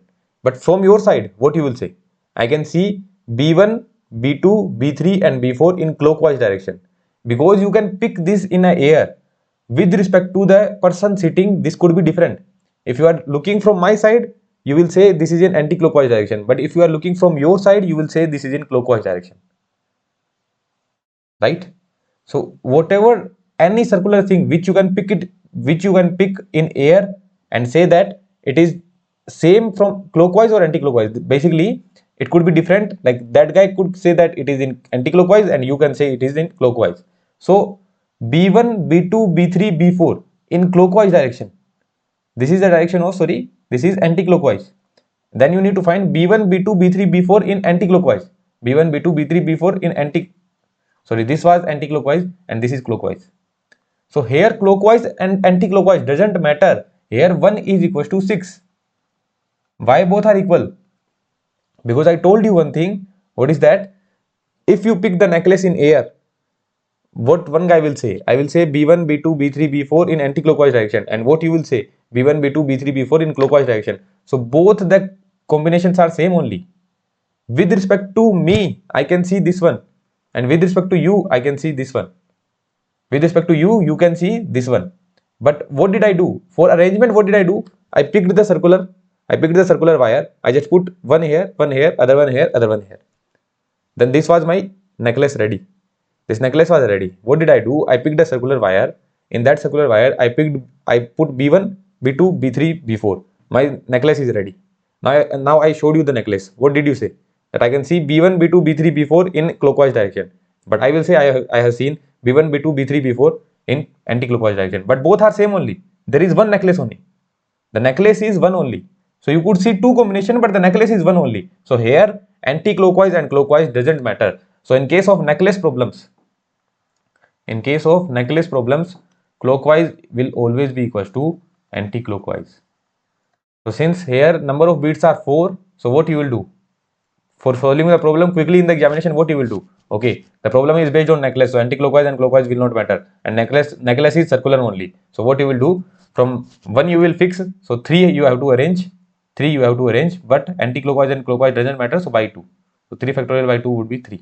That's it. This is the answer. Okay, so only 3 possible combination will be there. 1 is equals to 6. What about this one? B1, B2, B4, B3. B1, B2, B4, B3. B1, B2, B4, B3. This is anti-clockwise. B1, B2, B4, B3. This is clockwise. So 2 and 4 are equal. 2 and 4 are equal. And certainly 3 and 5 would have been equal. How 3 and 5 is equal? 3 is B1, B2, B1, B3, B1, B3, B2, B4 in anti-clockwise. B1, B3, B2, B4 in clockwise. So here clockwise and anti-clockwise doesn't matter. So answer would be 3 factorial by 2, that is 3 only. Well and good. Okay, then let's move towards the next problem now. So let 10 persons are to be seated around a circle. Find the number of ways. How will you arrange 10 people around a circle? So I will fix one guy and then I can arrange 9 others. So 9 factorial is the answer. That's it. Now what they are saying, A and B are seated together. So let's just A and B, that means any two guys are sitting together. So A, B are sitting together. So what I can do, I can tie them and put them in a box because they have to sit together only. Then you are having C, D, E, F, G, H, I, G, right? So yeah, so you are having these 10 people, but A and B has to sit together. So what I will do, I will make a circle. I will say that, okay, C, you go here and fix. C, you go and fix your spot. Now with respect to C, I will arrange all the people. So how many people I am having now? These are the 7 people plus 1. I am having only 8 people now. So I can arrange only 8. But these A, B can also interchange their position. No? Let's just say A and B will sit together. So I make them sit like this. This is A. C is already fixed. Let's just think I put D here. And I put F here. I put E here. D, E, F. H here. G here. G, H. J here and I here. This is how I put them. Okay, so this is one of the combination. A and B has to sit together. So these possible combination are 8 factorial. But A and B can also interchange their position. No? A and B can also interchange their position. So into 2 factorial. Because on the next circle, what they can do? The rest of the combination is same. This D, F, E, H, G, J, I and C. This combination is same. But B will sit here and A will sit here. They are interchanging their position. B and A, they are interchanging their position. So into 2 factorial. AB, this was your AB. Now they are saying sitting BA. So BA can also interchange with their position. So basically, one guy was fixed. You had 8 other options. So you could permute A factorial. Then you got to know that those 2 guys which were fixed, they can also interchange their position. So into 2 factorial. So 8 factorial into 2 factorial. This is your answer. Understood? So yeah, in this manner, you can answer your problems. Let's move towards the next question. No two of A, B, C sit together. That means A, B and C all has to be separated. A, B, C has to be separated. A, B, C has to be separated. Right? A, B, C has to be separated. So A, B, C, then I have D, I have E, I have F, I have G, I have H, I have I have G. So first what I will do, I will tell D to sit here. I will fix the place of D. I will fix the place of D. So first I will tell D to sit here. Then how many other people I am having? 3 and 3, 6. So I can arrange these 6 factorial. Now where I will put ABC? In the gaps. I am having 1 gap, 2 gap, 3 gap, 4 gap, 5 gap, 6 gap and 7 gap. So I am having 7 gaps here. First, what did I do? I will send D and tell him to sit there. Okay, you are sitting there. Now I have 6 other options to arrange those. So I have arranged 6 those options. Now how many gaps I am having? I am having 7 gaps. So out of these 7 gaps, I need to choose 3 gaps. Let's just say I am choosing this gap and this gap. I am choosing 1, 3 and 5. So at 1 I can put A, at 3 I can put B and at 5 I can put C. So I need to choose 3 gaps out of 7. But now I have chosen 1, 3 and 5. So for this 7C3, but now I can permute these as well. That B can come here, A can come here and B can come here, A can come here, and C could be there only. Or C could come here, and A could stay here only, and B could come here. So what are the chances to permute them? 3 factorial, right? I have to permute A, B, C in 3 spaces. So that would be 3 factorial. ABC or ACB or BAC or BCA or CAB or CBA. So this is the way I can put them. So into 3 factorial. So first what did I do? I send D, rest 6 option I am having. So 6 factorial. Then in the gaps of 7, I need to put 3. So into 7C3, in those three gaps, I have put A, B, C and A, B and C. Now I can arrange those A, B, C as well. So for that, I have to multiply 3 factorial. That's it. So 6 factorial into 7C3 into 3 factorial. This is your answer. So I hope you are understanding the concepts. Very conceptual understanding should be there of PNC, and that we are getting. Right?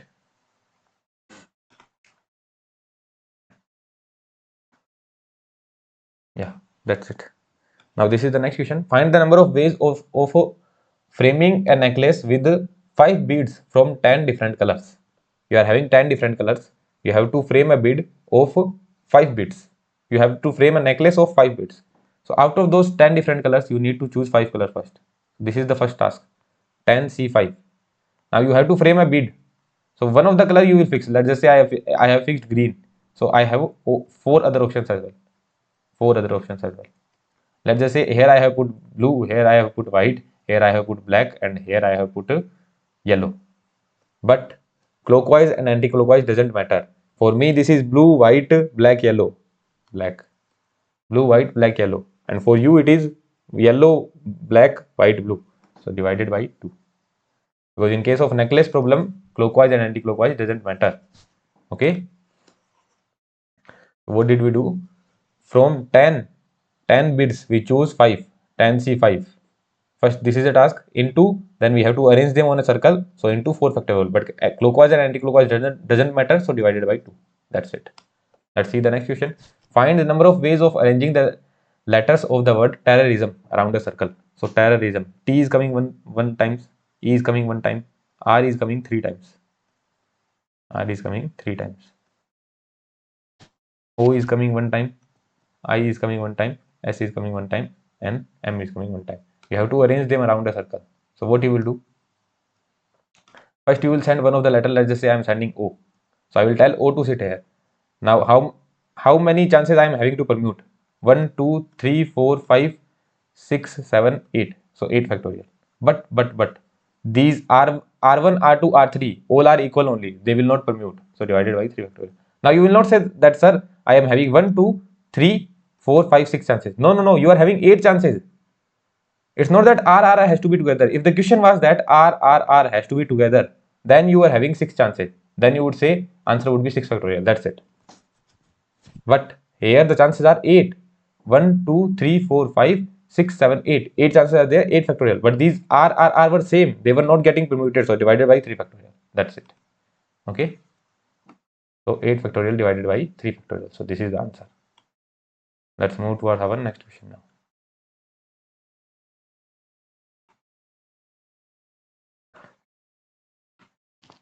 Now this is a very good question. This question came in GATE examination, and I have solved this in my PYQ videos as well. This question came in GATE examination, and very good question.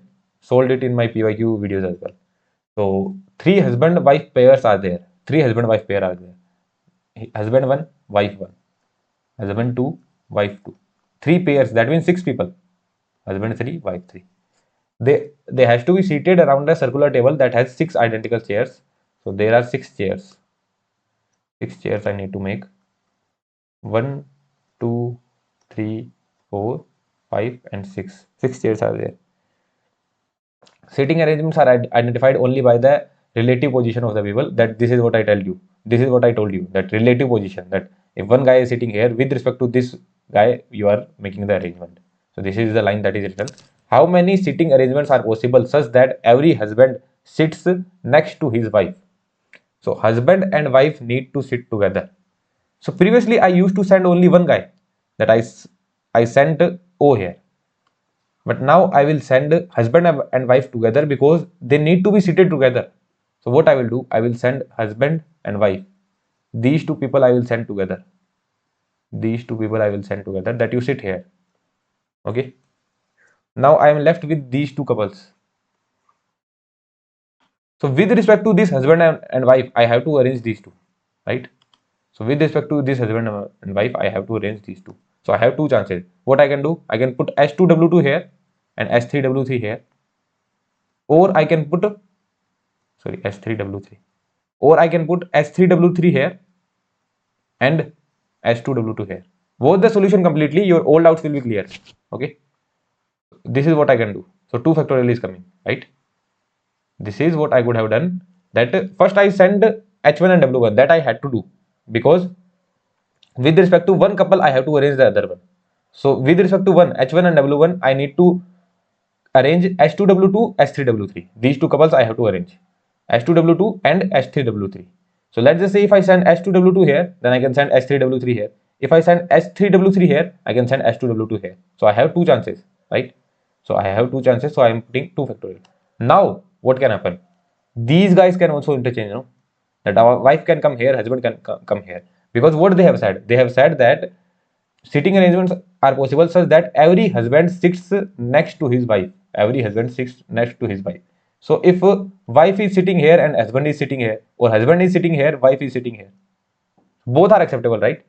So what I have done, I have fixed husband and wife position, that husband is sitting here, wife is sitting here, but they can interchange as well, no? Let's just say on a circle, in this manner people are sitting: wife, another wife, husband, other husband, wife, and let's just say one more husband here, S3 and W3. This is also a possible combination. No, what we have done, H1 W1, S3 W3, H2 W2, but they can also interchange, no, in between. H1 W1 can also interchange, so into 2. Similarly, S3 W3 can also interchange into 2, and similarly S2 W2 can also interchange, so into 2. So this is the final answer. Did you understand this point or not? So these are the 16 possible ways. If you still did not understand, you can make all the 16 possible ways, then it will be more clear to you. Okay, so what did we do here? First we sent H1 and W1. First we sent H1 and W1. With respect to them, we had to arrange S3W3 and S2W2. So we arranged them. Now if once we are done with the arrangement, what we got to know, that these can also interchange. S2W2 can also interchange, S3W3 can also interchange, and H1W1 can also interchange. So these guys can also interchange in between. So for that, we had to do 2 factorial into 2 factorial into 2 factorial, or you can directly say 2 into 2 into 2. That's it. So this was a question which have come in some GATE year. I don't remember that. So that's why I always say that GATE PIQs are important. Why is that so? Because this question came in GATE 124. GATE 124 in civil question paper. And when this question came, I recorded the video for GATE solution as well. Till that time, answer key was not released, and I gave my answer equals to 12. And this answer was correct. Until now, no one has given the correct solution of this particular problem. That's why I say PNC is very important, and no one teaches PNC in a very depth manner. Like everyone will teach like how many zeros are there after 1 factorial, 2 factorial, 3 factorial, 4 factorial. If we add them up, how many zeros will be there? These kind of concept will be taught, that I know. And we will also study that, but not in PNC. This is the question of binomial theorem. Okay, these are the question of binomial. So we are going to study that in number system. But here we are studying the core concept of PNC. What actually PNC stands for. So these concepts we are not seeing, and people just waste time on these kind of points. But these kind of points will not be asked. These kind of questions will be asked, where your aptitude is used. Here the formula will be used. Here you will just use the formula, but here you are going to use your aptitude. So solve this problem on your own. It was asked in GATE 124 civil question paper, and no one has even given the solution yet. So you have to solve it on your own. So how will you solve it? 3 distinct set of indistinct twins are to be seated on a circular table that has 8 identical chairs. This time you are having 8 identical chairs. 1, 2, 3, 4, 5, 6, 7, 8. 8 identical chairs you are having. Sitting arrangements are to be defined by the relative position of the people. How many sitting arrangements are possible such that each person is sitting next to their twin? And twins are indistinguishable. indistinguishable. Okay, twins are indistinguishable. What do you mean by indistinguishable? That means both are same. Let's just say I have this face. There is another guy named Ram. He is also having the same face. So you cannot tell which one is Ram, which one is Himanshu. Both are having the same faces. That means indistinguishable. जिसमें अंतर ना किया जा सके. Cannot be differentiated. Indistinguishable means cannot be differentiated. So if you are having T1, other guy will also be T1. If you are having T2, other guy will also be T2. And if you are having T3, other guy will also be T3. So there are 3 pairs. That means there are 6 people. You have to arrange them on a table of 8. And those twins had to sit together. This is also the condition. How many arrangements are possible such that each person is sitting next to their twin? So what will be your answer? Let's just say what I will do. First I will send T1 and T1. I will send T1 and T1 here. I will fix them. So this is the first step we always do. And with respect to them, we will define the position. Right? I will send T1 and T1. I will fix their position. With respect to them, we will define the positions. Now, I don't know where T2, let's just say if I say my T2 is sitting here, other T2 is sitting here. Now, T3 can sit here as well. Both T3 can sit like this as well. Or both T3 can sit like this as well. Or both T3 can sit like this as well. So what is the next task I will do? I will fix T2 as well. First I have sent T1. With respect to this T1 position, I have to define the position of T2 and T3. T2, T2 and T3, T3. I have to define their position. But it is very tough for me to define because if I say T2 and T2 are sitting here, then T3 and T3 can move. And it's not necessary that T2 and T2 will sit here. What if T2 and T2 sit here? What if T2 and T2 sit here? So T3 and T3 can sit here only, or T3 and T3 can sit here. This position will go blank because if T3 sits here, the other T3 will not have any position to sit near to him, right? If T3 sits here, if one of the T3 sits here, other T3 will not have any other position to sit near to him, right? So the other thing that I understood that I have to fix T2 as well now. I will fix T2 and I will see how many possible options are there for T3. Then I will again move T2, then I will see how many possible options are there. So let's make the diagram, it will be more clear to you. So on the next page, we will make the diagram and we'll see how we are going to proceed with the problem. It took me some time, but once I found out the solution, it was very, like, it made me feel very good. So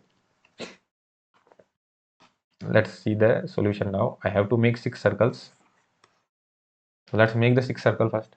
Yeah, so why should I tell how many circles I need to make, right? I will just make 1 circle, then I will decide how many more circle I need to make. So let's just say I have fixed T2 and T2 here. This is also fixed. If T2 and T2 are fixed, then how many opportunities T3 are having? T3 can sit here. So this is one of the opportunity. Plus, or what they can do, T3 and T3 can sit like this. T3 and T3. One more opportunity they are having. Plus, what is the other opportunity? That they can sit like this.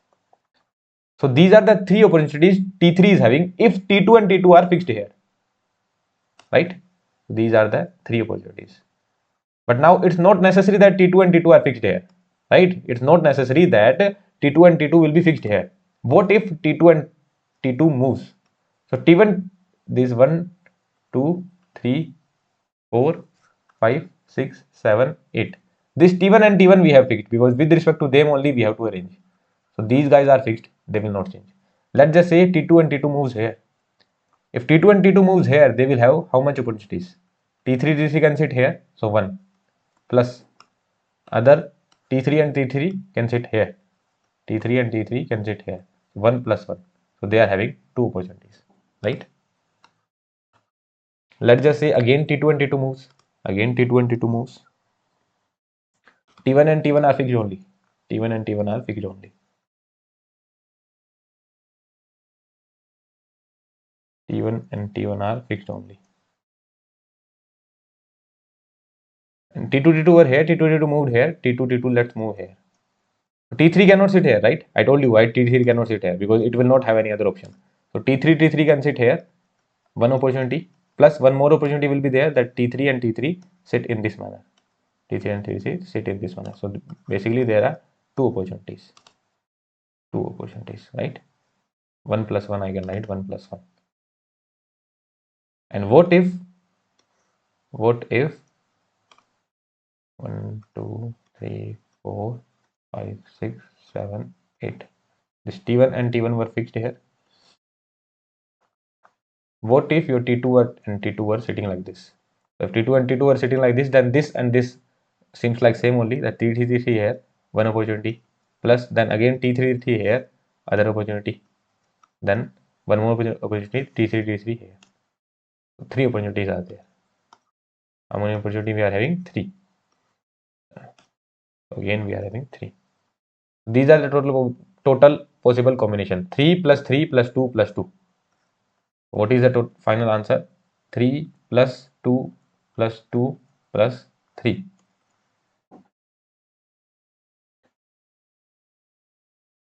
Why I am getting 10 as answer? Wait a second. Yeah, so I checked it out, but I missed one more position. Which more position I moved? I missed. Which one I missed? I just rotated T2 T2 here, then T2 T2 directly came here. But there could be one more position. What that position would be? 1, 2, 3, 4, 5, 6, 7, 8. So this was your T1 T1, which was fixed, right? T2 and T2. T2 T2 from here they could have gone here as well. T2 T2 could be here as well. So T3 would have this chance and this chance. So another two chance would come. 1 plus 1. So another two chances would have come. So 3 plus 2 plus 2 plus 3. Final answer is 12. This answer is absolutely correct. So what we do? First we have fixed one, that is T1 and T1, that is fixed. Now T2 T2 we also have to fix because we need to rotate T3. So T3 T3 1, T3 T3 2, T3 T3 3. So three chances. Now T1 T1 here, T2 is moved. So 1 and 2. So 2. Now T1 T1 fixed here and T2 T2 here. So 1 and 2.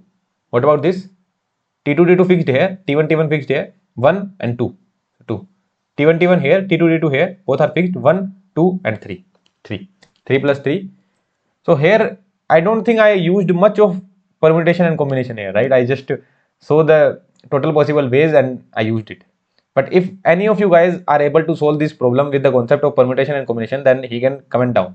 Okay, I will be very happy to see the solution because I tried doing it with many methods, but this is the best method I could find. So if you are able to solve it with like concept of permutation and combination as well, then you are highly welcome. You should comment down so that I also learn, because I was not able to solve it with the concept of permutation and combination. I just applied basic aptitude. So I just need to sit them, then these three combination are there. Now in the previous problem we did 2 into 2 into 2 because they can also interchange, right?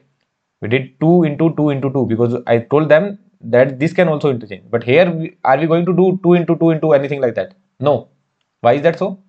Because both look same only. T1 and T1 both are same. If you interchange them, there is nothing difference.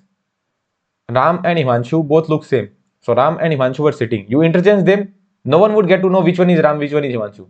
So that's why the word indistinguishable, that was important, that you are not going to do 2 factorial again. You are not going to multiply 2 factorial, anything like that, because they are indistinguishable, right? So yeah, that's it. This is the complete solution. Well and good. Let's now we are going to see some miscellaneous examples. So this is the first question that we are going to see. But before that, let's add these numbers. Now you will say, sir, you are wasting our time. Why you are wasting our time? This is just a simple addition. I know this is a simple addition, but I want you to solve it. You can simply add them up, but how I will solve it? What I can do? Let's just say this is 322 is written. What is this place called? Ones place, right? What is this place called? Tens place. And this place is called as hundreds place. Hundreds place, right? So at 100 place you can write 10 to the power 0. At tens place you can write 10 to the power 1, and at 100 place you can write 10 to the power 2. This is the place value, right? These are the place value. Place value. Ones place means 1, tens place means 10, hundreds place means 100. What is the place value of 2? So I can write this in this manner, no? 2 plus 4 plus 4 plus 2. into 10 to the power 0 plus 2 plus 2 plus 2 plus 2, 2 plus 2 plus 2 plus 2 into 10 to the power 1 plus 3 plus 3 plus 4 plus 3 into 10 to the power 2. Or I can say at one's place. Here to my statement very intentionally, okay. Here to my statement with the good concentration. What I can say that 2 is coming twice at one's place. So what I can write 2 into 2 plus 4 is coming twice at one's place. So 4 into 2 into the place value plus 2 is coming 4 times at tens place. 2 is coming 4 times at tens place. That means place value. 3 is coming 3 times at hundreds place and 4 is coming 1 time at hundreds place. So this is how I can solve it, right? 4 plus 8, what you will get? 12. 12, and then what you will get here? 80 plus what you will get here? 9 plus 4, 13, 130, right? No, 130. So 130 plus 92, what that will be? 222. अरे भाई ये क्या हो गया? 8 4 12. Okay. Okay, 1300. Sorry. It would be 1300. 1300, 80, and then 12. So 1392. This would be your answer. I hope I did not mess up the addition. You must have understood what did I do here, right? What did I do here? Ones place, tens place, and hundreds place. I saw the place value and just add them up. Let's see the next question now. Compute the sum of 4 digits which can be framed with the 4 digits 1, 3, 5, 7. So you need to frame from 1357, you need to frame a number. How many numbers are possible? With 4 digits, how many numbers you can frame? 1357.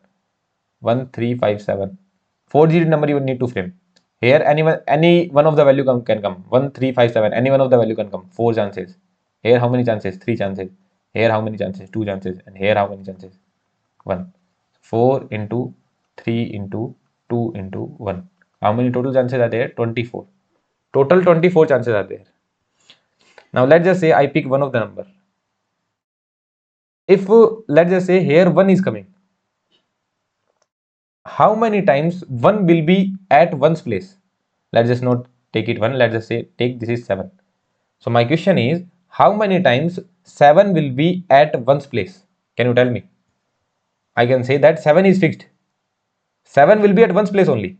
7 is at one's place only. So how many times it will be at one's place? How many times? Can you tell me? That 7 is fixed. So how many opportunities you are having here? 3. 7 you cannot put any 3 values you can put. How many opportunities you are having here? 2. And how many opportunities you are having here? 1. So total 6 times. So 7 will come at one's place 6 times. Similarly, 5 will come at 1's place 6 times. 3 will come at 1's place 6 times. And 1 will come at 1's place 6 times. Say yes or no. Do the same thing. 7 is fixed here now. So 7 will come at 10's place how many times? Again, how many opportunities you are having here? 3. 2 here and 1 here. So 7 will come at 10's place 6 times. 5 will come at 10's place 6 times. 3 will come at 10's place 6 times. And 1 will come at 10's place 6 times. Say yes or no. Similarly, at hundreds place and then thousands place. Right? So how I can write the addition? So I will be having some 24 numbers, right? 1, 2, 3, 4. Some 24th number I will be having. 7, 7, 5, 3, 1. 7, 5, 3, 1. this will be coming 6 times. Here it will be coming 6 times. This will also be coming 6 times. Wait a second. Yeah, so 6 times and 6 times and 6 times. So at one's place, you will be getting 7 plus 5 plus 3 plus 1. How many times? 6 times, because we have to add, we have to sum, we have to find the sum. So we have to add. And what is the place value of one's place? That is 10 to the power 0. Again you will have 7, 5, 3, 1. You will have 7, 5, 3 and 1. Again you will have it 6 times, but at the tens place. Again you will have 7, 5, 3, 1. Again 6 times, but at hundreds place. Again you will have 7 plus 5 plus 3 plus 1. Again 6 times, but you will have it at hundreds place. So 7 plus 5 plus 3 plus 1, that can come common, right? 16 into 6 plus 60 plus 600 plus 6000. So 16 into 6666. This is the answer. So generally I have seen people making some formula out of it, but I do not recommend making any formula. Once you have enough practice, you will be able to solve these kind of problems without making any formula, right? So what we did, we know that there will be 24 numbers. There would be some 24 number. In those 24 numbers, 7 would be coming at one's place 6 times. 5 would be coming at one's place 6 times, and 3 would be coming at one's place 6 times, and 1 would be coming at one's place 6 times. So all will be coming 6 times. So 7 plus 5 plus 3 plus 1, those will be added 6 times. So 7 plus 3 plus 5 plus 1 into 6, and they will be coming at one's place, so into 10 to the power 0. They will be coming at tens place as well. That too 6 times. So 7 plus 5 plus 3 plus 1 into 6 into 10. Again 7 plus 3 plus 5 plus 1 into 6 into 100, and 7 plus 3 plus 5 plus 1 into 6 into 1000. That's it. This is the final answer. Well and good. Let's move to the next question. That was the best question. Now we will just do the revision. Whatever the concept we have studied, from each concept we will see some questions. So how many arrangements can be made out of the letters of the word drought, the vowels never being separated? So drought, D-R-A-U-G-H-T. How many vowels are there? Two vowels are there. Both are there. You have to tie them up and put them in a box. So they has to be together. So 1, 2, 3, 4, 5, 6. 6 factorial. You will have 6 chances, so 6 factorial. But they said that they should not be separated, but they can interchange their position. Vowels never being separated. Let's just say I frame a word, the same word I am framing, D-R-A-U-G-S-T. This is one of the word, right? But A and U can interchange their position, D-R-U-A-G-S-T. This can also happen. So into 2 factorial. So 6 factorial into 2 factorial. What would be the answer? 6 factorial is, I told you to remember, 720. 720 into 2. 720 into 2. 1440. This is the answer. Right? We just had 7 letters, but A and U has to be together. So we put them in a box. Then we will have 6 letters only. So 6 factorial, but A and U can interchange. So 6 factorial into 2 factorial. That's it. 1440. Show that the number of ways in which n books can be arranged on a shelf so that two particular books are not together. Two particular books are not together. So what I can do? Always to arrange minus two particular books together. Minus two particular books together. This is what I can do, right? Because they are saying that two particular books are never together. Two particular books are never together. So what I can do? I can put those two particular books together. Those two. Let's just say A and B. I will put those two books together. This is what I can do. Right?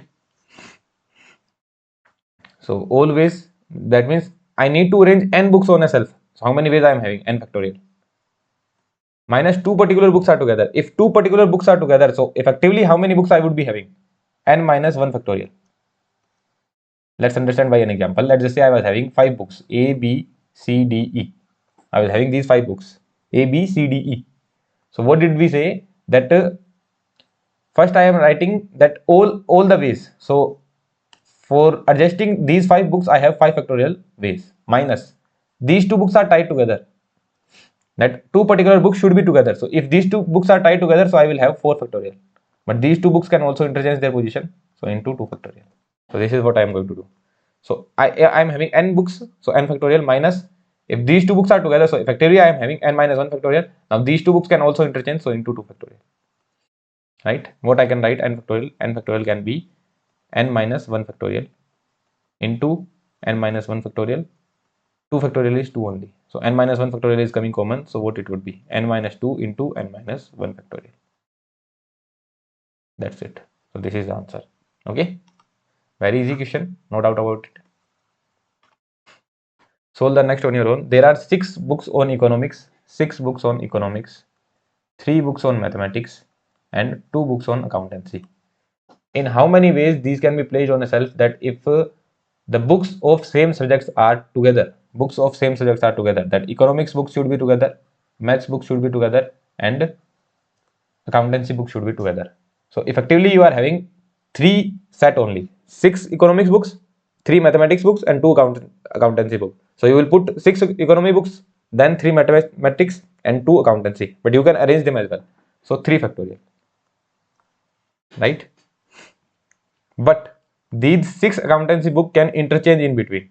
So into 6 factorial, into these 3 mathematics can book also change, into 3 factorial, into 2 factorial. But the language of the question is not clear. They should have mentioned that all 6 books of economics are different.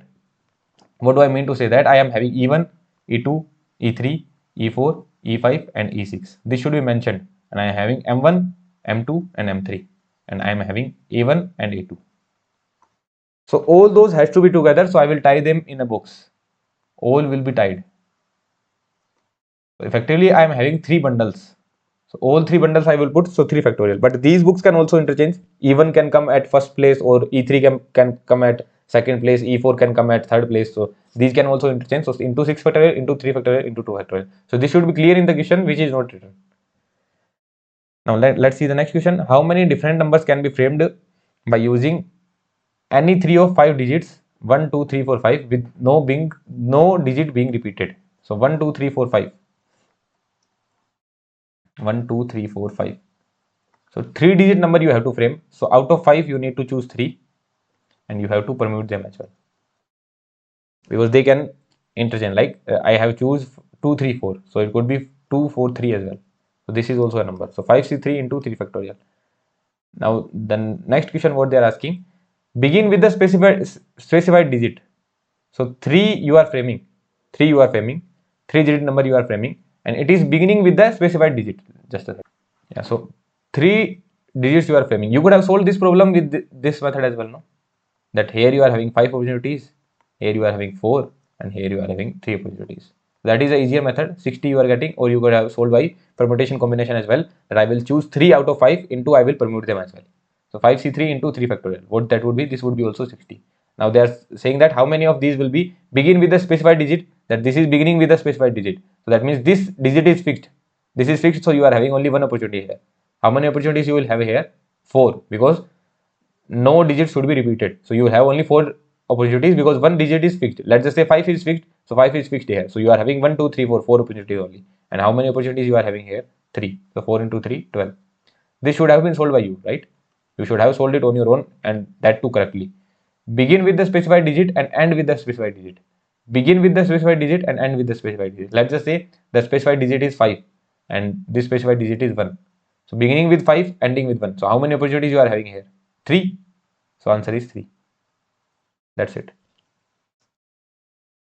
Are you getting this point? Begin with the specified digit. So they will have to specify some digit, that it is beginning with 5, it is beginning with 1. Okay, so if it is beginning with 5 and ending with 1, then in between you can put 4, 2 and 3. So 3 chances are there. 4, 2 and 3. So 3 chances are there. Okay. So one of the digit is fixed only. Now even I am having that doubt, because in this question as well the language is not clear, right? Because they haven't specified the digit. They did not tell which digit is specified. What if I am saying that my specified digit is 2 and 4? So if 2 and 4 are there, so I will have more opportunity. I can put 1, 3 and 5. So another 3 are there. What if my specified digits are 4 and 2? Starting with 4, ending with 2. So again 3 opportunities I am having. But that question will be irrelevant, because all the possible combination will come, that you are starting and ending with specified digit, starting and ending with specified digit. So 3 plus 3 plus 3 plus 3 plus 3 into 20. So I guess 60 will come there. This is what will happen, right? Then you have picked 2 4, then you can pick 2 3, then you can pick 2 5, then you can pick 1 3 1 4 1 5, then you can pick 1 2 as well, then you will pick 3 4 3 5, you will pick 4 5, then starting and ending same. So 60 will come. So yeah, the language is clear only. I just thought of it when I was solving this problem. I just thought of it right now only. The language is clear that starting and ending with a specified digit, that means the digit has to be specified, that it would be a particular number 1 and 4. In between anything can come, 2 3 5, anything can come. So this doubt may rise up to some of the students. It rose up to me as well. But yeah, let's move to the next problem. How many 4 digits number can be framed using the digit 1 3 5 7 8 9 if no digit is repeated, and how many of these will be greater than 3000? Greater than 3000. Greater than 3000, 4 digit number. So if the digit has to be greater than 3000, then from where it should start? At least from 3, right? This has to be greater than 3000, so at least from 3 it will start. So at least from 3 it will start. So how many opportunities you are having here? 3 5 7 8 9. 1 2 3 5 7 8 9. So how many opportunities you are having here? At least it should start from 3. So 1 2 3 4 5. 5 opportunities you are having here. And here you can put anyone.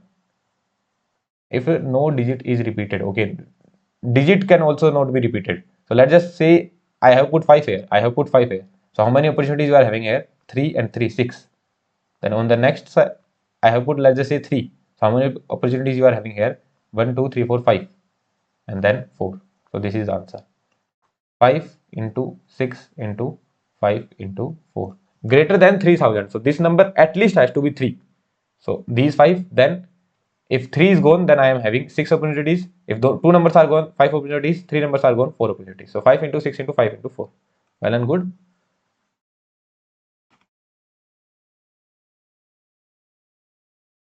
Let's see the next question. Find the total number of numbers greater than 2000 that can be framed with the 1 2 3 4 5 with no digits repeated. Same question is there, right? Total number of numbers greater than 2000 which can be framed. Okay. Here they are not saying that. Okay, here they are saying that no digits being repeated. So what is different in these two questions? If I have picked two questions, there has to be something different. Let me check. How many numbers greater than 2? Yeah, there is some difference. Because what is the difference? That here they are saying that the digit has to be 4-digit number only. But here what they are saying, that number has to be greater than 2000. Number has to be greater than 2000. So it could be 4-digit as well, it could be 5-digit as well, right? So let's write down about 4-digit. 4-digit number. If the number is 4-digit, so at least this number has to be 2. Any value greater than 2, at least this number has to be 2. So how many opportunities you are having here? 4. Let's just say this number was 3. So how many opportunities you are left with? If 3 is gone, you are left with 4 opportunities. Then 3 opportunities, and then 2 opportunities, right? So 16 into 6, 96. So these numbers are 96.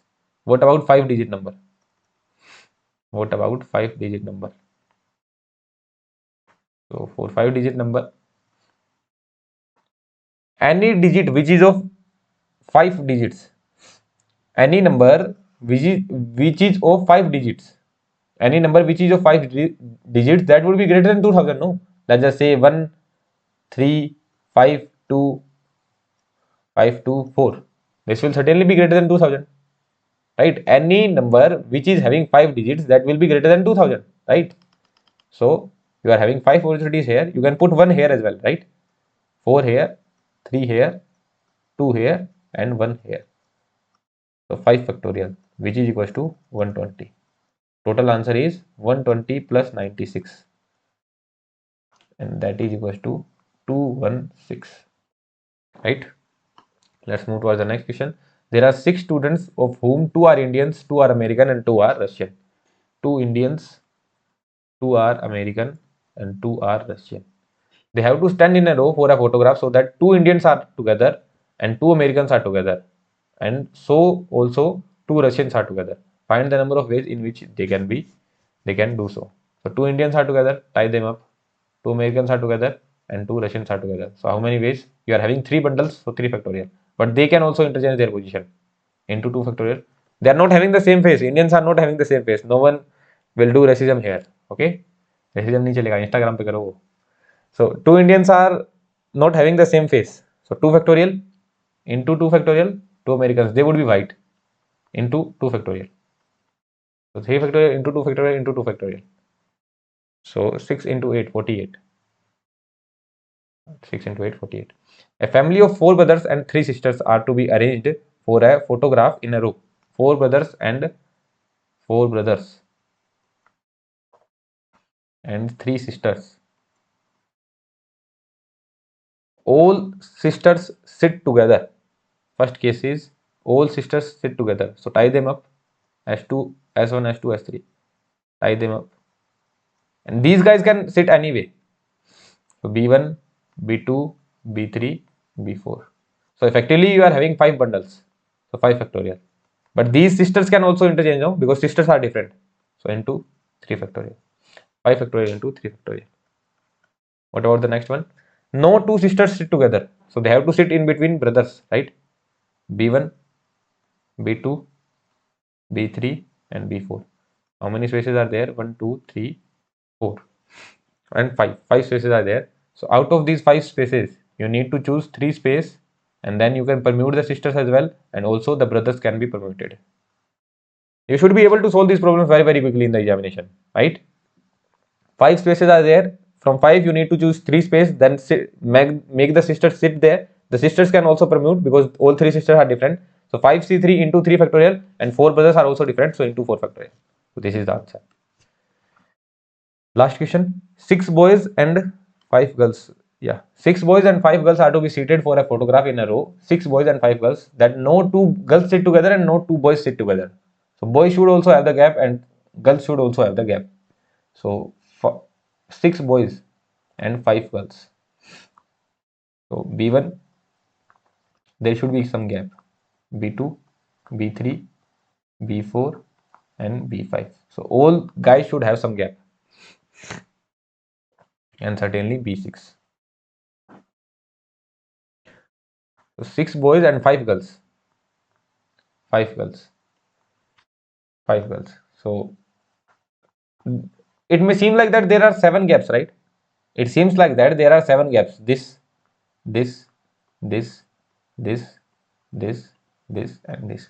Let's just say I make the girls sit G1 here, G2 here, G3 here, G4 here, and G5 here. Then what will happen? B5 and B6 has to sit together, right? If I make the girls sit like this, G1, G2, G3, G4, G5. So these 2 guys, B5 and B6 will have to sit together because this space will be blank.